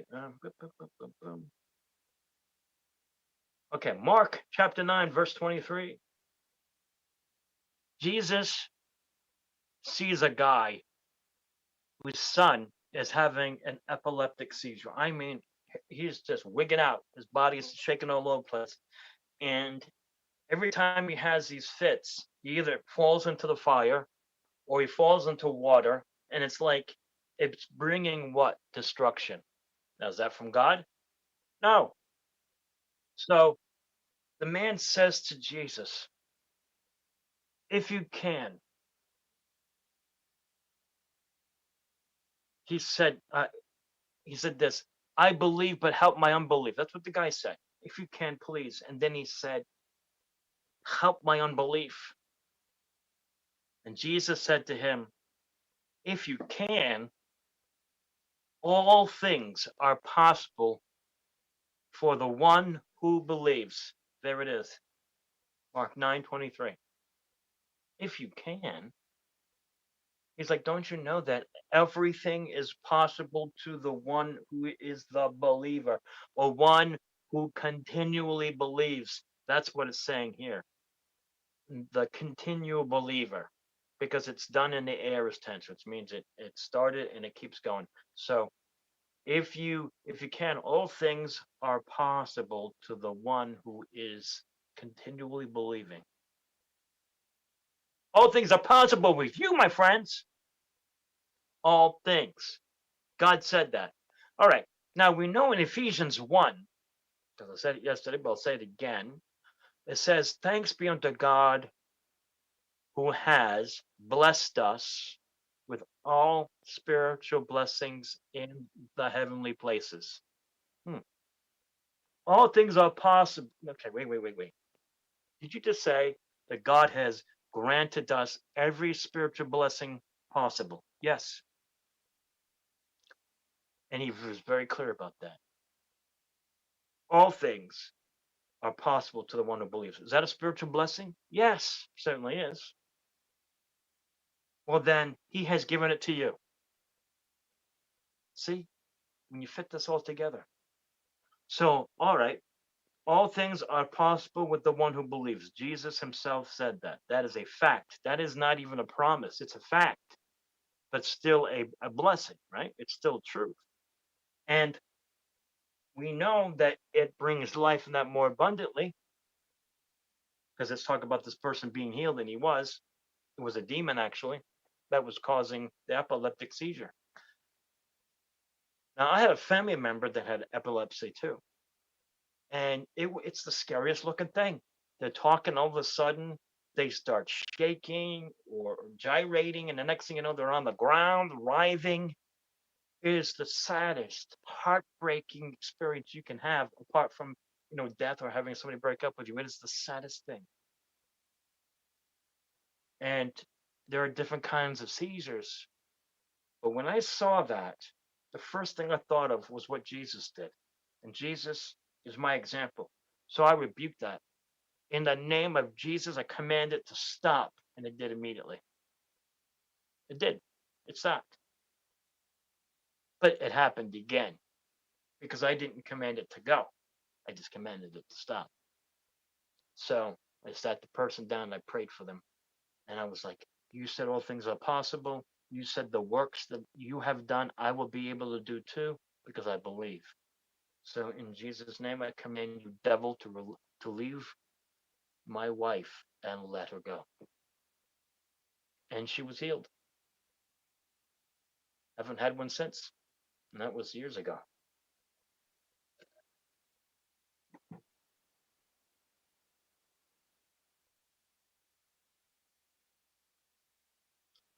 Amazing. All things are possible. Now I'm coming at you at different angles, but you'll see the full picture in a moment. Okay. So these forces of darkness are at play because this is definitely a season for them. And I'll explain a little bit more about that in a second. I guess what I'm just kind of recapping yesterday so you kind of get the raw of it. Now, if all the promises of God are yes, and we say it is done, that word yes can be translated granted. All the promises of God are already granted, and we say it is done. That's what it's really saying there. Now, if that's true, and I find a promise that meets a need, whatever it might be, like money or a car or even food to feed my kids, do you know that God promises to feed you and clothe you? If people truly saw this and it was taught the way it is written, we would not have any more poor with us. Truly. Oh, I don't know about that. Well, then I guess you don't believe all things are possible then. I do. I believe that. I know plenty of people who were homeless, they were poor, and they started trusting God. They were taught that God loved them, that God was not mad at them. A lot of times people think God's mad at them, and that's one of the reasons why they are not proactive in helping themselves getting out of it. There are some people who couldn't help themselves and they ended up there. I'm not judging the homeless, but I am saying is God is the answer to that. And what happened? They literally ended up prospering because they trusted God to bring them out of it. And God fed them, God clothed them, God provided them a place to live, everything. Okay, but here's the thing that was taught to them. All the promises of God are yes, granted, done. Now, I look through this. Now, there's over 7,000 promises. That means there are 7,000 yeses. That means there are 7,000 prayers you can pray that you already know before you've even opened your mouth that God has said yes to. He's just waiting to release it to you. That's amazing. Free will is beautiful. When we freely say yes, like salvation, for instance, having your slate clean, is simply by saying yes to God. Yes, I believe it. Done. Because he's already done it. It's already granted. He's just waiting for you to pick it up. All right. See, that's what faith is. Faith is not blind, my friends. Faith is not blind. If you've got a promise, believe it. When you believe it, then God manifested in your life. There's that cooperation as I was talking about previously. All right. Now, these forces of darkness, why would they be particularly active today or in this season? There are certain traditions that were strategically placed in our culture to open the door for these forces of darkness to manifest. It's very subtle.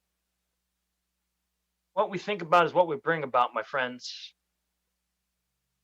What we hold in our heart eventually is manifested in our hands. And we are literally the gatekeepers of this realm. So the reason why so much chaos is happening is because we don't realize that we are the gatekeepers of it. If we truly knew this and believed it, this world would be so much different. Now the forces of darkness turn around and they plant these ideas in the culture, and these ancient druidic traditions start to evolve. And do you know, ever heard of making plans and then you go, knock on wood, right? You know where that comes from? That comes from, it was actually a old English tradition, but they believed, and a lot of us still believe this today, that there are spirits that are guardians of the wilderness, of the woods. And they call them divas, or they call them sprites, or nature spirits. And they believe that if you make a plan about something in your life with somebody else and you're talking to them, and you do not acknowledge them, they may be offended and jinx or curse whatever plans you were making. So to acknowledge them, they would knock on the tree or knock on the wood. And thus, when they say things like, well, I'm going to get my car this weekend, knock on wood. What does that mean? It means, oh, I hope so. Hope nothing happens. Knock on wood. But that's where that comes from. So even something subtle like that, or somebody sneezing and we say, God bless you. That was a tradition too, but they thought that the person's heart stopped when you sneezed and you were vulnerable and the devil would jump into your soul or try to influence you in some way. But if you say, God bless you, you bless them and protect them. So that's where that came from. There's these, we think they're ridiculous now, but people genuinely believe this and thus open the door. Intention opens the door. So now you've got a whole bunch of people believing this. Back in the ancient times, and well, when I say ancient, probably in the old days, again, it was a druidic tradition that during the season of Samhain, or it looks like Samhain, but it's actually Halloween, but Samhain, they would disguise themselves as spirits of the dead, of people who were dead, of their relatives, because the veil would be very thin and the spirits would be permitted to wander. And in a way of protection, you would wear this mask and thus blend in with them, and they would think that you were part of them, and so they would leave you. But you would leave out little treats as like a little offering for hungry ghosts. And so that's where the trick or treat comes in. Put out a little treat for them, lest they be offended and curse you. But there was also the jack-o'-lantern, which was originally created out of turnips, not pumpkins. Turnips, because turnips, was about mega huge, and they would cut it out. They would make a face. They would put a candle in it, and that would ward off any evil spirits. If any of you have ever had a paranormal experience where you've been out in the woods and you've seen like a light shining and it just you see it wandering around, that's actually back in the old days was known as a willow of the wisp or a jack o' lantern, jack of the lanterns. And there's a story about that. Guy named Jack was a drinker, and the devil one day came up, and well, he was an alcoholic, and he was a sinner anyway. And back then, getting drunk was a sin worthy of going to hell. So here's this guy in a bar, and he's drinking away. He was a very clever man, and so he was a swindler too. Anyway, this version says that one day, old Mr. Splitfoot decided to go visit him, Old Scratch. Yeah, I know the different names, believe me. So Old Scratch came to go visit. Mr. Splitfoot sat down and had a nice little chat with this guy Jack, and Jack, and he's honest. He's like, Jack, I'm not gonna lie to you. I'm the devil, and it's just about your time. And you and I both know where you're going. So let's cut to the chase. Why don't I just take it now? And Jack is like, okay. But then he's like, I tell you what, I'll make a bet. This is where the whole idea of making a deal or making a bet with the devil came from, as far as making bets and fooling the devil came from. Who was that guy? Can't think of it in the moment, but that wrote the different levels of hell. Can't think of it. Anyway, but he was something about climbing up in a tree, and he was supposed to get up and grab the thing from the tree, but somehow find his way down without touching the trunk of the tree or something crazy like that. And then the devil tried to swindle him, but Jack figured out a way somehow of getting by the devil's little trick. So the devil lost the bet. So he couldn't go to hell because a deal's a deal. But at the same time, he was not worthy of heaven either.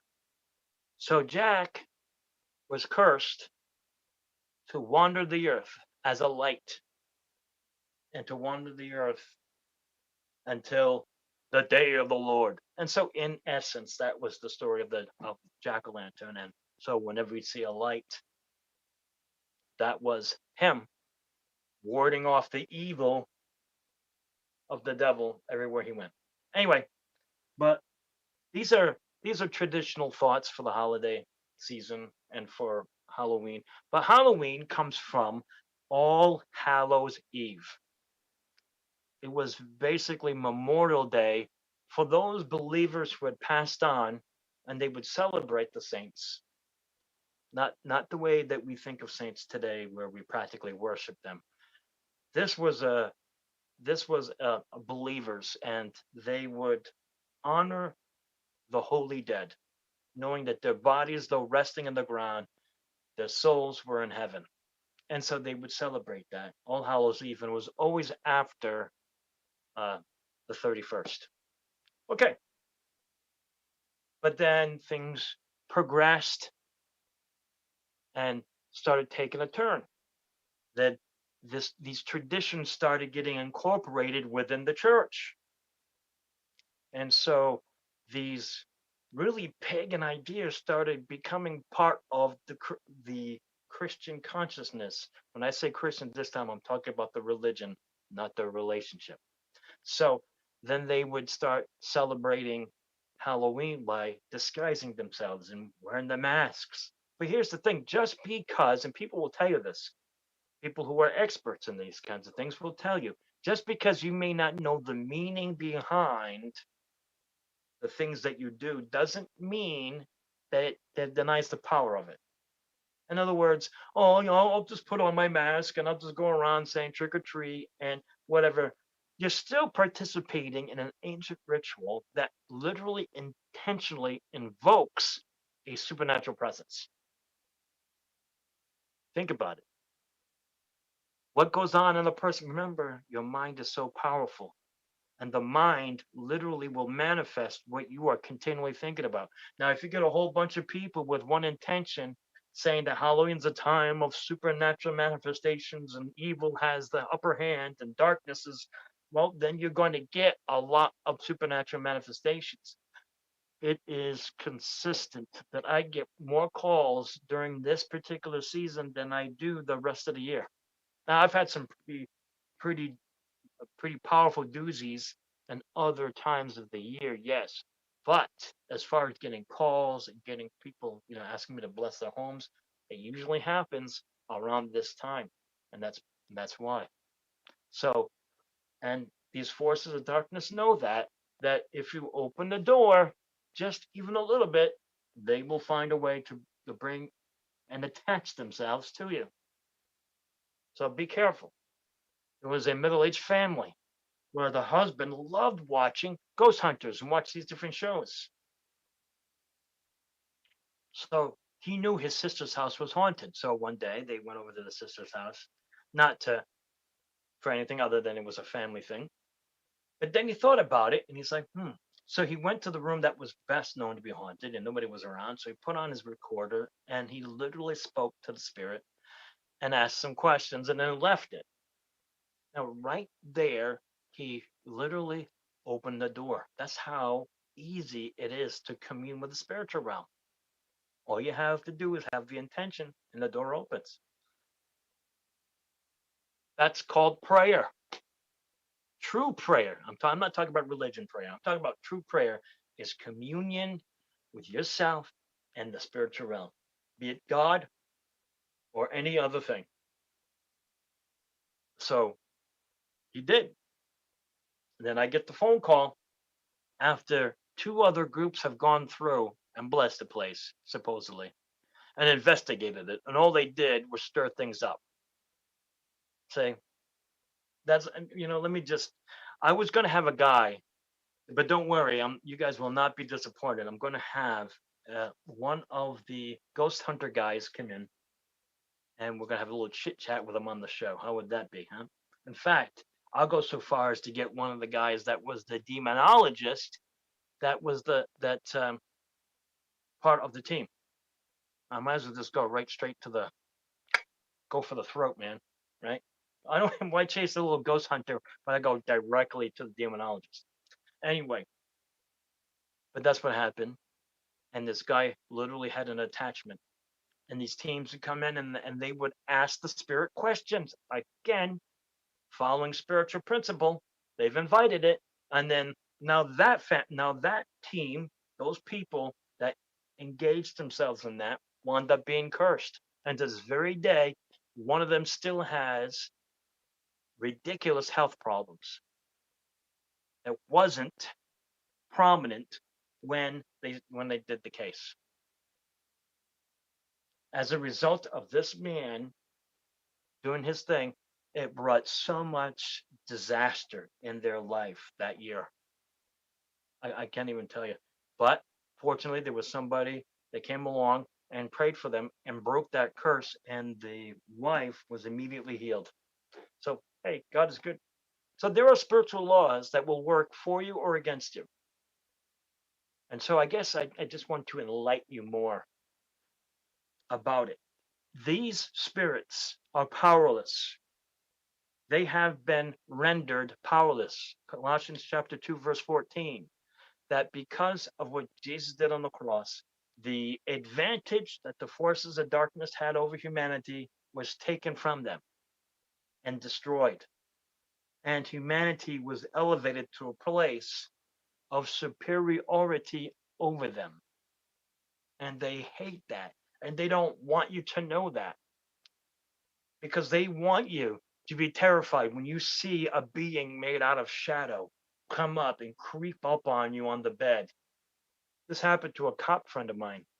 and he saw this being just coming at him slowly and intentionally. It was terrifying, he said. Now he said, as a guy who knows how to take care of himself and defend himself, he was powerless against this being. But then he remembered what I taught him about how they were defeated and how he was given authority over them. So instead of using physical weapons, he used a spiritual one, and he commanded that hideous thing to depart from his home and to leave him alone. And immediately it fled. So that's my job. My job is to help you realize how empowered you are. So even if this is a season where it seems like these beings have a free pass to come and go, no, they don't. Not with you. And that is why there's so much persecution against people who stand up for what is right, people who stand up for Christ and for the light. Why? Because we're the ones that know the secret. And if we keep blabbing it, other people would become empowered. This is why people like us get in trouble with organized religion. Because the devil doesn't mess with people who are religious. He leaves them alone. I know. Oh my gosh, you just said religious people are the devil? Yeah. I'm just talking about people who believe in religious tradition, who do not have a personal relationship by revelation. Okay. So, this is the amazing thing. When you see yourself as God sees you, and then you walk it out, and you look and you use the revelation that's already been given to you. That's the foundation. And then the foundation is built upon by the Holy Spirit, who unveils to you more revelation than what's already established. So, yes, there is no new revelation. So the foundation is the revelation, okay? But when you're walking with the author of it, what is established already comes to life and deeper understanding comes. So it gets built on the foundation, not anything new, but what is already been. And it's beautiful. It's beautiful. So if you have any questions about what I'm saying, feel free to ask me, because this is my life. I love this stuff. I have seen, I have actually spoken to these ancient beings.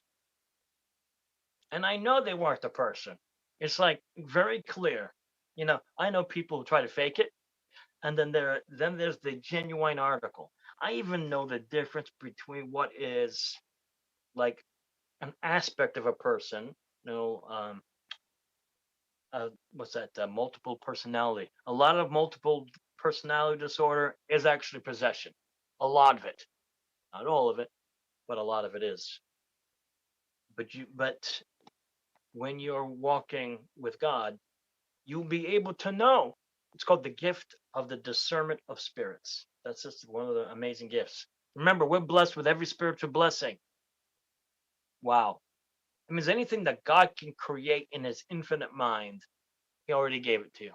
And then on top of that, if that wasn't enough, then he says, whatever I promised in my word is already yours for the asking. Ask for it, I'll make it happen. So the ability to know whether or not an evil spirit is around and how to deal with it is a spiritual blessing. That means you've already been granted it. You don't even have to earn it. You don't have to reach a certain level of spirituality or a certain level of faith. Nope. It's automatic. When you're in, you're in. If you're in Christ, then you are of Christ. Just like if you're in Dr. Pepper, then you're of it. Now there's water. Can you tell me where the water begins and the Dr. Pepper ends? No, you can't. It's one substance. So you can say that the Dr. Pepper is of the water, or the water is of Dr. Pepper. It's one. There's no separation between you and the Creator. All things are possible to the one who continually believes, trusts, relies, and clings. Those are the synonyms that you can use. Continually trusts in the Lord, continually relies upon Him, continually clings to Him. That's what belief really is. Not the belief in the top of your head, which is here today and tomorrow flies away. No, heart faith, heart belief. Do I really believe this? Do I really believe the gospel? Do I really believe that I am one with God and that Jesus made it possible? That Jesus showed me we're one, that I'm cleansed. If you believe it, then you will see it. That's the difference. See, people say seeing is believing, but really, believing is seeing. You want to see the truth? Then trust God, believe Him. Take that step. Now, I want to speak a little bit to those of you who have been angry with God because of things of the past. I'm sorry about that. And I'm sorry about what you had to go through. But that wasn't God. Remember, God is life and that more abundant. But He could have prevented it. Could He?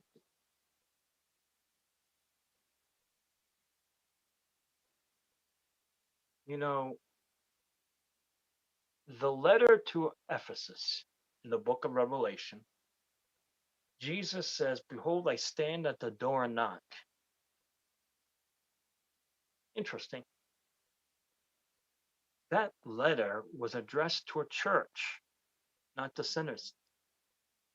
It was addressed to people who claimed that they were walking with God. Why would He say, "Behold, I stand at the door and knock"?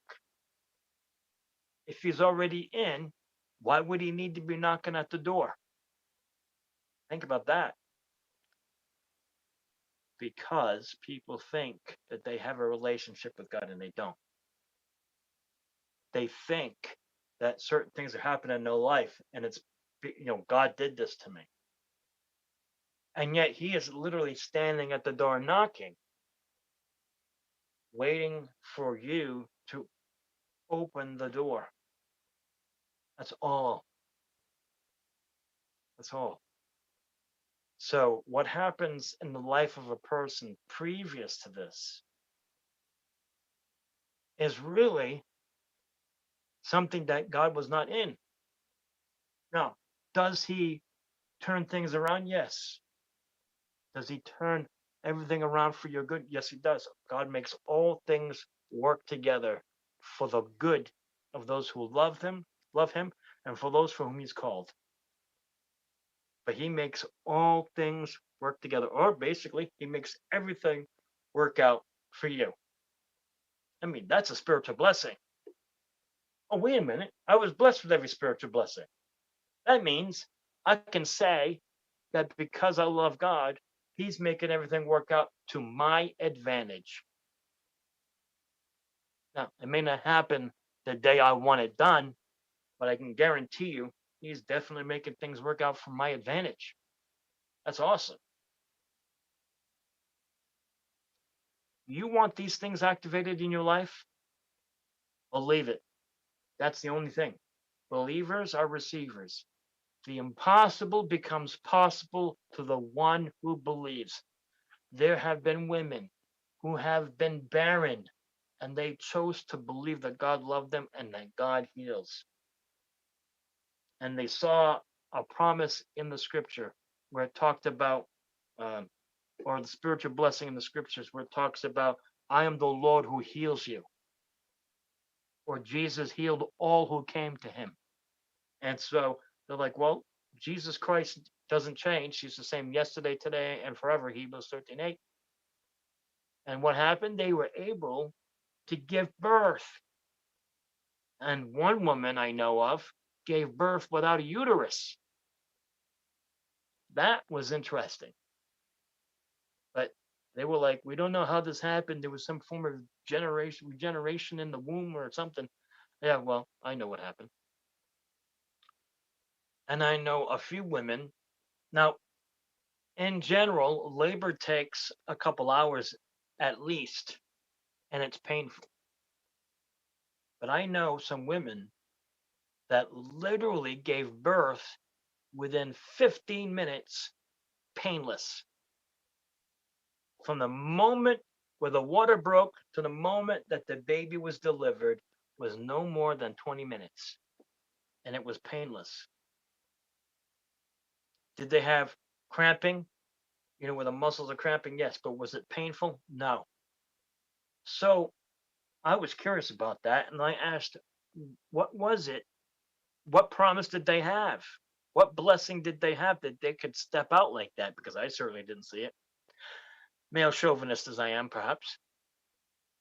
They pointed it out to me in Genesis, where God says, because mankind has turned their back on him or turned their back on life, the process of giving birth will be painful and laborious, you know, hard work, laboring, painful. So they realized that that was part of the curse.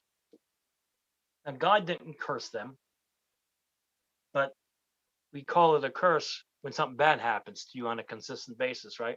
Well, like for instance, I could get mad if I turn off the light now, I'm cursed with darkness. Well, I am until I turn the light back on. So they were like, oh, we see that Jesus became a curse for them, or bore the curse, or the negative result of their walking away from God as mankind. So therefore, none of the bad things apply. It's a whole new game. And so they chose, because all things are possible, they chose to believe that they could have babies joyfully. And they did. All things are possible to the continually believing one, because all things are possible with God. Why? Because the believer and God are one. Another proof that the believer and God are one. When Paul, before he was woke, he was riding on a horse and he was bringing judgment and condemnation to the believers because they weren't conforming to the religion of the day. So Paul was like, oh, his name was Saul at the time. And Saul was like, oh, no, you're going to have to conform to the religion. You can't be wandering off and preaching revelation. Now, remember, there was a blue collar worker, a manufacturer, going around preaching a better way. And it wasn't the way of Moses, it was the way of life. And so this guy was going around and he was working miracles as proof of a different, greater reality than the one they saw. So people started abandoning the religion and following this guy, this blue collar worker, this carpenter, this guy, this construction worker. So this guy who was a doctor in theology, master of theology, runs in there and gathers up these different followers of this person, hunting down the man. Well, the man had already died, but now he's going after his disciples. Anyway, who am I talking to? Who am I talking about? Talking about Jesus. And one day, he's heading to the headquarters where Peter and the gang are located. It was in Damascus. On the way to Damascus, this blinding light hits Saul and he falls off his horse. And he's like, he hears a voice, and this voice says, Saul, Saul, why are you persecuting me? Wait a minute. Jesus had already died and ascended into heaven. So he's not even on the earth. But yet he doesn't say, Saul, Saul, why are you persecuting my people? Why are you messing with my folks? No, he doesn't say that. He says, why are you persecuting me? And I'll tell you why. Because God does not differentiate between himself and his people. Jesus, when he sees his people, sees himself. That is a heavy revy, but it's truth. That means Jesus, who holds the keys of death and hell, that means he controls the forces of darkness. That's what hell means. It means not only death, but it means anything that has to do with darkness and judgment. He controls it. He controls them. The kingdom of God rules over the kingdom of darkness. And he turns around and he says, I give you the keys of the kingdom. Why are you persecuting me? Because we're one. That's why he says that. So important, people. So important that you get this. And I'm sure that you are. That's why it bears repetition. First and foremost, question.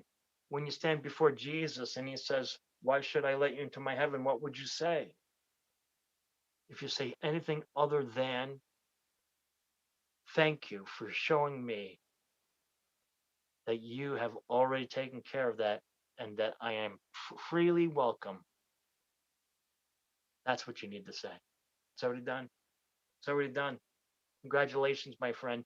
You have won something far greater than the lottery.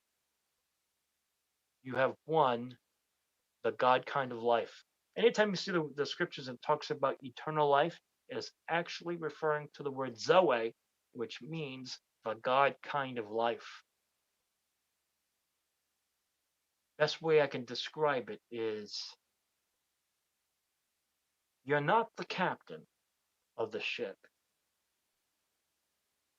but you're sitting at the same table with him. You're part of the council. You're part of the family. And you may not be the captain of the ship itself, but you have this, you're part of, if you are granted to sit at the table with the captain, it means that you have authority along with the captain. You are literally an extension of the captain's rule of the ship. Amazing. When I was in the Air Force, I had to watch this area that was top secret, and my job was, as a military police officer, my job was to monitor who was coming and who was going from that restricted area, what they call the egress. Now, at the time, I did not have a lot of rank on me, but because of the job that I had, the big man himself, the colonel, who would be, if you were to translate it in the army, he'd be the general. So the big guy, the colonel himself, I'll just say the general gave me authority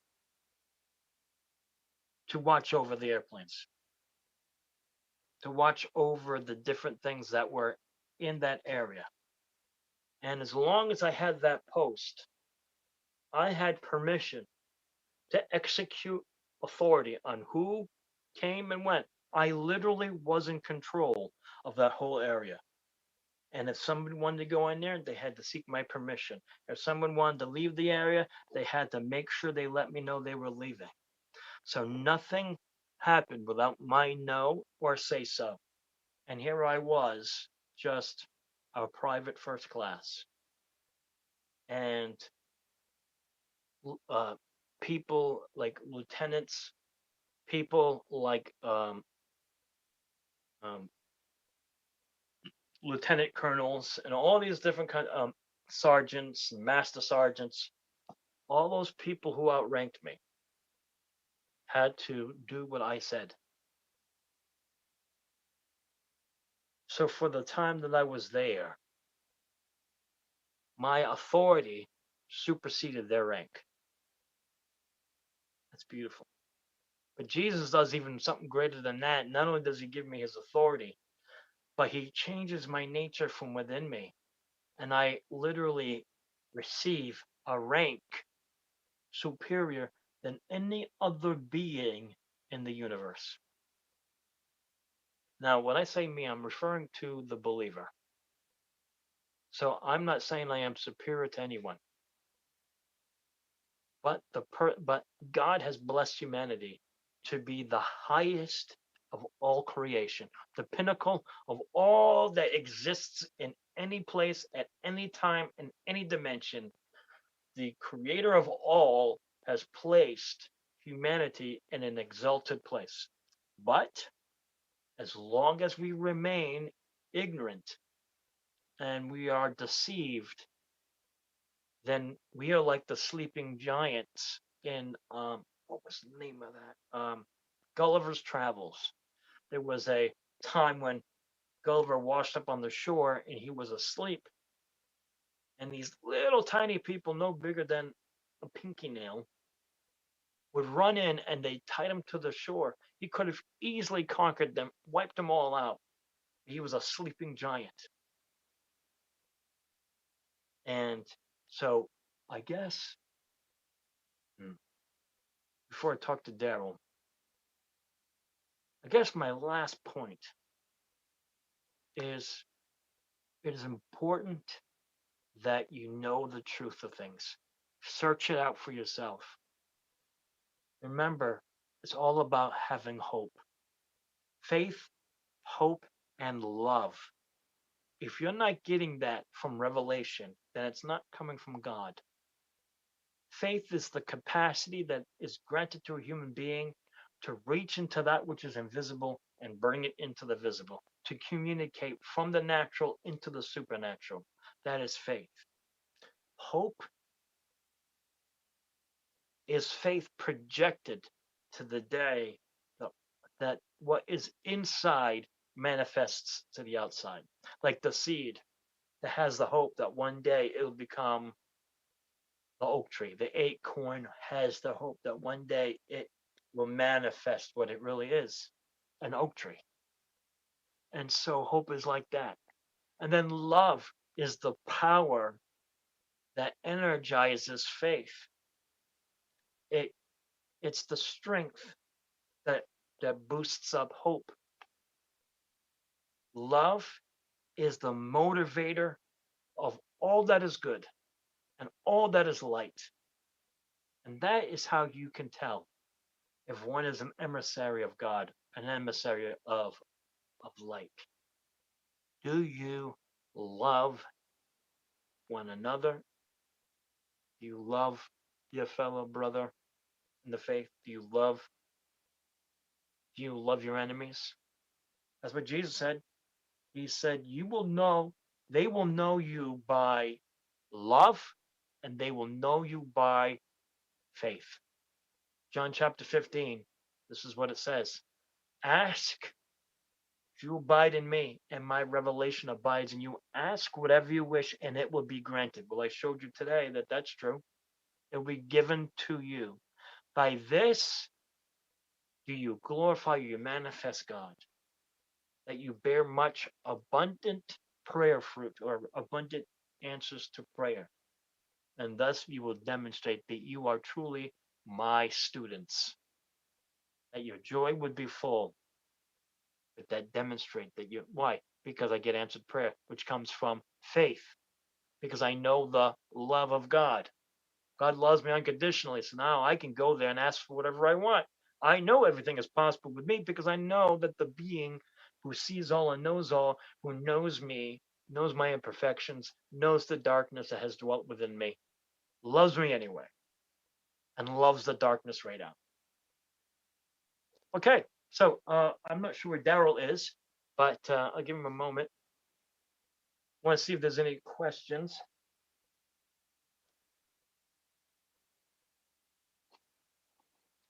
I am going to look on my stuff here. Let's see. Good. Got a few. Reverend Ed, Can you give us some scriptures in the Bible that show that the forces of darkness, that the devil has been defeated? Oh, okay. Well, I did give you one. That was Colossians 2:14, and basically the scripture says that the for those who are understand karma, a karmic debt has been paid. So there's no longer any grounds for accusation or judgment because the charges have been cleared. So any charges against us by heaven or by the law of good and evil has already been satisfied. The judgment has been cleared. Therefore, there is nothing left. So there's nothing for the forces of darkness to attach themselves to. All right. 1 John 3:8. For this purpose was the Son of God manifested. The Bible says that. For this purpose was the Son of God, the Bain Elohim, manifested, that he would destroy the works of the devil. Destroy him who had the power of the fear of death. And he did. John 14:30. I will not speak much more with you, Jesus said, for the ruler of this world is coming, but he has nothing in common with me. He has nothing to hang on to. And then he gave us his nature.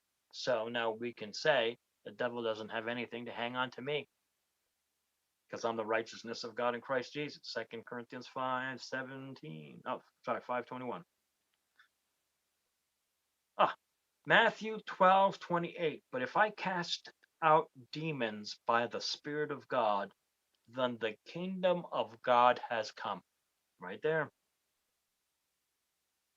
The kingdom of God is already here, my friends. Luke 13:16. And this woman, a daughter of Abraham, as she is, because Jesus healed this woman who actually had scoliosis. So her spine was bent practically in half. And he loosed her. He was like, spirit of infirmity, come out of her right now in Jesus' name. And she said, woman, straighten up. And she did. But he did it on the Sabbath, where you're not supposed to do any work. And what happened? He got in trouble with religion, religious traditions. And he's like, listen, if a donkey, one of your donkeys falls into a pit, are you going to take the time on the Sabbath to get the donkey out, or are you going to let the donkey sit there and die? And yet this woman of Abraham has been afflicted. It was like, get your priorities right. All right. So, and this woman, 13:16, Luke 13:16, and this woman, daughter of Abraham, as she is, whom Satan has bound for these 18 long years, should she not have been released from this bond on the Sabbath day? Of course. And finally, there's so many of them, but I'll give you this one. You know Jesus of Nazareth, how God anointed him, how the Father anointed him with the Holy Spirit and with power. And we've been given the Holy Spirit. That means we also have the power. It says with the Holy Spirit and with power. That word power there is exousia, which means delegated authority. So basically, he gave you the power and the permission to use it. Because that's what it means here, that God gave Jesus, the Father gave Jesus the Holy Spirit and the permission to use the power of the Holy Spirit, and how he went about doing good and healing all who were oppressed of the devil. But God, the Father, was with him.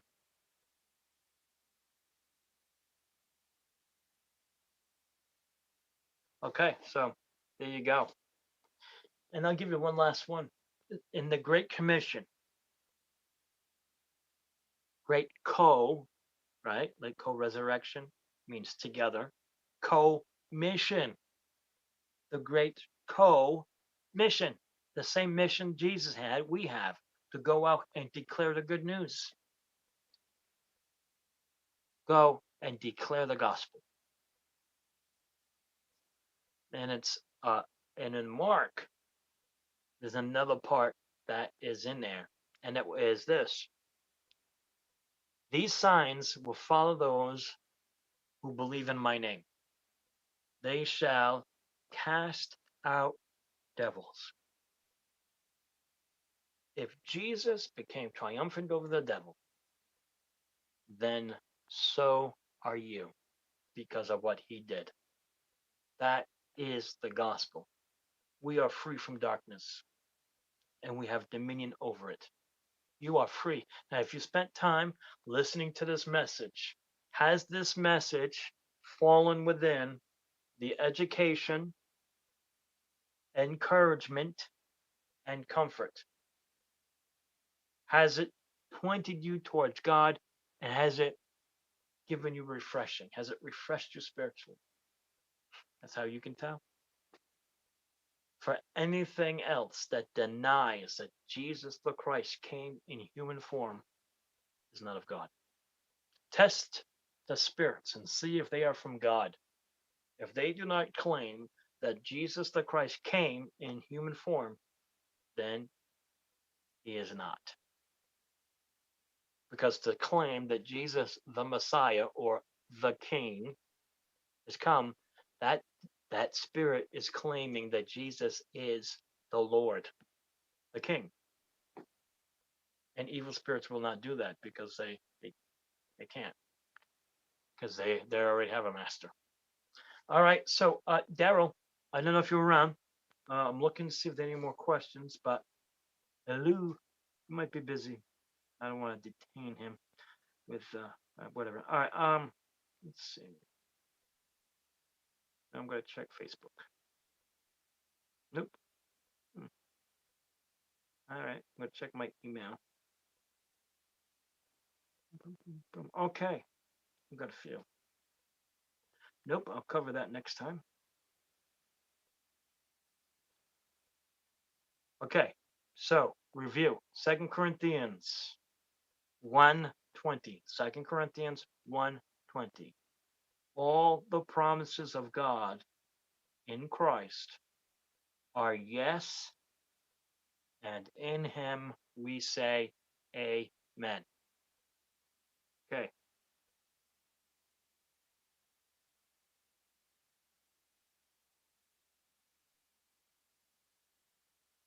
Luke 1:37.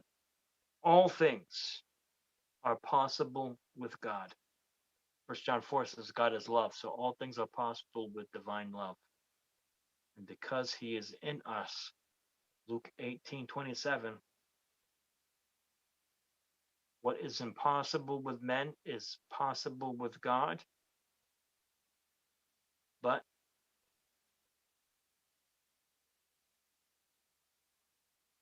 all things are possible with the one who continually believes. Okay.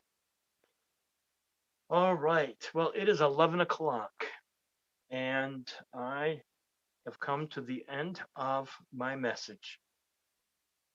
And it is my earnest, heartfelt passion that I should pray at least for you before I go. Father, I thank you for every listener to this. Whoever you might be, wherever you might be, if you have heard this message, it is because God has literally brought this to you. So let me just confirm it right off the bat. Yes, God did this. Yes, this is not a coincidence. God has literally brought this to you. And may you be blessed by what is said. And I bless you, all of you who listen. I bless you right now in the name of the Lord Jesus, as a representative, as an extension of Christ himself.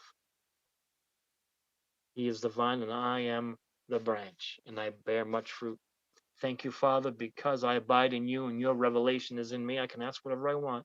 So I'm asking that the listener right now be touched by your presence, that they would feel your love, that they would sense your presence and the power of your love filling him up, her up, all the way up the top of her head. And that in the name of Jesus, if there's any ailment in you, any aches or pains, we command that pain to go right now. Pain go. Be loosed in the name of Jesus. If you're bound up, I command you be released in the name of the Lord Jesus. Be loosed. If, let's see, any headaches, migraines, I command the migraines to go, the band to break and be gone. Also, any unclean or evil spirits, any form of depression or heaviness around you, I command that depression go. Darkness, release them now and let them go. Change of darkness, break off of these people right now in the name of Jesus Christ. And I call for your spiritual perception to be sharpened, that you may perceive the love of God, the presence of God, and that you would call upon Him and see for yourself the salvation.